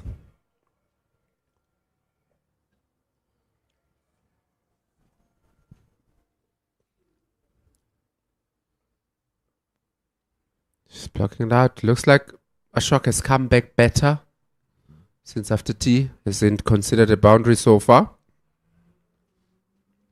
Better control, you would say, because the ball quite either too short or too full before the tea break. Seems to be having more control now. It's going to be important for him to just push aside what happened in the previous session and recalibrate what he needs to do and execute it now for the next 2.5 hours until the end of the day. We will be playing until 5:30, the earliest of that, or 33 overs left in the day. So we still have 2 hours and 20 minutes of cricket. So at the Ashok, for those overs and that amount of hours, we'll need to entertain that man who's operating the cameras up there. Hope it doesn't fall.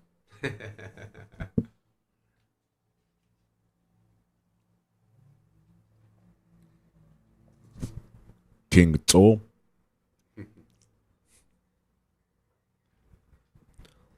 Hopefully it doesn't fall. He's looking forward to seeing his team Kaizer Chiefs play a little bit later on against Sikukune. All that man wants, he wants to see a run out so he can capture it nicely on that side camera. He will always, there's his shots. You see, that's what he's looking for, King Tso, on that side camera. Smiling a bit while he's doing his work. Enjoying his cricket, yeah?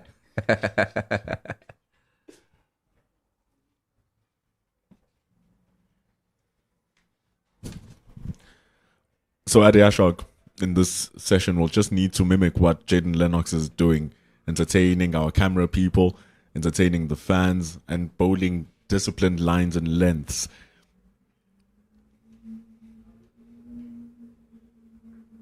Must try to refute whatever Van Vuren and Ashile are throwing at him. It's not going to be easy, though. It hasn't been.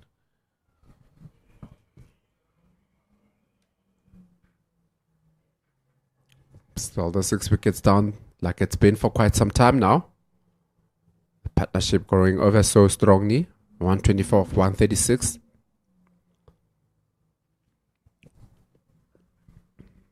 Cut away. There is protection on the boundary. Just a single from Koshile. So if South Africa do really want to win this game, KG, they will have to put New Zealand into bat and at least give themselves an hour to bowl, especially bowling during that time where it's about to be dusk. The sun is starting to fall. The ball is brand new. Apart from Tian van Vuren, your opening bowlers, Cody Yusuf and Oguhle Cele, are very fresh. They're not going to be used if they continue batting like this, these two. And so South Africa will want to at least to get 2 to 3 wickets if they are looking to gun at winning this game. Definitely. Very relaxed, the New Zealand A. They know that, yes, there's a big partnership, but then there's still quite some way ahead. But it's just one of those. Dale Phillips enjoying some jokes down there. Must be real funny.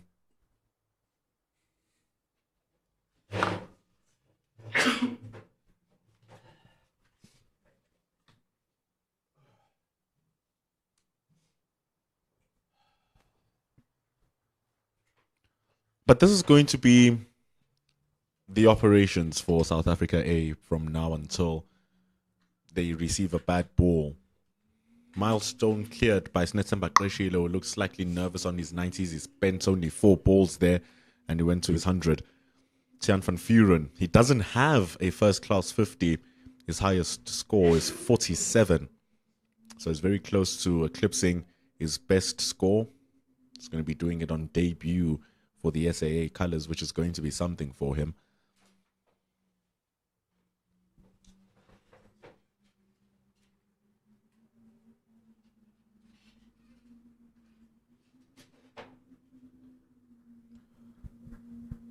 But with the frequency of losing wickets just after a session break, I love the temperament that is being applied here by the South Africans. Whatever Coach Guavu said to them is really showing off, and they are playing with ease.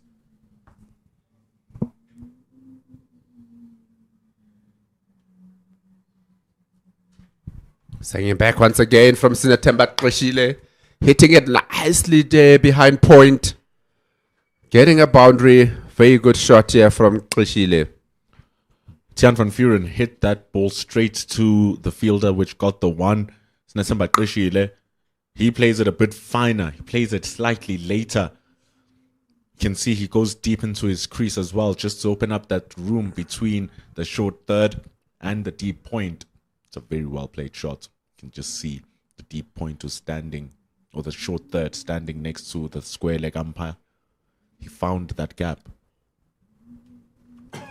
Very important with that shot, Pendulan, something that people often don't see, the foot movement to get yourself into the right position early on. If you just look at how he sets himself up. Shot. Well fielded. Almost an opportunity for a run out that you were speaking about for Bratzo. You know, it's always this thing of footwork is only seen as double stepping, going firm on the front foot, going back on the front foot, on the back foot. But look at how his feet allow him to shape his body so that he creates that width and cuts the ball through. And he did it in a split of a second because he picked up the length so quickly. So good from Qeshile.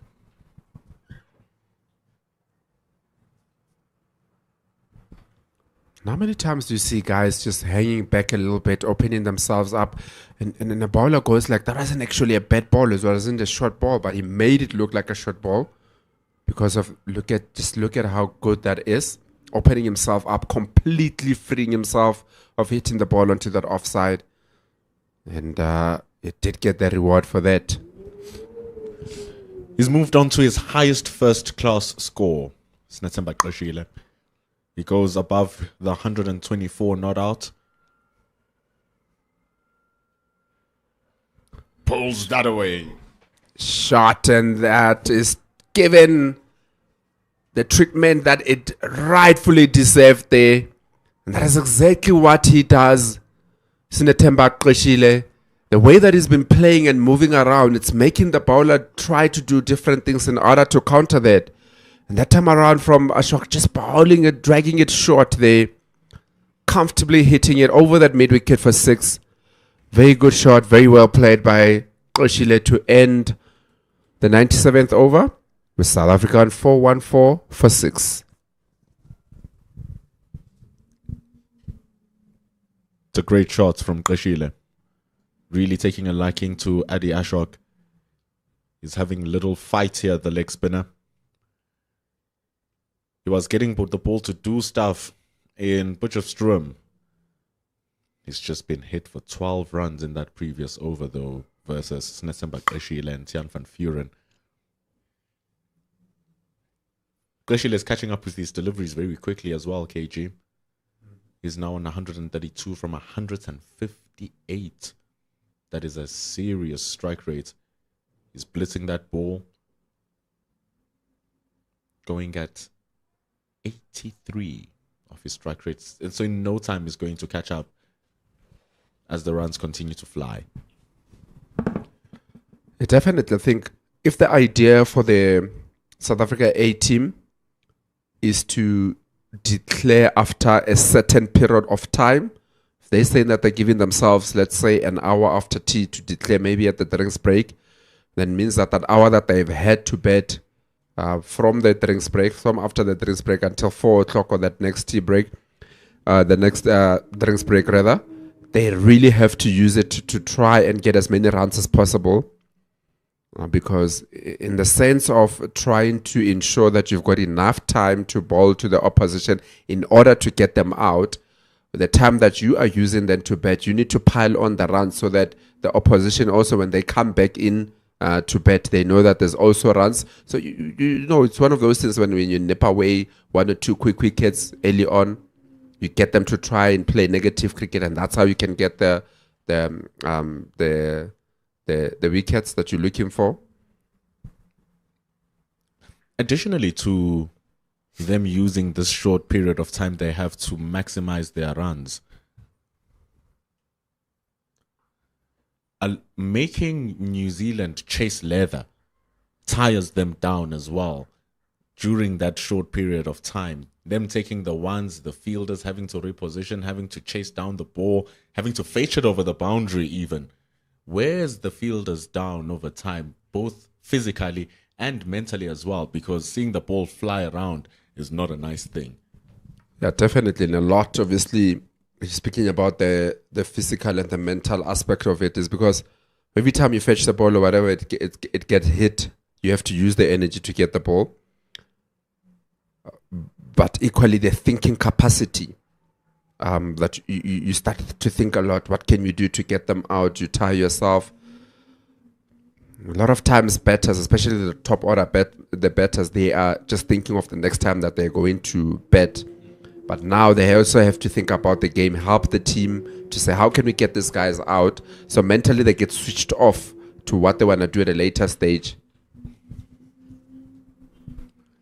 And that's what also makes the innings change outside of a conventional break another added part, because you only have 10 minutes to transition from fielding and having to open the batting, which is why it's so difficult to come in and start your innings straight after you've been fielding the whole day and you only had 10 minutes to rest.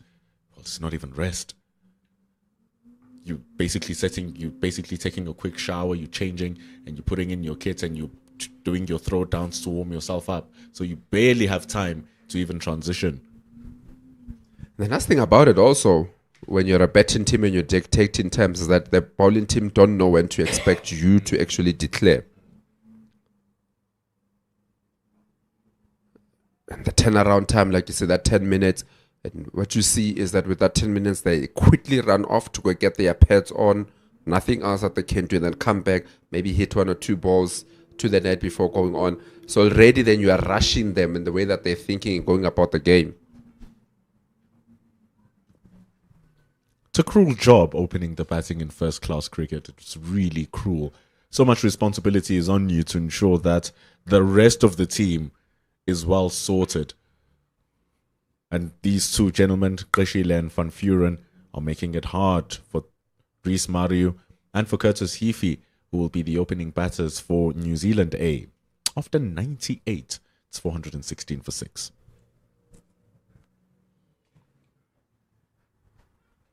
Shocked to continue. And you could see that the way that they're going at the moment, because the scoring rate has been higher than what they would have liked it, New Zealand that is. But they do not have too many options. Yes, they do have the guys that can bowl, but they're physically ready to come back for another spell. And you continue going with your spin bowlers, even though they're going at 4.5, about 5 to the over. So those are all the things that need to be thought about. And you can see that there's definitely more conversations now between the bowler and the captain in terms of the field set that you want to do. Going quite negative or defensive, rather, to say. Now I've got that man at cow corner. Last ball of the over from from Ashrak's over. That is, went for 6 over that same area where they put somebody there now. So there's a lot of thought process, and that's the mental fatigue that we spoke about, that now you have to think more about the game and what needs to happen.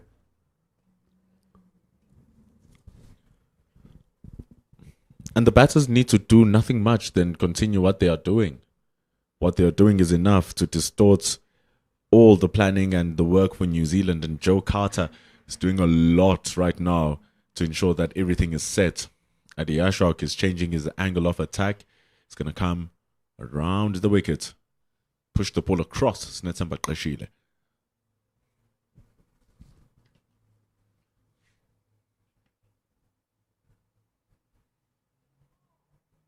That is a very unusual thing. That's when you know that as a batting team you're dictating terms.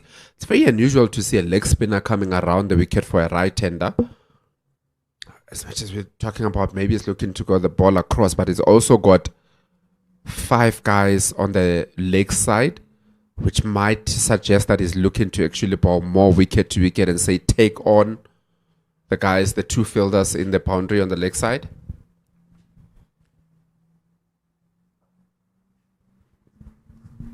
The helpful thing is that since his feet are now so mobile, especially we saw with that delivery just opening up the stumps to push it to the offside. It's the fact that when he does push it to the offside, the spin of the ball is already helping him push it to where the ball is spinning towards. If he goes to the leg side, he has to play against the spin with the ball spinning towards him. If it's turning away and he's playing away, it's much more easier to control too. Shot one there, but straight to the man at cow corner for his single. I think importantly we spoke about trying to see if they can get that deficit closer to 50. And if you do that, if they get themselves to a deficit of 50 and going to think that, okay, we don't think that we can lose from this area, then it frees them up even more. Then you've got a good shot there from Qashile, but there is protection at the deep square leg boundary. They'll come back for 2. Very good running. Bit of a misfield there. Qashile identified that as a mixed field. Can take it 2. Very quick between the wickets. The wicket keeper. He was running to the danger end as well. Snetsamba Qashile. 160 balls in. He's still charging up and down the crease. And this is what I was speaking about before going to tea, that when it comes to a first-class innings, you can morph it to be whatever kind of format you want in the game of cricket. If you allow yourself the time to get in, Qashile was batting at around 30 for 70 deliveries. Get into the game. Once you are in, you can then switch it up and go on to the attack.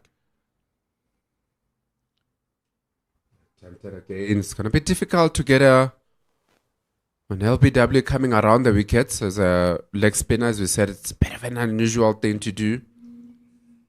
It's going to be difficult. But yes, in this kind of a game, just have a look at it again. Comfortably outside the leg stump. In this kind of a game, as you said, it's a game that you can play different formats depending on where you are. You start off basically playing the normal way of playing 4-day cricket, and then because you've got your eye in and you've got the time, you've done the time. Basically, you've earned yourself the right to be a little bit more explosive, and that's exactly what Qashile has done. He's went from playing that 4-day mode, playing to 1-day mode, and transitioning a little bit more into T20 mode. When on 99, he decided to go for a lap for a 6. And that just shows that he's done the time of playing that dirty cricket for as long as possible. And now it's time to benefit. You saw the 20-run over versus Josh Clarkson. The over versus Adi Ashok going for 16. He has kept several other overs going for 12s, going for 13s. And this is after he got to 50.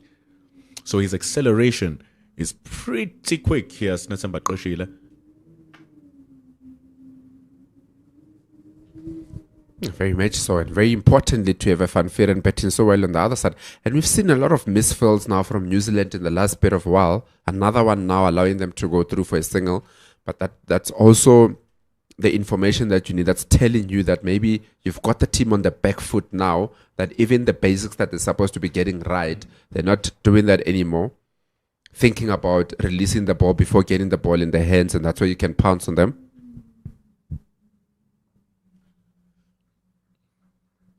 It also becomes a little bit automatic. Oh, here comes the ball. Okay, I'm going to pick it up. Okay, I'm going to throw it because they were running anyway.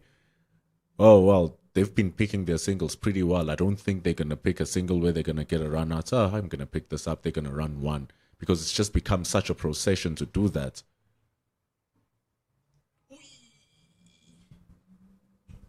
Almost a good ball there from Lennox. So speaking of Kashila's acceleration, he was on 100 balls. He was on 67 on 100 balls. 66 balls later, he has scored 70 runs. And so that shows you that switch up that happened. And now it's even switching up a bit more. And when or should New Zealand get their momentum back? Good shot there from Van Vieren. Holding back there and hitting it over that cow corner for a 6. And with that also brings up his first class half century. Coming very quickly for him. And the partnership also of 151 between Qeshile and Van Vieren. Very good batting here. Kane just hanging back there. That's a man that's been there for quite some time and make it look so easy, hitting it over that cow corner for 6. What a first-time performance for SAA for Tiaan van Vuren. Like we said yesterday, his parents are here. They are watching. They're excited. And they're seeing their sons take 4 wickets, breaking New Zealand before they broke back. And now they've seen him score his first 50 in whites. 100 overs done. 428 for 6. Hashtag Division 1.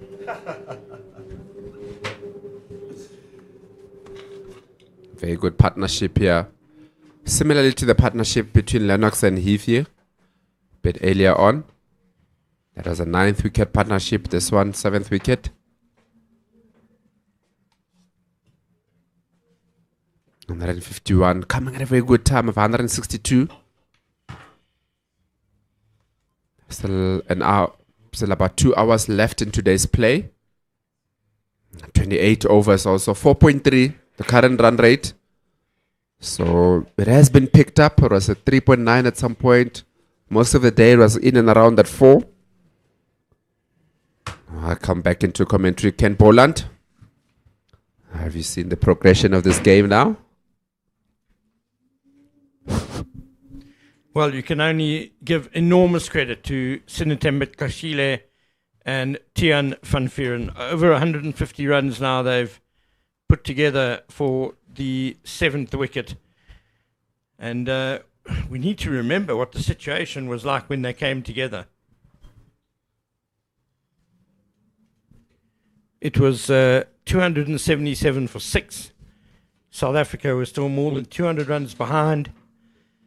There was a real danger of SAA being bowled out, certainly by now, which would allow New Zealand A to bat the rest of the day. And just like the way that the game has been going and the way that Senuani Qeshile in particular has used his fit to the spin bowlers. He's opening himself up there, hitting it past that mid-off for a 2. The game has moved in different directions throughout the day. I think start of the day, South Africa were thinking a lot more about winning. New Zealand were happy if they can keep it to a draw.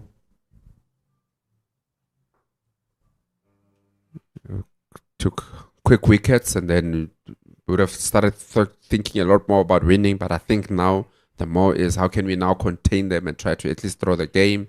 South Africa will be now switching a little bit. They're still probably far away from the game, but they're switching now. Another good shot from Qeshile. Once again, using his feet, opening himself up past that point area for yet another boundary. yeah, I honestly believe that just the way they've upped the ante again in the last few overs, I think a declaration is near. It makes perfect sense to me to declare the deficit is less than 50, and that'll give them enough time. Maybe, I mean, their best chance of winning, I keep going on about this, apologies, but if they can bowl New Zealand A out cheaply in the third innings, then suddenly they set themselves up with a chase tomorrow afternoon and a way to level the series. A draw's no good for them. Definitely. And when you're speaking about South Africa looking to declare, then the important thing is, when do you do that? And if we think that having the deficit being where it is now, for them to declare, or do they think that, okay, let's give ourselves an extra hour, and then with that, then we've got an hour to bowl at New Zealand, and by that time, the lead, maybe it's at 10, 15 runs, not a lot, but then you still got an hour of a quick burst to bowl at them. So maybe those will be the thought process. There's 27 overs left in the day's play. Yeah, so if they declare an hour after tea, then it theoretically gives them an hour and a half until stumps, because we're not going to finish the overs by scheduled close of play, which is 5 p.m. But there could be issues with the light, you don't know. I mean, it's beautiful blue skies at the moment. So, yeah, even if they bat for an hour and a half after tea, that's still fun. The point is that they've got within touching distance of that first innings, and they've shifted the pressure onto New Zealand A now. New Zealand A can't afford to have a poor second innings and leave South Africa a target on the fourth and final afternoon. Quick single once again. Very important to get those singles in between those boundaries.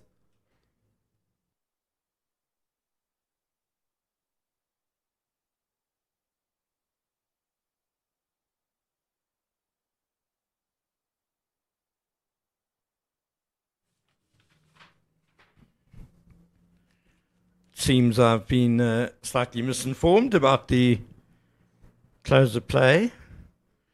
Scheduled close of play is 5:30, but in any case, we won't go much past that due to bad light. But definitely worth getting New Zealand A into bat for at least an hour today, because they'll be under pressure suddenly. The tables have turned. Definitely, tables have turned in the way of South Africa. They will be enjoying where they are at the moment. And bigger than the result at the end of the day, you just look at how well their batters have also gone about things. Two very good half centuries, Senuani and Marcus Akerman. And now a big 100 from Sinetemba Qeshile. Also ensuring that he makes it count, making it big.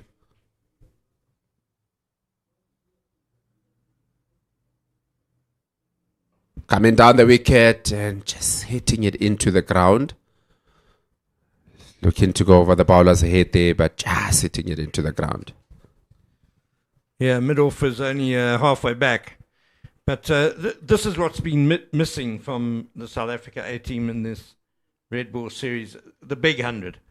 143 not out now. Qeshile, and it's what New Zealand A have done well. They've always had someone scoring big runs.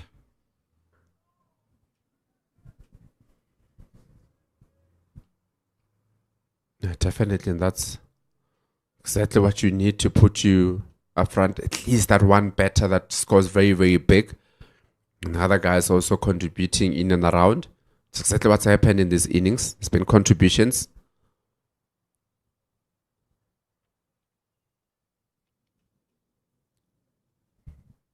It's the signal there to end the 102nd over with South Africa on 436 for 6.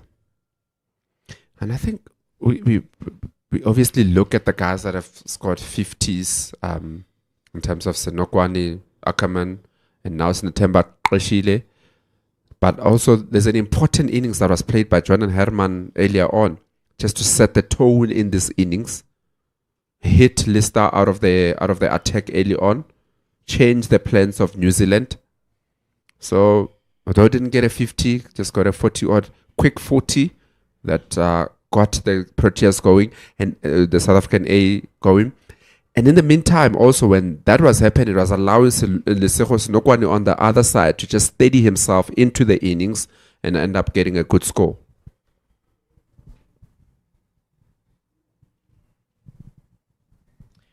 The important thing is that there will be some fatigue amongst the tourists. Been there now for 102 overs. Yesterday afternoon and now today, whole day. It's a warm day. It's been a windy day. The wind also takes it out of you. So batting for an hour tonight will be a little awkward for them. You know, South Africa A have been behind the 8 ball in this match for so long that they'll be exuberant. They'll be so happy that they can come tearing in with the new ball and put the tourists under a bit of pressure.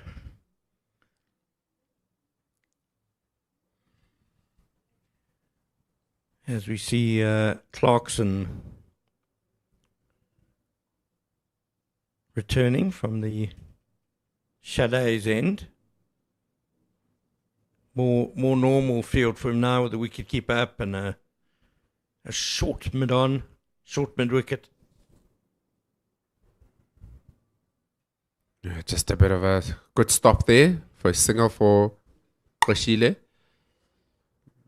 Like you rightfully say, a bit of a more normal field. And we say that because if you just watched him operating before the tea break, at some point where there are about 6 fielders in and around the bat, but because of the way that the game has moved forward in the South Africa A favour, he has to now revert back to bowling a bit normal. Still keeping the 2 guys catching on the leg side.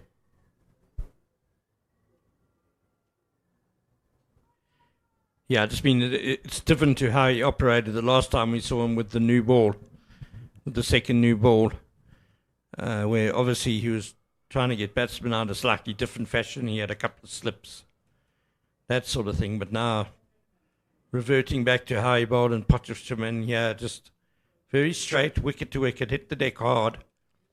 Difficult man to drive down the ground.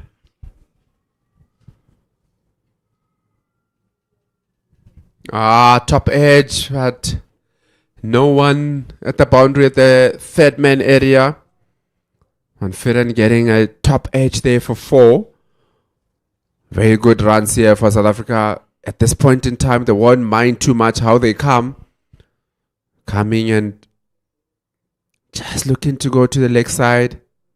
Getting a top edge, but in a safe area with no one at the boundary. When the momentum shifts, the luck tends to shift as well, doesn't it? Yeah, that's the game of cricket.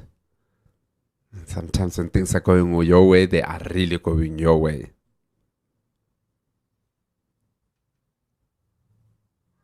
An attempt again. Attempted another pull shot. This time on the ground. Did not get any bat. Just coming off the pad. Signal to be a leg by Empire Bongani Jele. It's definitely looking to take him on.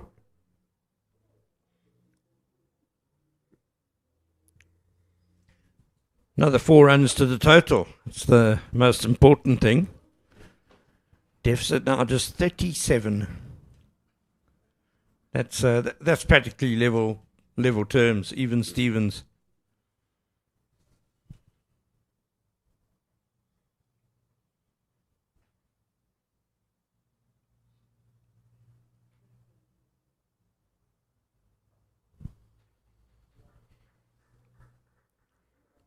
More orthodox way to get runs there from Van Vieren. Yeah, definitely. You say even Stevens, and some people might be going, but New Zealand scored 482. But in the context of the game and how far behind South Africa was to where they are now, you can say that, even Stevens, but even just a touch ahead, And I'm talking about the physical and the psychological part of the game that they might be touched and on top of New Zealand at the moment.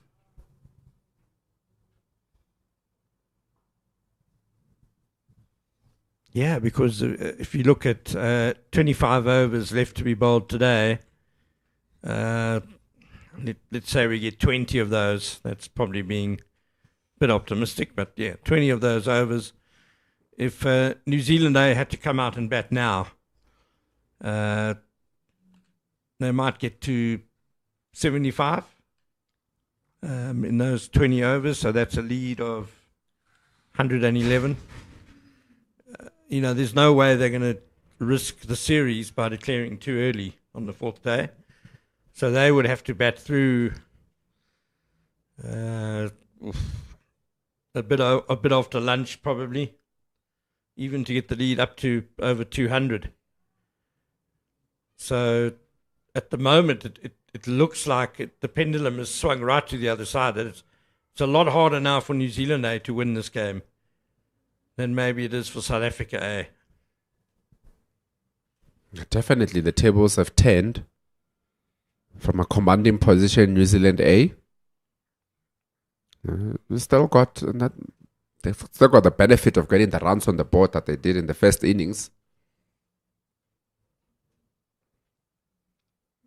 Yeah, it is still a very good batting pitch. So I'm not saying South Africa are favourites to win.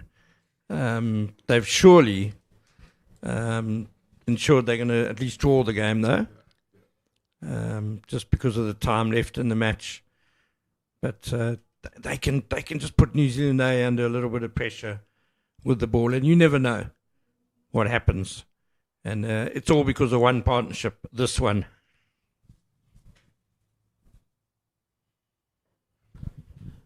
And this is probably what makes the game entertaining, where you're sitting here and thinking that probably a draw it's the most likely, but want to see how both teams will go about it.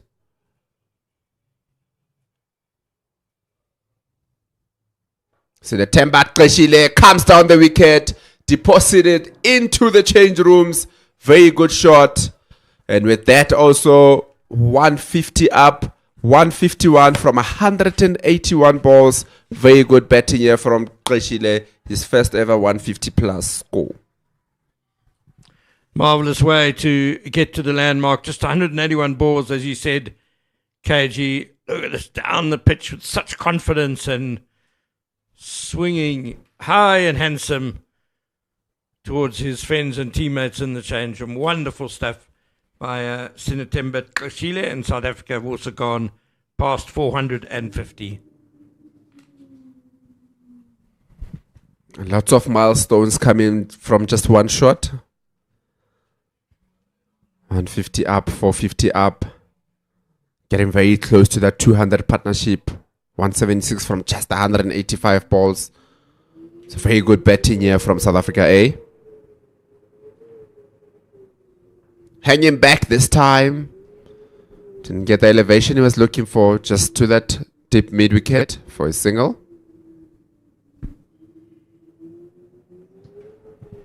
Ends another Lennox over, 29 overs, 2 for 120.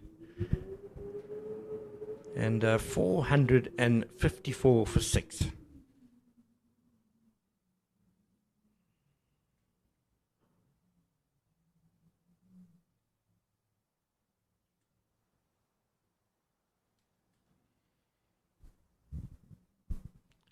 Deficit just at 28 now.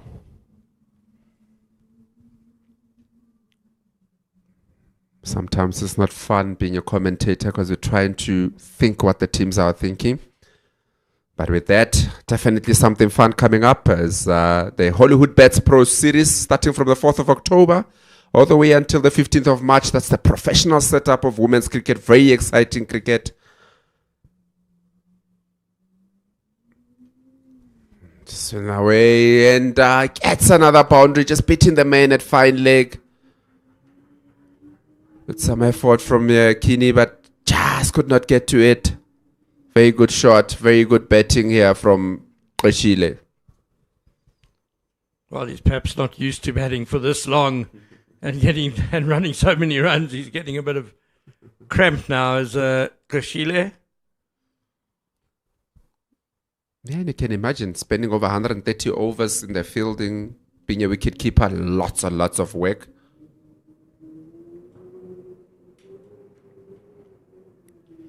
Oh, it's gone through. Oh, my goodness.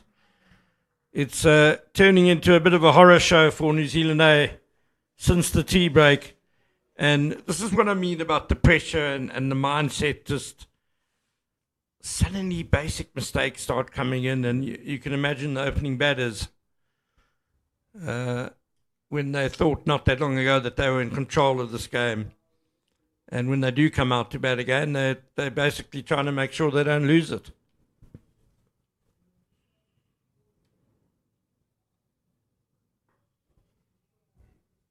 Played once again. Quick single. It's exactly what they've been doing well in between those boundaries. When there's an opportunity to take that quick single or 10 and 1 into 2, they've done exactly that. They feel a bit more spread out. Got a long on, deep mid wicket, fine leg. It's very unusual also. We saw a shock coming from around the wickets, but also now we've got Clarkson that's operating mainly from around the wickets, which almost is saying that he's not very confident about the way they're going about the bowling at the moment, trying to do something different. Clipped away from Van Vieren for another single.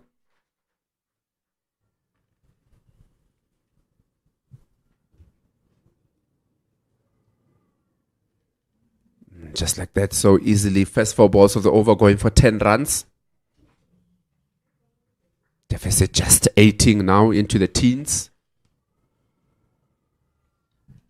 It's been a superbly paced partnership as well. I mean, I just remember Tiaan van Vieren really gave himself time at the start of his knock to get in.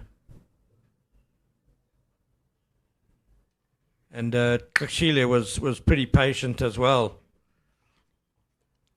They haven't really forced anything. They've waited until they were in a position of control, and they really identified well too that period when New Zealand they took the second new ball, but their one pace bowler is out injured, Ben Lister, and they had to spin at the one end, and Zach Fuchs looked a bit tired bowling at the other end, and they pounced.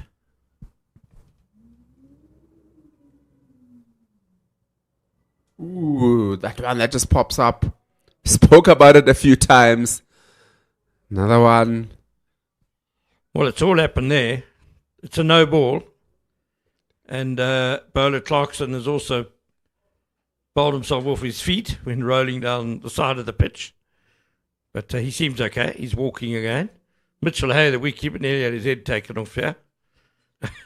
He's kept really well up to the stumps, but yeah, that took off. And again, that'll prey on the minds of the New Zealand A batters.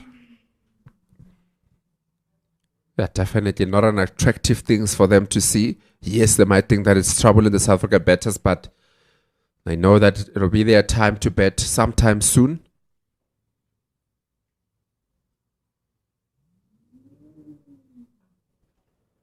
And just pushed into that cover for his single. And just like that, very expensive over here. End of their 105th over. South Africa A 470 for 6.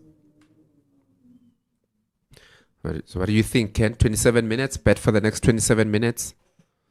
Change of innings. Start bowling at 4:30. Have another hour best. Yeah, that could work. I didn't think South Africa A would have time to overtake New Zealand's score, but it looks like they will. There's a just 12-run gap now between the two.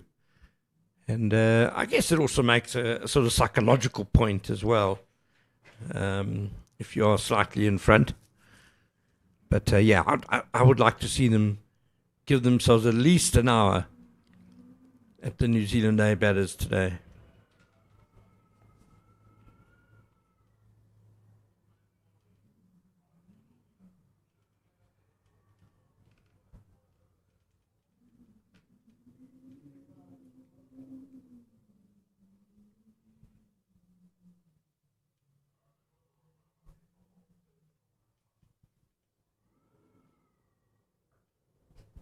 Again, good foot movement from Chile, getting it to that point area for a single. Yeah, you've got to think definitely South Africa should be looking to bowl tonight. One thing that you want to do is give New Zealand time to rest before they come in to bat. And there's definitely no point in just keep on betting and betting and betting, because then they're killing the game. But you want to almost say to New Zealand that we are positive about winning the game, even though there's just a day left, but we are still positive to say that we will win this game. Well, at least give yourself a chance. It may be unlikely, given the good surface, but you never know.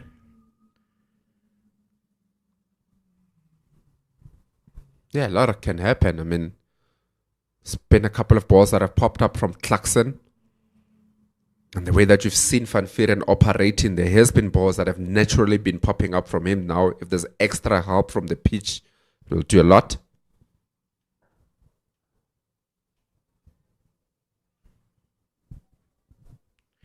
You mentioned earlier in the over Kashile's footwork, and it's been a feature of his innings how well he's been able to play both off the front foot and off the back foot. Has looked very confident against both lengths. As it's that time of day when the fielding side wants the ball changed. Yes, Captain Carter just pleading with umpire Lubabala Kuma. I don't think Babs doesn't give much away, does he? Something that I tried to do yesterday also, try and get the ball changed, to no success. How old is this ball? 25 overs. Just about 25 overs. So you're not going to easily get this ball changed. No bowling side ever tried to get the ball changed when things were going well for them. It's always a sign that they're a bit behind the game.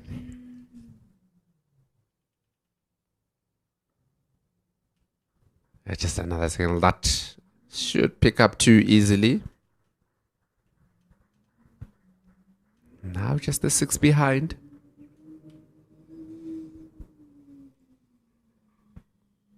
Eight rather.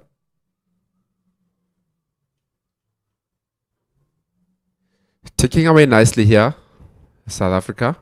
Partnership onto 197 from 197, so 100 strike rate for this partnership.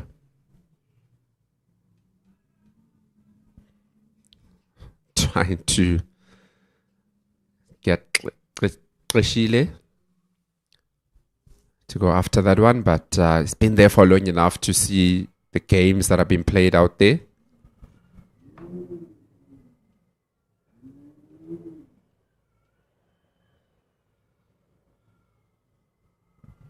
Once again, tucked away, should come back for another 2, comfortably so.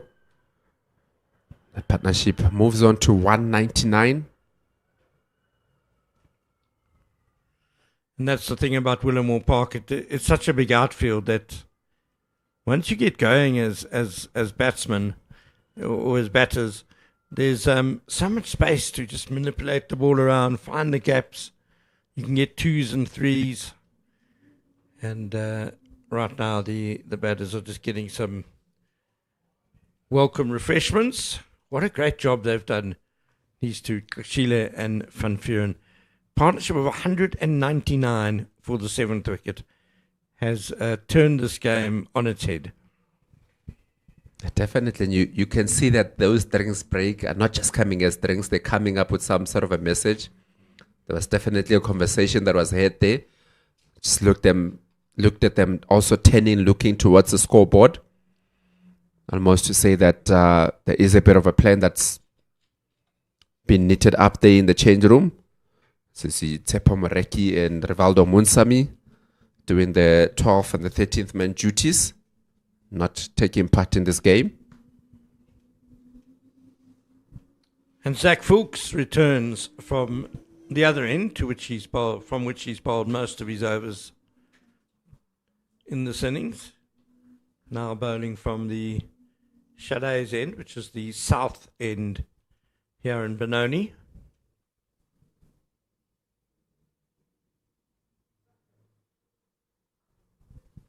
Good shot, put away by Van Vieren. And that's a very good shot to bring up the 200 partnership. 203 from just 200 balls. Going at a very good strike rate here. Very good partnership between the two batters. Qeshile and Van Vieren have really put the Python squeeze onto these innings. You can see a short ball here from Folks, but not too much effort behind it. It's been around for quite some time, has balled for quite some time. Into his 23rd over. Tries again, but this time over the head, comfortably so, way too short.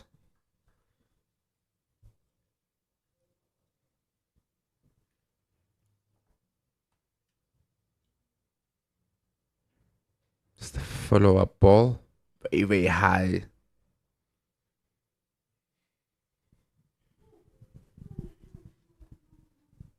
That just shows the mentality of where the team is at the moment, due to the good batsmanship from Qeshile and Van Vieren.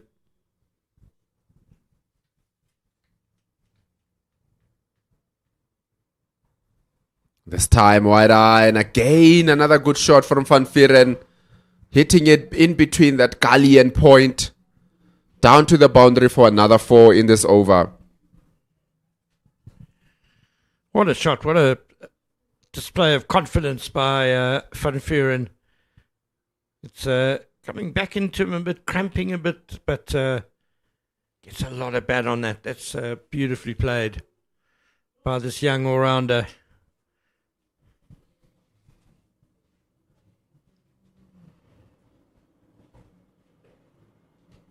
Once again, very well controlled. Just allowed the ball to come to him, hit it under his eye. That's a top order batsman shot there from Van Vieren. Yeah, and it shows again that here at Willamore Park, when it's fairly flat like this, when two batters get set, it's actually hard to stop the bleeding. Those are two reasonable deliveries from Zach Folks, especially the second one. That's so cheeky by Tiaan van Vuren. And what do we know? South Africa now has a lead of 7 runs.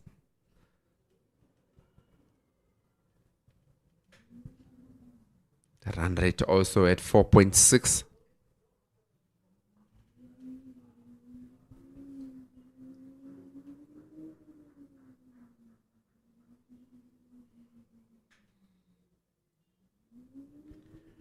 For those of you watching in New Zealand and elsewhere overseas, in case you're wondering, Benoni is about 40 kilometers east of Johannesburg, on what's called the East Rand. We're still very much on the Highveld here.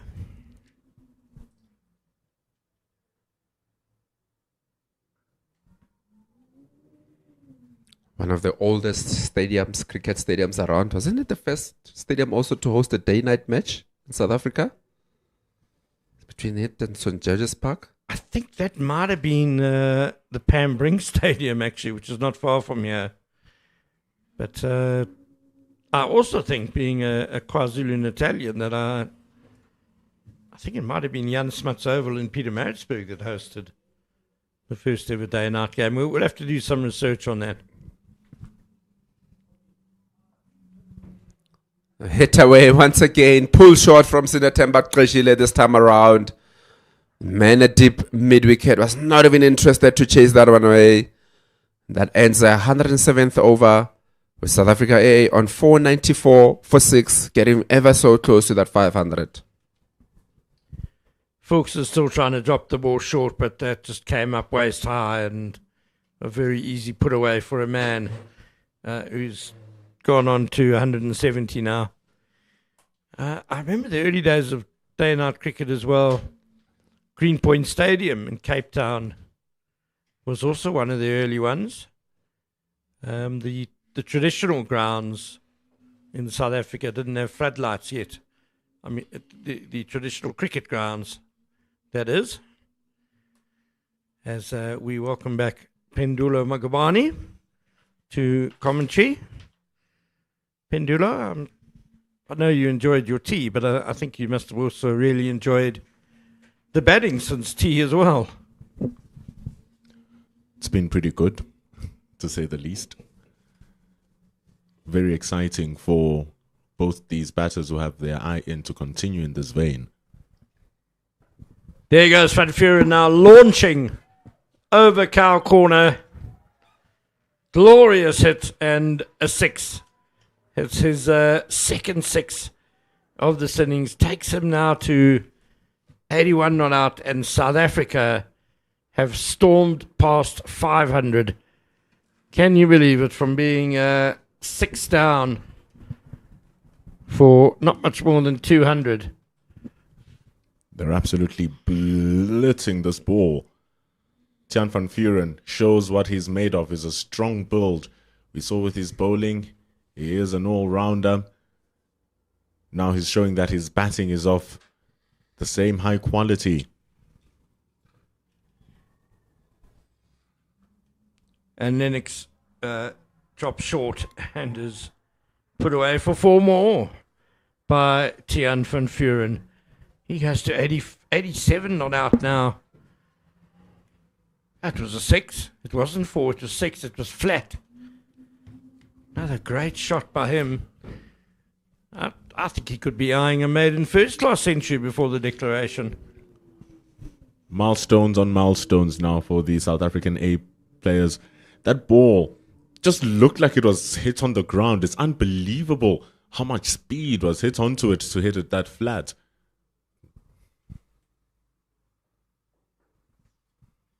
And now with the field spread, they're just easy ones to be gathered as well. So South Africa's first 5 wickets put on 232 runs. These next 2 have added 275. And 230 of those have been in this partnership between Kashile and Van Vuuren.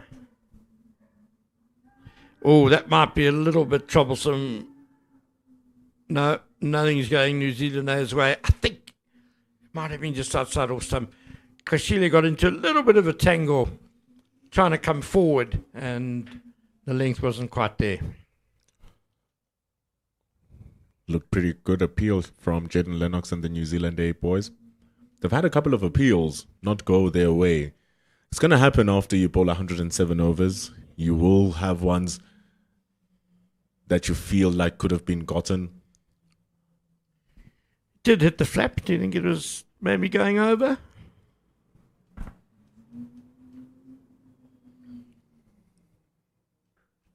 Slapped away through the covers. Full and wide by Lennox. That was a bit of a protest delivery, really. You could see he was still upset about the decision being turned down, and it was a bit sulky. He threw it full and wide, and he got punished.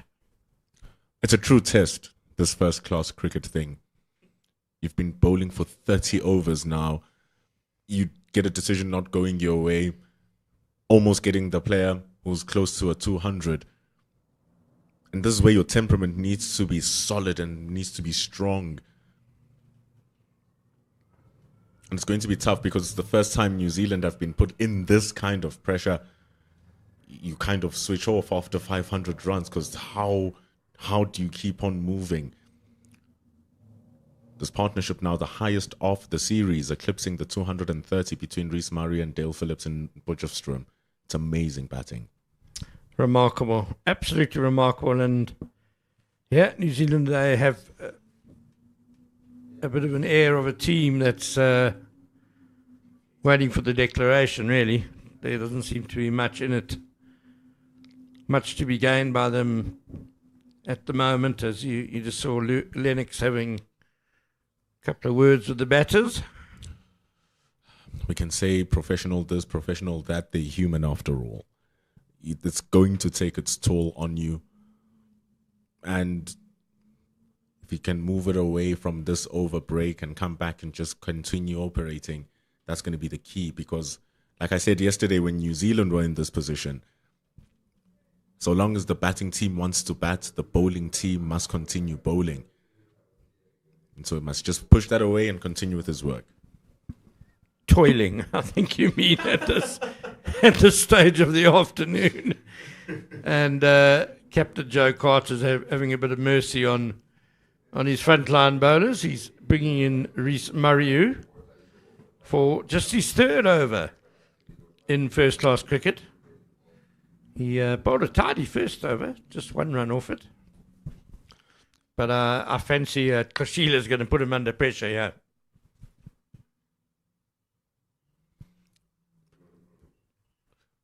Well, you can't even blame the wind for that one. The wind's blowing in the other direction. That was very wide outside off stump. Sometimes this is where legends are born, Ken Borland. You find yourself being a true all-rounder.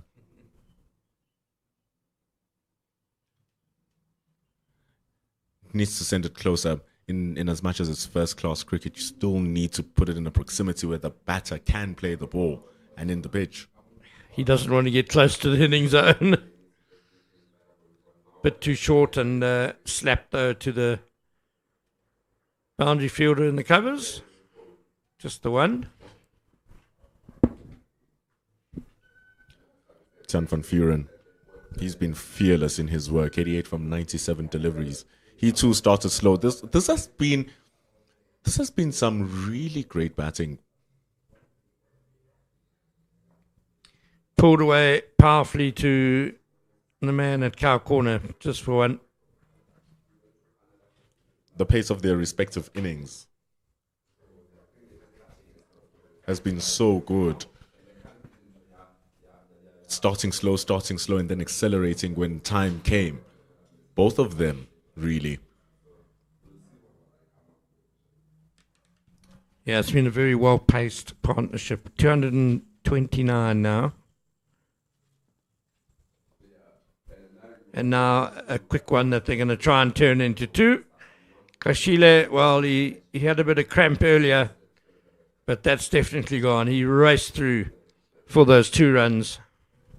Extremely smart batting here from South Africa A. You've been hitting the boundaries. You've sent all the fielders to protect those boundaries, and they've left all the space in the inner ring open. Just look at that behind Kashile. Those are easy tools any day, and if you're fit enough as a batting team, you're going to exploit that. Captain Joe Carter had no joy with umpire Kuma about the ball, and he's tried Bongani Jeli there as well. But also no luck. Have to find a way to get things going. That new ball didn't really have the effect New Zealand thought it was going to have, rather the opposite. It's always that feeling that the new ball is going to do something, it's going to move around, and therefore you might get a wicket. Alternatively, failure to land it in the correct areas. Story as old as time. It's going to fly off that bat through that ground. It's going to be 4 runs or 6.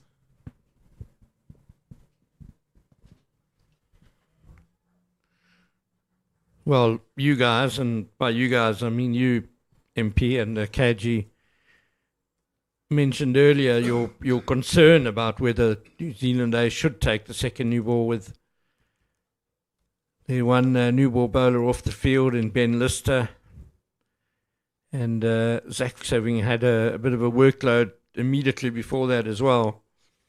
And in hindsight, it looks like you guys are bang on the money, because that was just a period that went wrong for the tourists, and a big momentum swing at that time.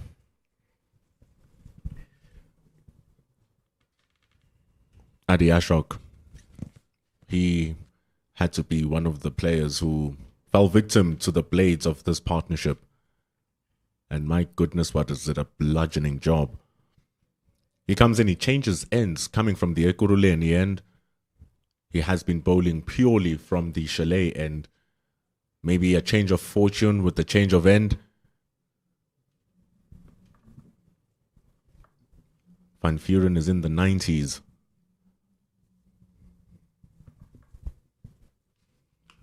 Yeah, it's not the ideal wind for a leg spinner to the right-hander. It's blowing from leg to off. Leg spinner would like to get a bit of drift into the right-hander and then turn it away off the pitch, but it'll make his googly more effective there.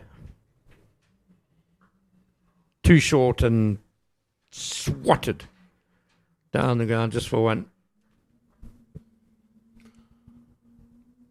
That's if both Qashile and Van Vuren allow him to find his areas, because that has been the issue. Especially from Qashile, his feet have been sweet, dancing around that crease to disrupt the bowler. Slog sweep, high and handsome, and all the way for 6. Qashile will go to 186 not out. And you mentioned footwork. Great footwork in this innings, and it's what you expect from a wicketkeeper, because footwork is such an important part of being a good glove man, and Qashile is certainly that, and he's shown today what a quality batter he is as well. Smashing shot from Qashile. Sends them to 250 as well. Blinding strike. He goes again, but misses. Every ball is an event now. South Africa A leading by 45 runs.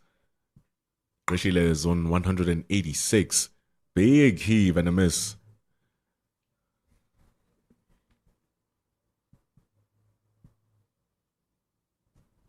And bowled.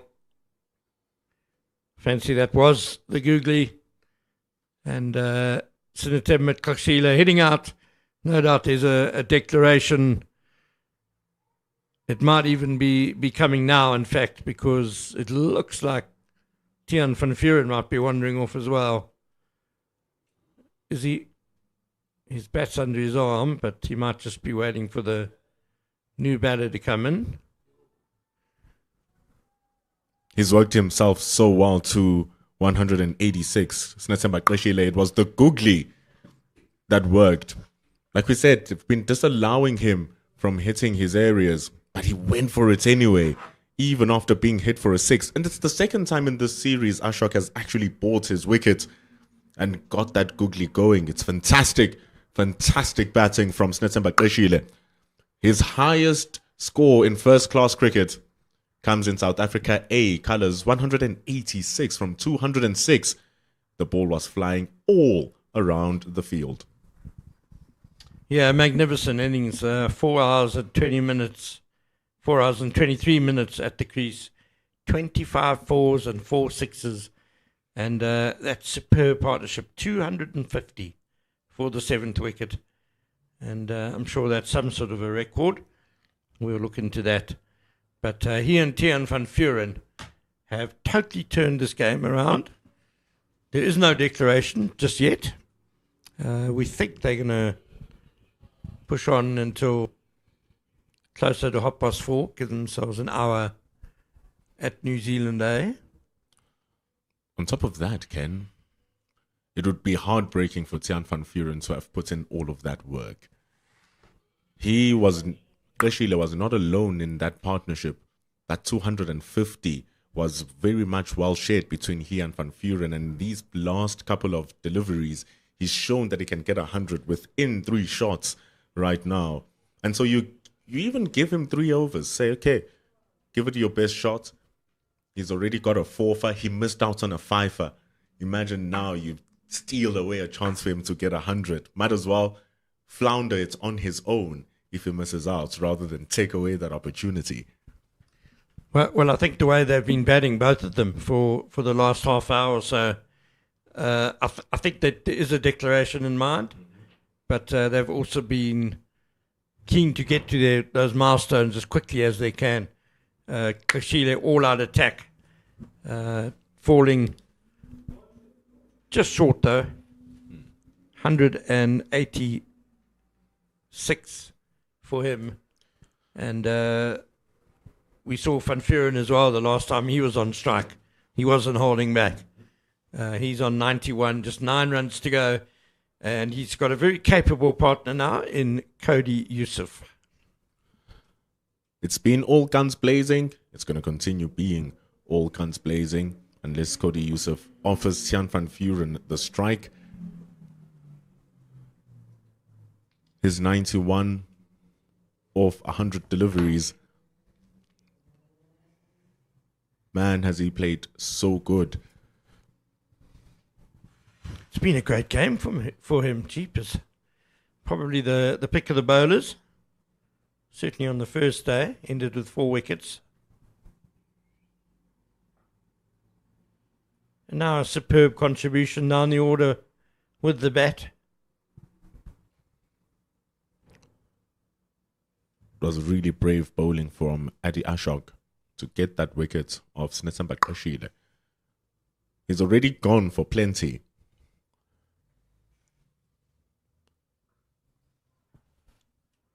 Oh, scrambling work by Joe Carter in the covers. That was struck fiercely. Put his body on the line, saves the single.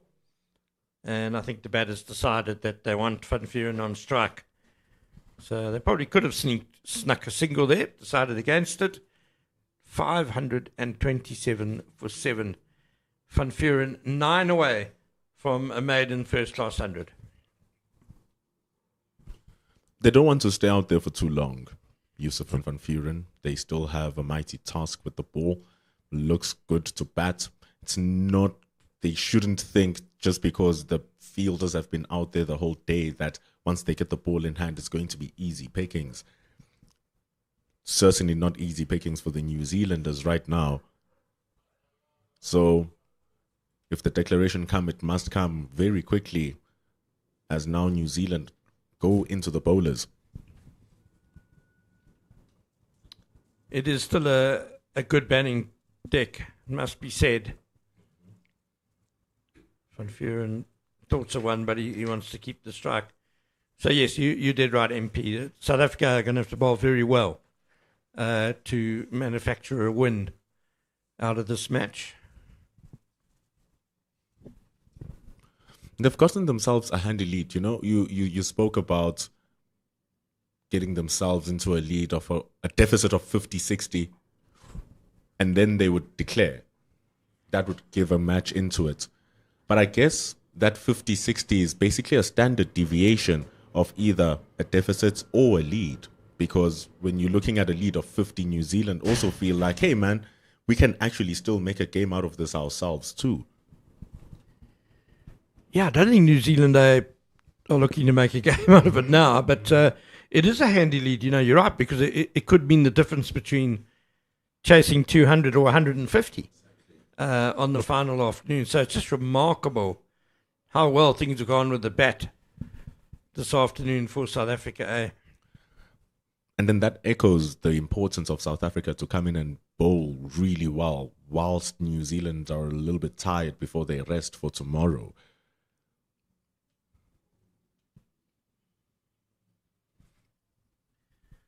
If they snatch up a couple of wickets before the end of play, and New Zealand still have either a very tiny lead or a very slight deficit, South Africa can feel like they can come in tomorrow and working hard. I think I was looking at it from that perspective. Thank you for the clarity, Mr. Borland. And so it's a really handy lead.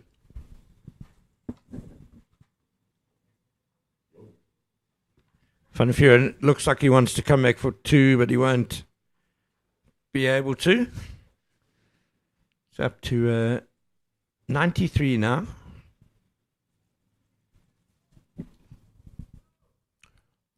Has slowed it down a bit.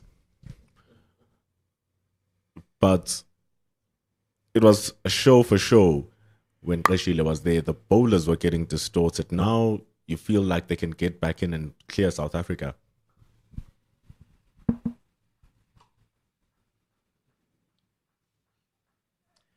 Easy one to end the over. 530 for 7. Cody Yusuf keeps the strike for the next over. And we are 6 minutes away from 4:30. So whatever happens, New Zealand are going to have possibly less than an hour to bat.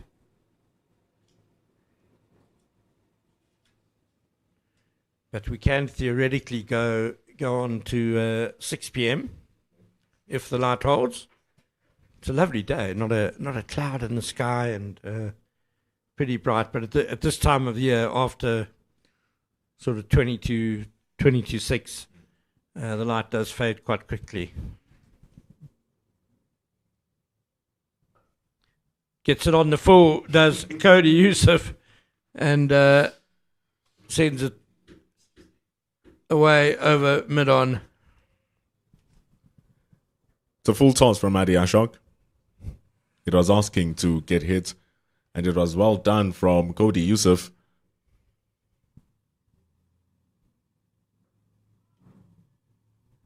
You can see Van Vuren is actually eager to get to the other side. And the field's up for Yusuf because he's the new batter and they want to bowl at him. But now he's hitting boundaries as well.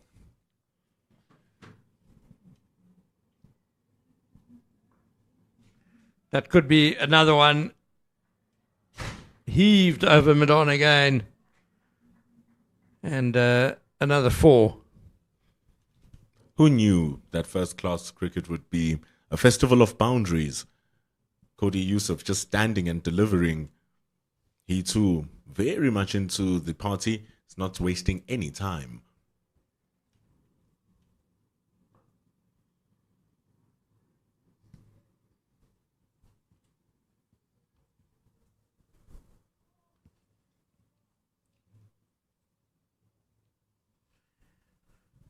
And that run rate is dashed up to 4.83 to the over.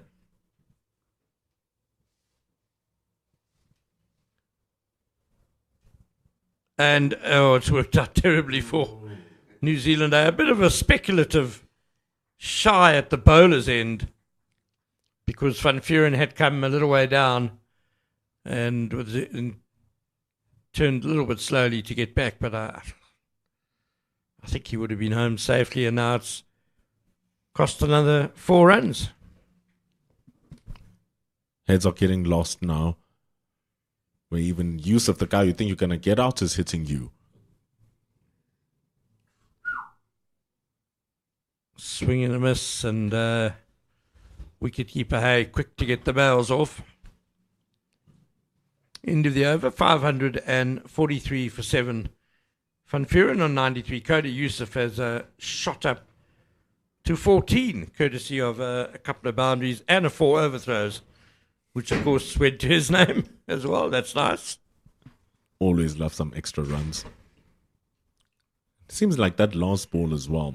If Ashok had delivered a googly, he was well going to be within the money.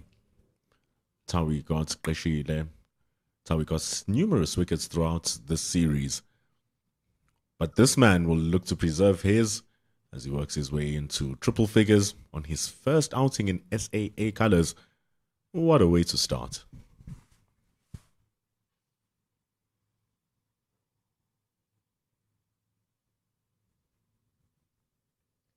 He hadn't had a single half century in first class cricket coming in today with a high score of 47.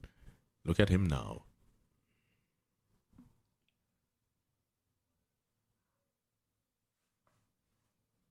Murray, you just getting the better of him there slightly with his little leg spinners.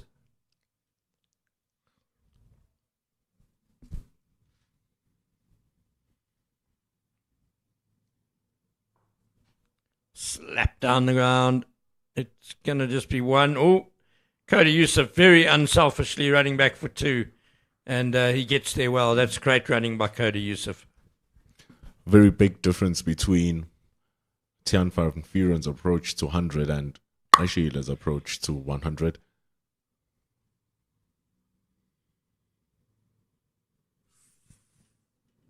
Went for the big, wanted it, thought he'd get to 100 of that shot. Qeshile went quite quickly through 90s, didn't he? He was also, didn't linger. Oh, my word. Well, you can forgive the part-time leggy for that run, but it's 4 more runs plus the extra, so 5 to the South Africa tally, which takes them to 550. Big numbers. That's a big wide as well from Reese Marios. Looking for the quicker delivery and also flatter. Just shows how difficult this leg spinning skill is. He chuckles because he's trying his best. Maybe some golden arm magic from the part-timer.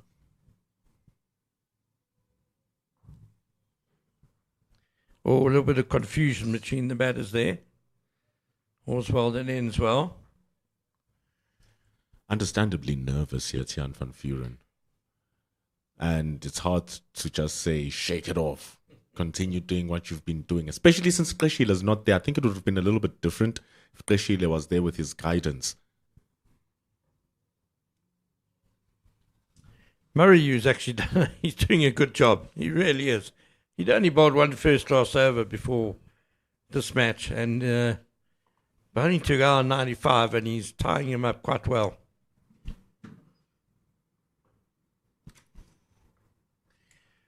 It's not going to beat Cow Corner. Tumbling save, and they settle for 1. Van Vuren on to 96 now. He will keep the strike.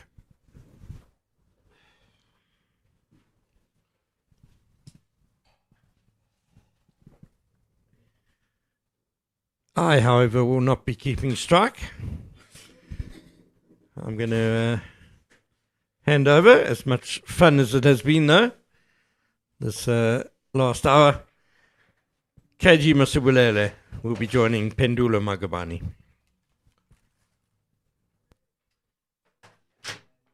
Adi Ashok. He's the man coming in. Bang!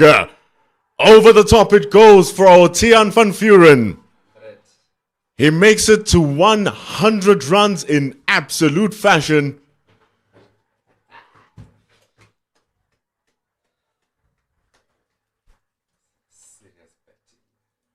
A moment to take it in and savor for Tiaan van Vuren. What a start to his SAA colours. Lennox, you can score an 80, I can score 100. That will be Tiaan van Vuren absolutely dispatching of that ball. And that's his dead. They're very, very emotional. Making his debut, can't keep the tears down, and we would blame him. What a proud moment that is. If you're watching it, want to watch it again on that stream.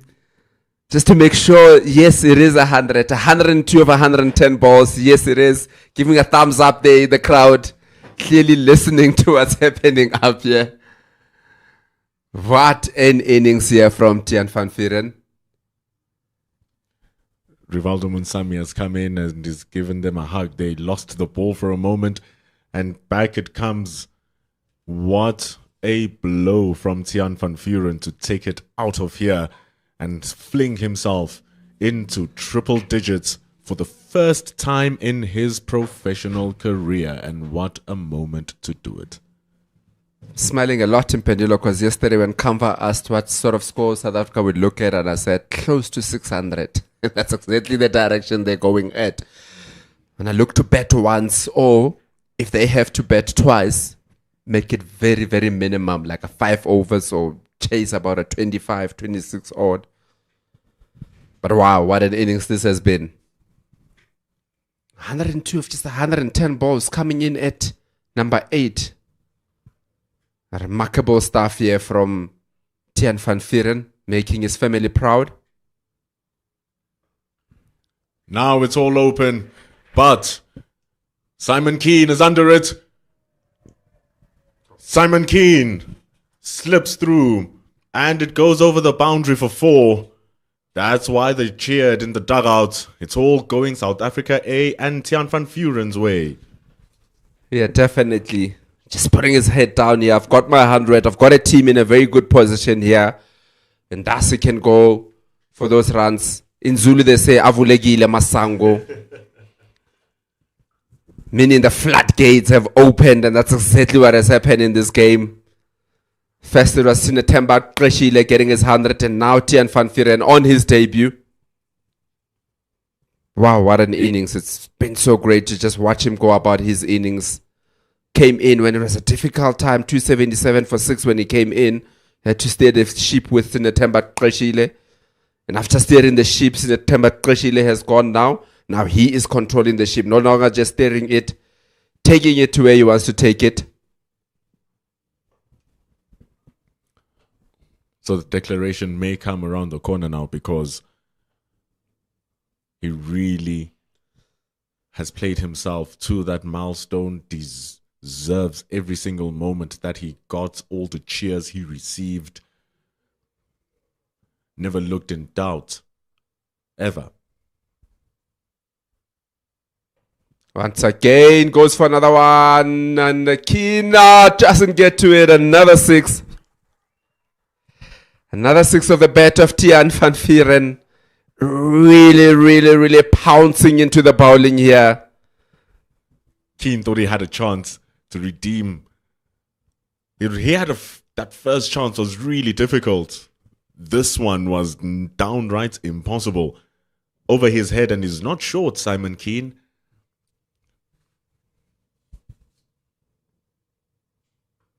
One more time.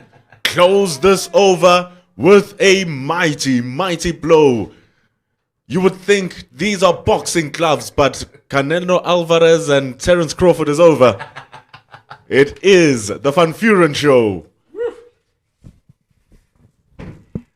Very difficult to be a spin bowler when you're getting hit like that. Like, what can you do? You can't bounce the guy out. Can't bowl a yorker. Well, you can try, but the way that Tiaan van Vuuren is going about this innings, probably gonna find it into Johannesburg. We are in the east of Johannesburg. Might just hit it in the central of Johannesburg. There's a street going to our left. I don't know if those cars are safe driving past Benoni here. Tiaan van Vuuren is absolutely lighting it up. No chance of going out of bad lights when it's like this.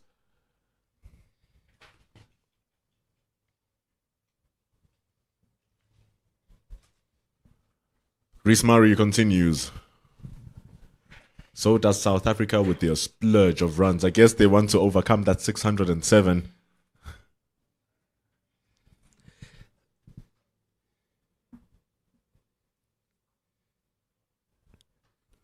It's one of those things that when a game is going this way in terms of the batting team, the bowling team will like to bring their strike bowler in to try and get a wicket.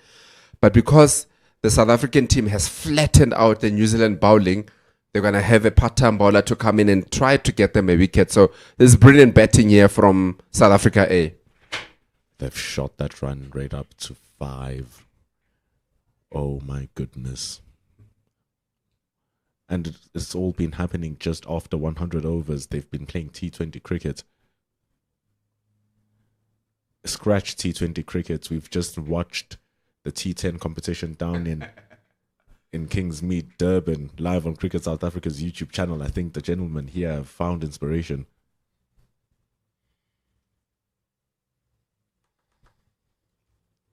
Yeah, definitely. But I think he is happier to be here, to be playing in this format of cricket and showing his exploits. Because you've got to think that when selectors do select, yes, we're selecting 4 or 5 bowlers, but if they get to a point where the bowlers are almost evenly matched up, they look at the next thing about fielding. Can he bat? Can he contribute? And you think about somebody like a Coben Bosch and the kind of batsman he is for the Proteas. He is a bowler, but because he's a very good bowler, it gives him that opportunity to come in and know that he's a very handy number 8 or number 9 to have in the slot. And Tiaan van Vuuren, and we spoke about him, possibly a team looking for him in Division 1 to come and play, and he's showing that even those 4 wickets that he got, it's not all about that. He can also hold the bat and hold the bat properly. I mean, to be going at a strike rate of almost 100 now, we've got a 50-up partnership in just 32 balls. It's absolute bonkers batting.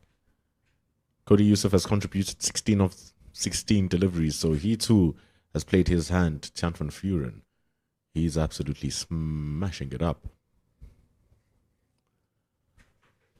And it's just torturous now to the New Zealanders. Oh no, they throw the wicket away. Tian van Vuren, he was coming back for number 2. Cody Yusuf denies the run to come back. And that will be the declaration. 577, and on debut, Tian van Vuren falls off a miscommunication. But do you really call it falling when he stood so tall? 120 from 115. Yeah, brilliant batting here. Looked like they were set for 2 up front, but Cody Yusuf, after he turned, decided not to go. Tian van Vuren acknowledging his parents there, acknowledging everybody in the field. Very, very well batted. His team is very happy about his exploits here today, Tian van Vuren.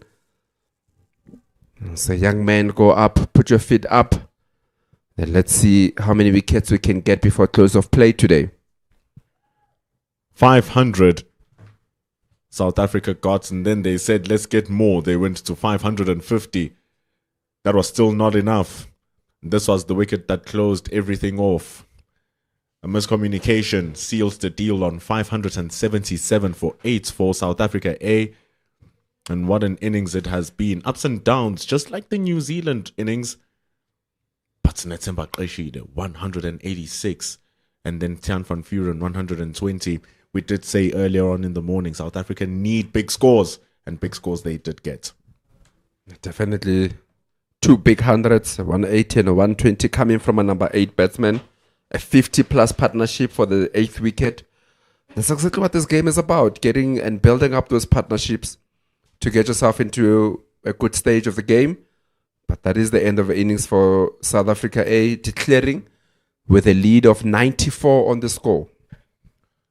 Zach Folks with 2 wickets. Adi Ashok with 3. Jaden Lennox with 2. New Zealand had to toil hard. But now it's their turn to do it again after scoring 482. South Africa have declared, and we will come back after 10 minutes to bring you all the coverage of the 3rd innings of the match.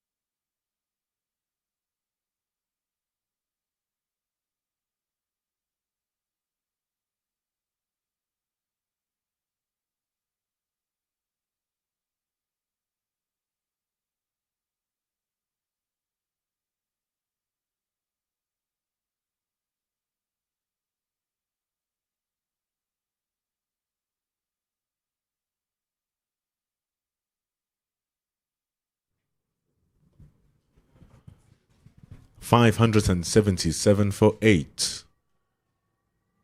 That was what South Africa's posted in reply to New Zealand's 482. And thus, a lead of 95 for South Africa sees New Zealand walk in, needing to crack it down. But they walk in with a different opening pair. Reece Murray is still out there, but he comes in with the captain, Joe Carter, who came in very low in the order in the first innings, and now he's going to have a crack at the top. It's the third innings between South Africa A and New Zealand A in their second unofficial test here at Willowmore Park. My name is Bendulo Makubane here in commentary. Next to me, Mr. Kagisho Masubulele. 40 minutes to go today. Close of play scheduled to be at 17:30. As I said, change, and one wonders what brought about the change in terms of the batting lineup. Could it be what we were also speaking about of the fatigue going in? And if you remember, he spent a lot of time under the helmet also, so you would have been in uncomfortable positions for most of the game. But nonetheless, situation right now with Cody Youssef to open the bowling from the Ekurhuleni end. He was under for a while, and then this happened after he batted for 10 hours for his 190. Cody Youssef had a little bit of a cameo after getting the final wicket yesterday for South Africa A, and now he's going to open the bowling. You would say momentum with the South Africa A team.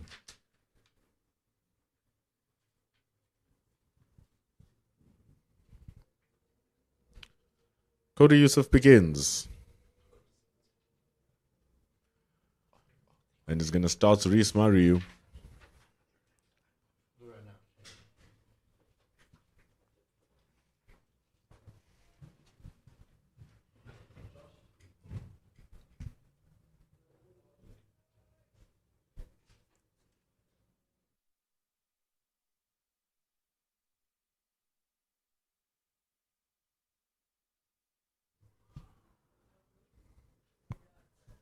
Swing and a miss for Reece Murray.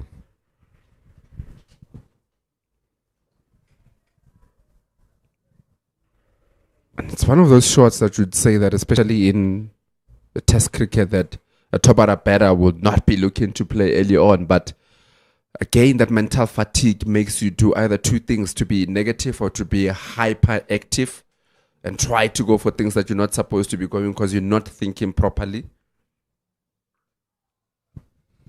So this is the time for South Africa A to hunt, and to hunt wildly, and get a crack into Reece Murray or Joe Carter. And even that whole top order, because as we've seen and as we've been speaking, New Zealand A can contribute throughout the order right up until the bottom now that we've seen from Jaden Lennox. So the inroads that South Africa need to make are right now before they go take a rest at stumps.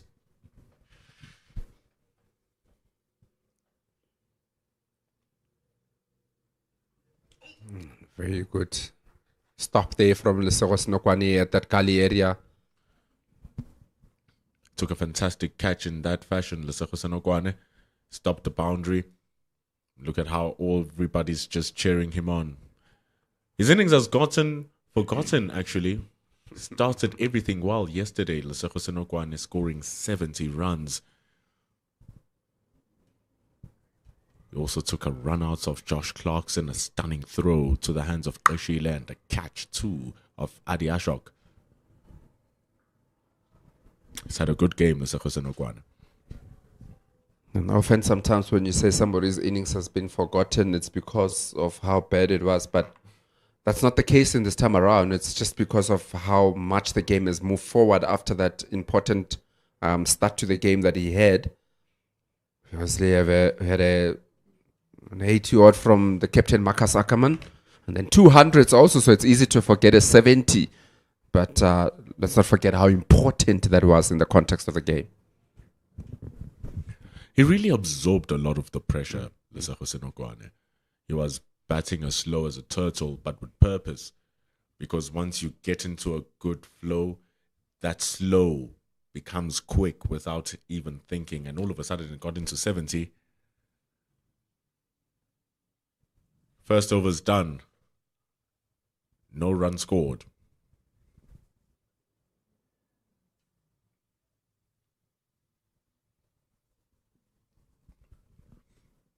And I think on top of just the hundreds that were scored at the later on, it's the fashion in which they were scored. That partnership from Van Vuren and Kashile, over 230, and it came in less than those 230 balls, and that's why that hype of what they were doing just is so exciting. And from facing and scoring 120 runs, Tiaan van Vuren says, Marcus Akerman, give me the ball. I'm on fire. I still got it. He's going to open it up.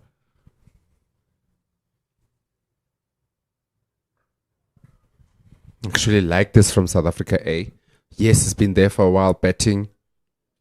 It's the last wicket to fall. But you've got to feel that he's still got that adrenaline with him, Tiaan van Vuren. And probably coaching staff would have said, you've just got 40 minutes to go. Just give it a good best. Have a good night rest and come back tomorrow. So empty the tank and come back tomorrow and let's see where the game is.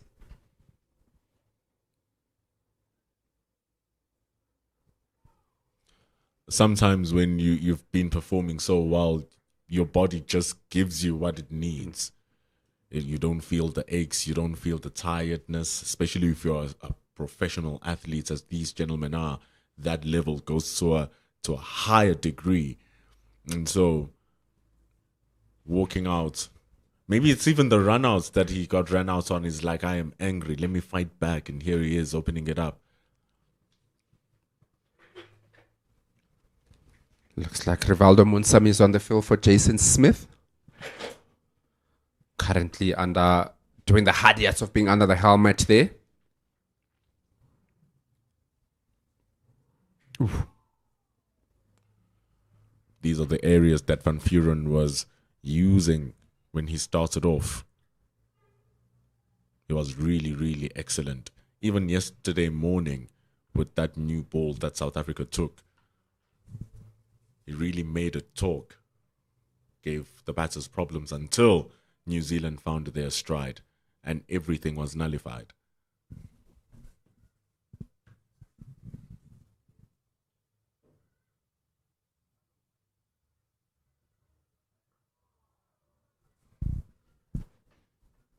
Rhys Mariu was his first victim, his first wicket in SAA colours.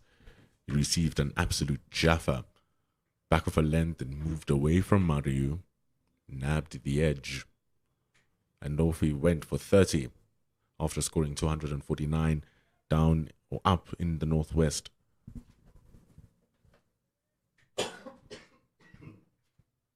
Munsami very close to the batter, and no doubt that he'll be sharing a couple of words knowing Munsami.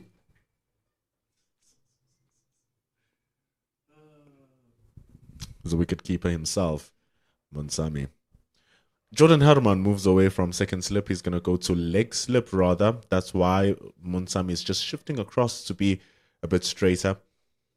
So if the ball does come to the pads and to the armpits of Rhys Mariu, he's under threat. If it goes to the off stump, he's under threat.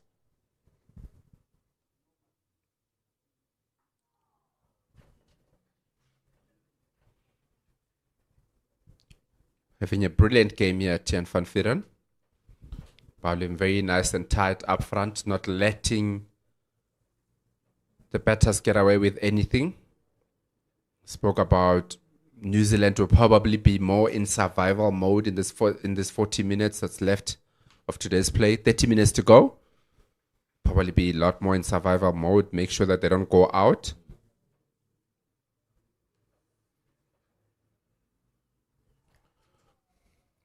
It's going to be difficult if Tiaan van Vuren continues in that vein. He starts off well, just gives away a single. It's one for no loss after 2 overs here at Willowmore Park. The Proteas women are in action. Most of the ladies also taking part in the Hollywood Bets Pro Series, which will be starting on the 4th of October. 5 competitions to look forward to in the CSA competition. The Pro 20, the Pro 50, which is the Hollywood Bets Women's Competition, the CSA T20 4-day and 1-day series, which is the men's competition. But the women currently playing, serving up, working towards the World Cup.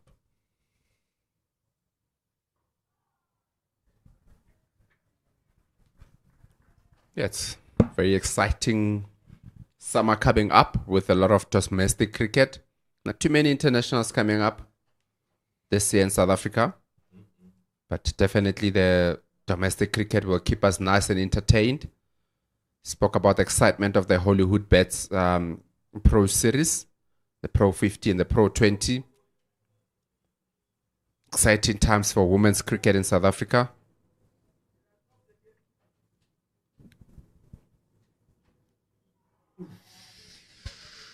This is good stuff from Cody Youssef. He did bowl well in his first couple of spells, and then when the ball died, so did its movement and its chances of taking his wickets until he got the very last wicket, Cody Youssef. But he was getting it to shape around and move around. It's just that it didn't get the luck. Yeah, that's where sometimes you look at stats, you might think that somebody isn't bowled well, but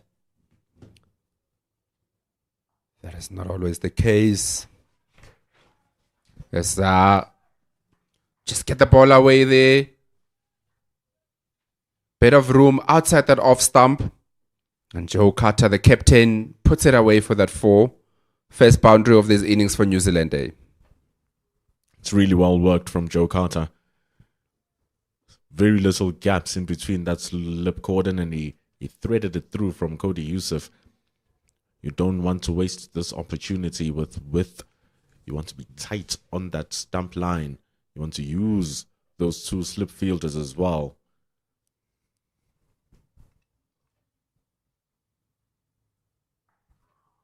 Good stuff from Youssef. Does hit the bat hard, doesn't he? It's one of those guys that really puts a lot of effort behind the ball. Can run in the whole day. He has had the liberty of putting his feet up almost the whole day. Just came in for cameo about 5 overs, 6 overs or so. I can get going again here. And it was a nice little cameo from Cody Youssef.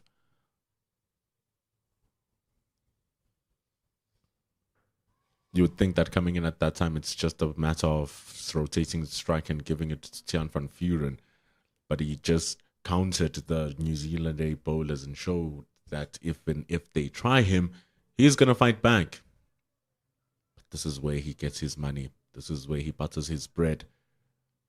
Really needs to get those stumps clanking, get those wickets moving.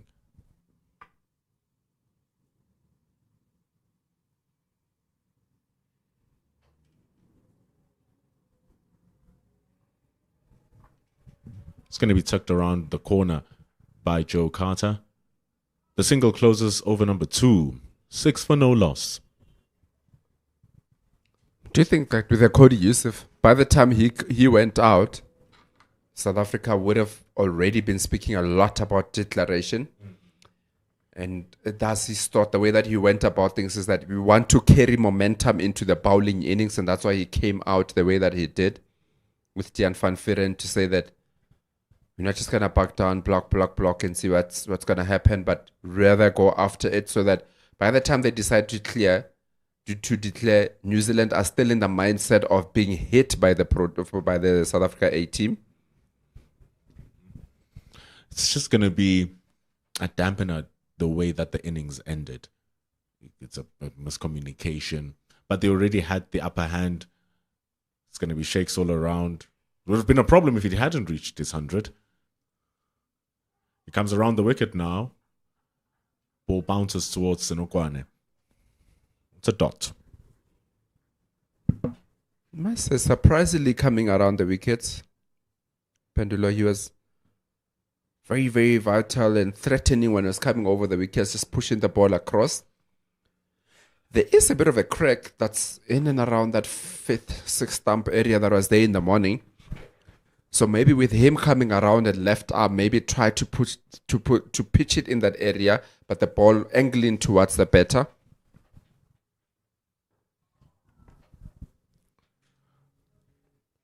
And he has that gully. He has Zubair Hamza at the slip. If he does decide to go straight, it's still the same field that he had as he was coming over the wicket, really. And so if he does decide to go straight, the only risk is that if it goes past the leg slip, it's going to be 4 because there's no deep fine leg.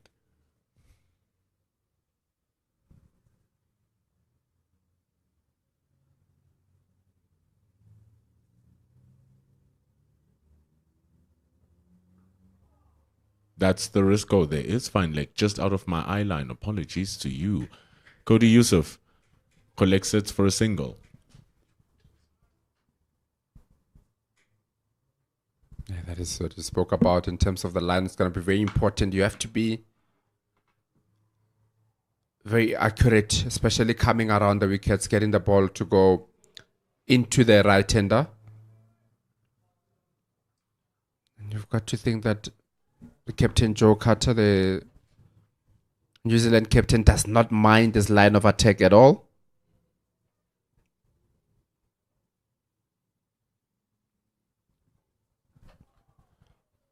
When he did get their wickets yesterday, both Mario and Carter got them with almost the same delivery. He was coming over the wicket. Still brand new ball, brand new wickets as well. So maybe right now showing a different angle of attack.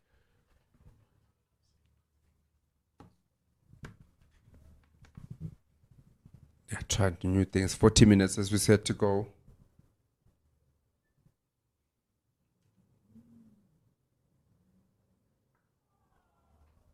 You see this soft hands being used by Joe Carter. And what he did in the wickets in the first innings is that the batters did the best that they could because they played the ball right under their eye. It was just the movement that took the ball away from them that edged the bat.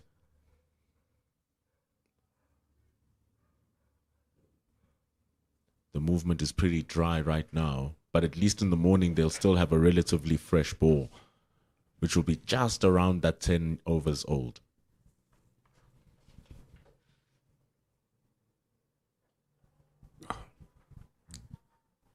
Expansive drive. Marcus Akerman can't draw it back. That's going to be 4 runs for Joe Carter. It ends the over. 12 for no loss. And as you rightfully mentioned, Pendulo, that to get both of their wickets, but coming from over the wickets, this is an easier line of attack for the batsmen because I can see you all the way from where you come in. Don't have to change the way that they're standing. But the minute you come over the wicket as a left-hander and look to get the ball away from them, can get them not to be too sure about where their off-stump is, what they need to play and what they don't need to play. So it is a bit of a surprise to see him coming around the wickets with a new ball early on here, Tian van Vieren. But I suppose if the intent is for these gentlemen to survive, you might as well try and make them play.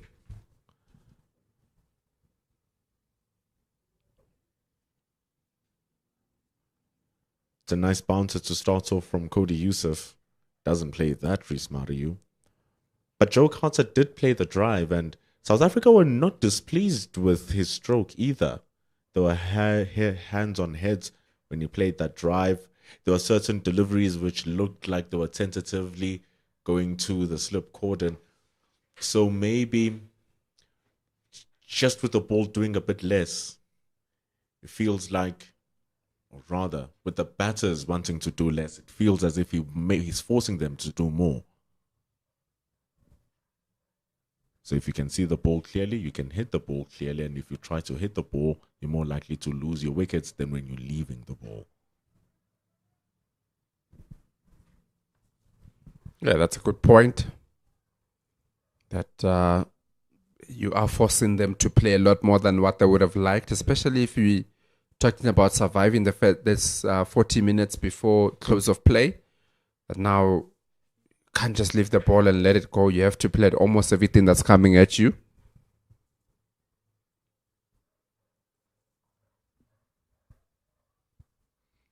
And that's a good line from Yusuf. You're wide enough to invite the stroke, but you're tight enough still to just squeeze it out of room. Where if the batter can leave it, you still have leeway to come closer and closer and closer in the next deliveries. And you make them feel like they can slash through it. That's where your slip comes into action.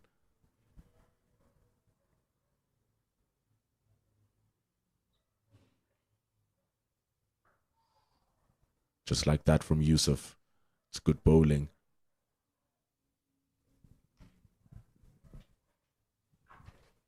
It's an energy bulb, Yusuf. He will run in the whole afternoon. South Africa deciding to continue with the partnership that ended the betting innings with Cody Yusuf. And of course, Tian Van Vieren, operating from the chalet end. Change in field there with Munsami coming into that short leg area.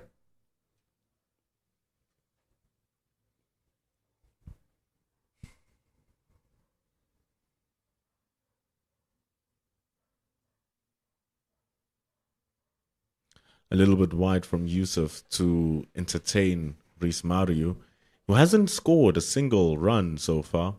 That is what you call survival. And there's an over away, Yusuf.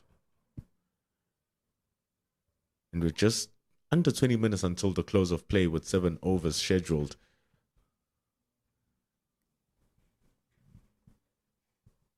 Got to think 18 minutes, maybe 5-6 overs.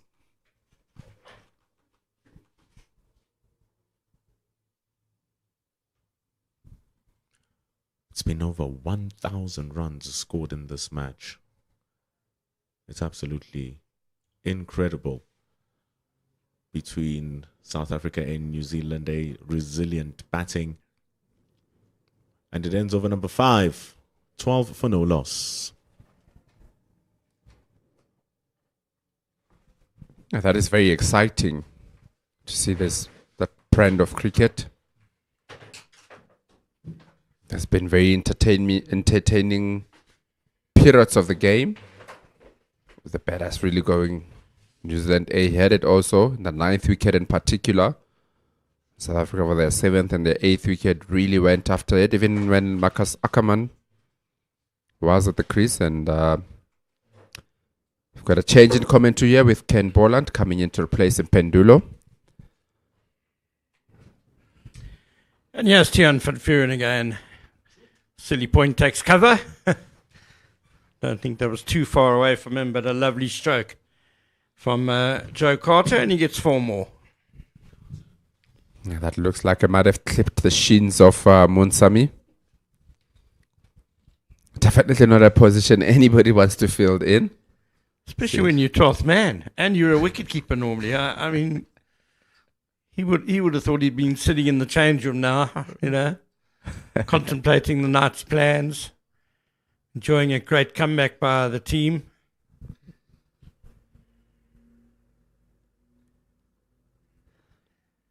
I think maybe one of the reasons he's there is because his shadow goes right across the pitch. You can see there at a bit of an awkward spot in terms of length. And that's fine. As long as he doesn't move, he's quite entitled to be there. He's not allowed to... Okay, there he's about to step onto the pitch where he's not allowed to stand. But off the cut bit, he's welcome. Depending on how brave he is.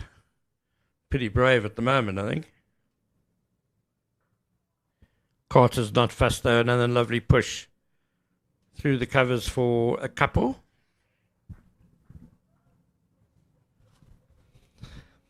Under fire there. You can just see that he's trying to upset the batters. He spoke about that shadow, possibly the ball bouncing into that shadow that he is creating.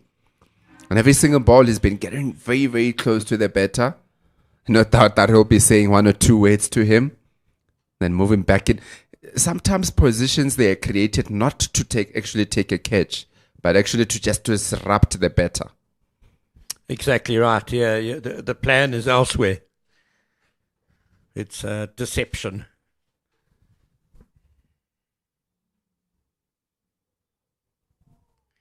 And distraction. But Carter's looking good and solid out there. Just the sort of start New Zealand they would have wanted after a really pretty terrible afternoon for them. The record-breaking partnership for the 7th wicket between Sinetem Kashile and Tian van Vuren bowling. Now, they put on 250 for the 7th wicket, which is a record for South Africa, previously held by two Proteas, one of them an absolute legend. Zander de Bruin and Hashim Amla put on 247 for the 7th wicket against New Zealand, Same opponents, just up the road at Centurion back in 2004. So that's a nice little record for those two to claim for themselves. Yes, definitely. Especially if you mention in the names Zander de Bruin and Hashim Amla. If you take a record from where that man is involved, means that you must be doing something quite right. A lot right, actually.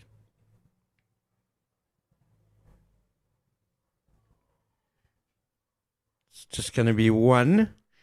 It was early days in Hashim Amla's career, still 2004, but I'm still not sure why he was coming in number 8.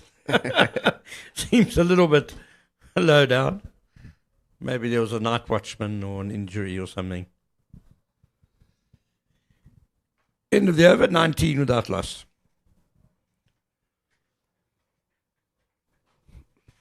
I guess stranger things have happened in cricket.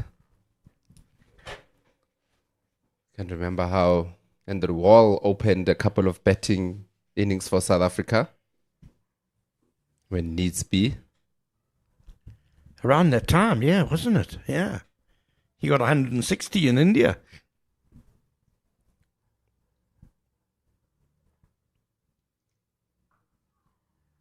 Beautifully punched, got up on his toes, and just, that's an immaculate cricket stroke by Joe Carter. Reece Murray, who hasn't got off the mark, of 16 deliveries.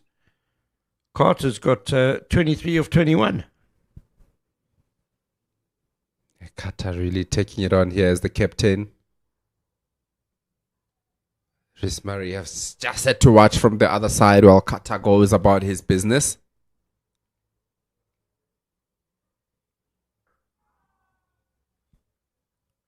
Very good solid batting here from Carter.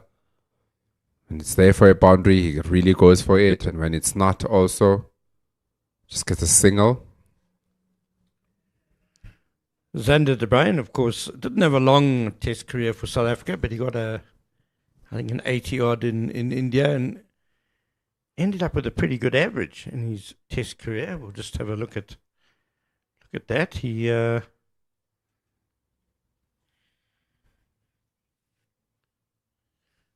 played 3 tests and ended with an average of 38.75. Yeah, got an 83.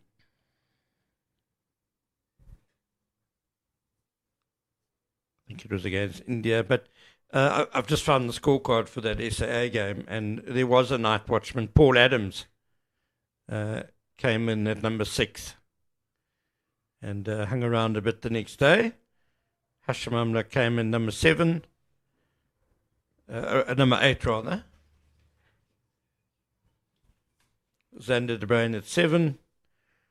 They came in, SA were in trouble, 156 for 6. Zander de Bruin got 155 and Hashim Amla 115 to take them to 403 for 7. And eventually a first innings lead of 163 runs. But that match was drawn in the end.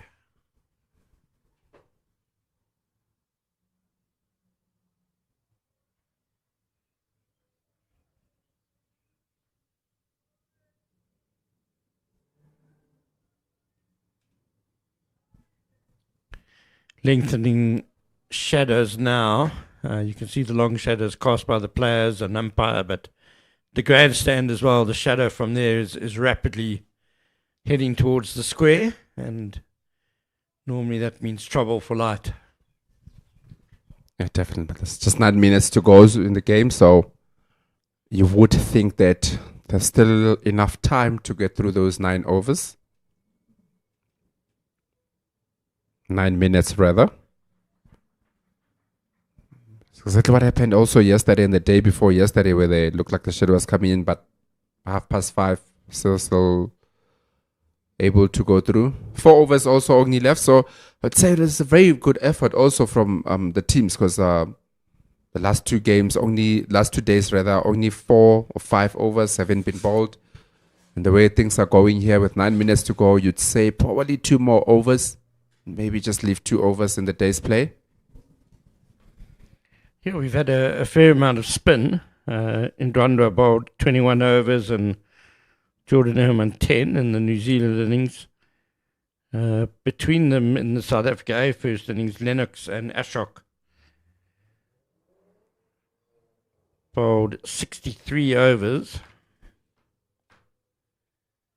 It makes a difference, but yeah, as you say, good effort, KG.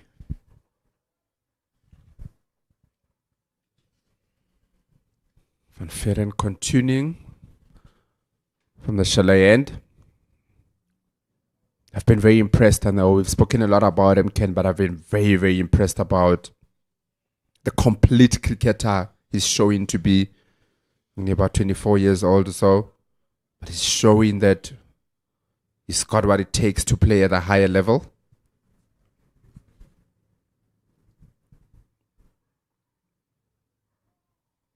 Well, I think any time you have a left arm quick, and he is genuinely quick, who can come in and bowl as he has, and can also bat well enough to score 120 from a position of pressure. That's a very, very handy cricketer to have indeed. Marco Jansen, of course, is in a similar vein. Fast left armer, very useful with the bat.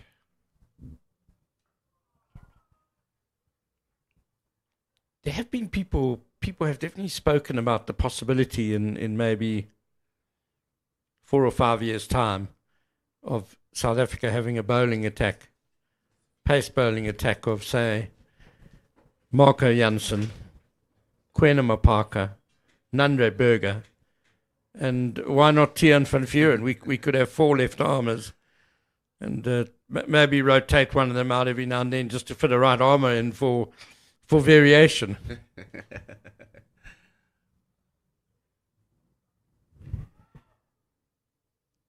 Murray, you just can't get going here. If he had edged that hook shot, it would have seemed like a pretty rash option so late in the day.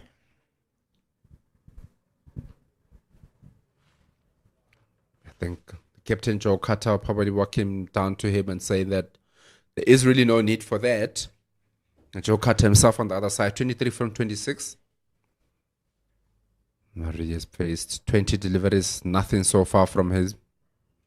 So it'd be itching, you would say. Men that got a 200 in the first innings of the first match.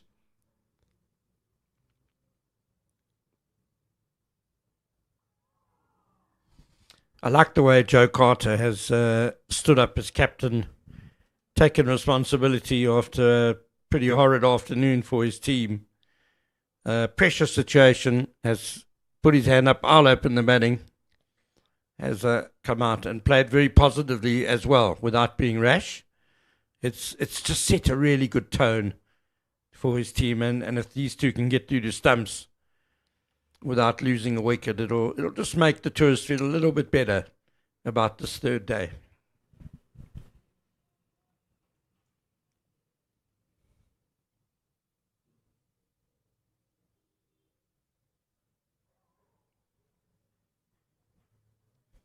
Dot ball to end the 8th over with New Zealand A on 23 for naught. Yeah, I think very important, Ken, as a captain, to put your hand up and say that the 40 minutes that we've got to bed will probably be a difficult period, especially after bowling those many overs and being hit all over the place like they did. So for the captain to say to himself that I'm not going to pass the responsibility on anybody else. I mean, in any way, he's a number 3 batsman, so why not just go there out there and open and just show the team what he's looking from the team. Has had a very good start to this innings, 23 from just 26 balls. So it hasn't just been about survival of 40 minutes, but also taking the attack on when needs be.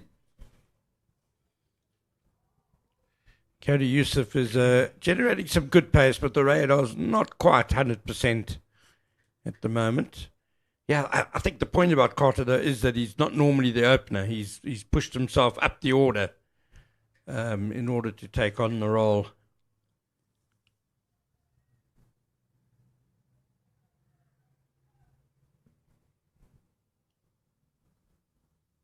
And we normally see sometimes when it's tough and the captain, when they're bowling, sometimes they'll take the ball and say, I want to try get a wicket.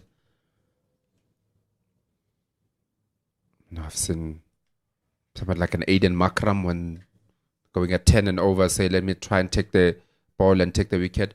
So there's a different one now with Joe Carter now going like, we've been fetching a lot. Our bowlers have been fetching a lot.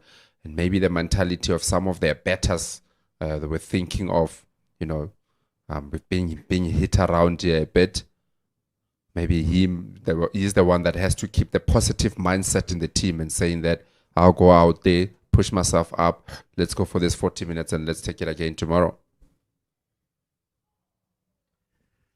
I know in certain change rooms there have been mutters through the years about captains who've been top order batters, won the toss and elected to bowl first because they didn't fancy a greenish looking pitch.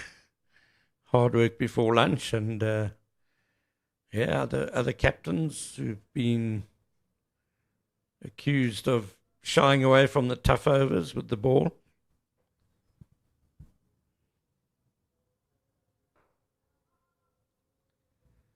Certainly not the case here.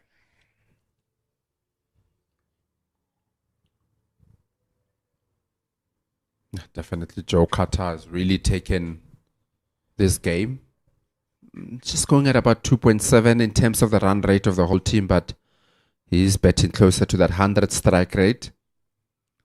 Allowing Murray from the other side just to set himself. We'll start again tomorrow. Fresh day after resting overnight.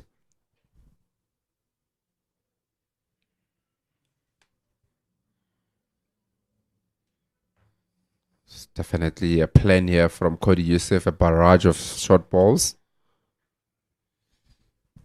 Murray, you of course fresh off that magnificent 249 in Potchefstroom. Didn't bat in the second innings.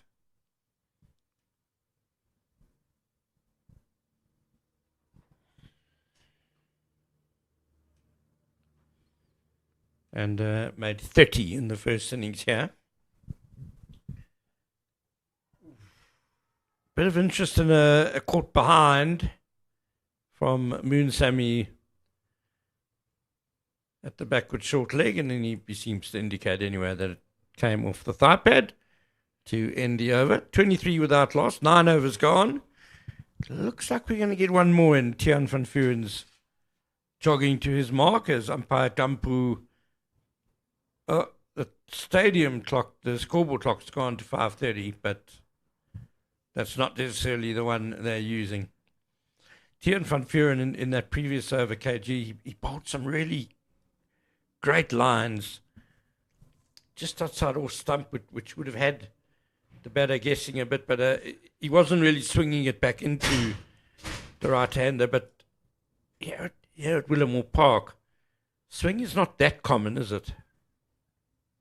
Yeah, definitely. You don't expect it to jeff around. I think if we just look at the way that he got 2 wickets of this particular batsman in the first innings, was just getting the ball to just keep on going across them on the length, just popping up a little bit. Umpire Gumpu just checking his follow through there. It's always a problem with the left arm over.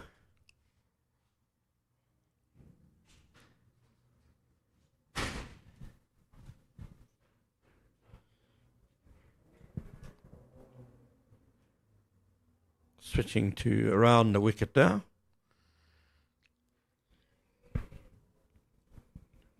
Very important 4 balls here for Rhys Murray in particular. Has survived so far. He's faced 4 overs without scoring a run. Yeah, he'd be mortified to now get out in the final over of the day. Definitely after doing the hard work of not giving a wicket away. We're looking forward to coming back tomorrow to get some runs on the board. Deep square leg in place. Pongwana prevents Murray from getting that first run.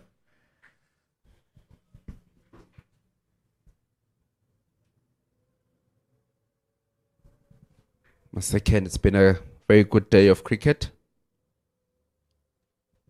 An incredible day. What a comeback we saw from South Africa. What a partnership between Kashile and Tiaan van Vuuren.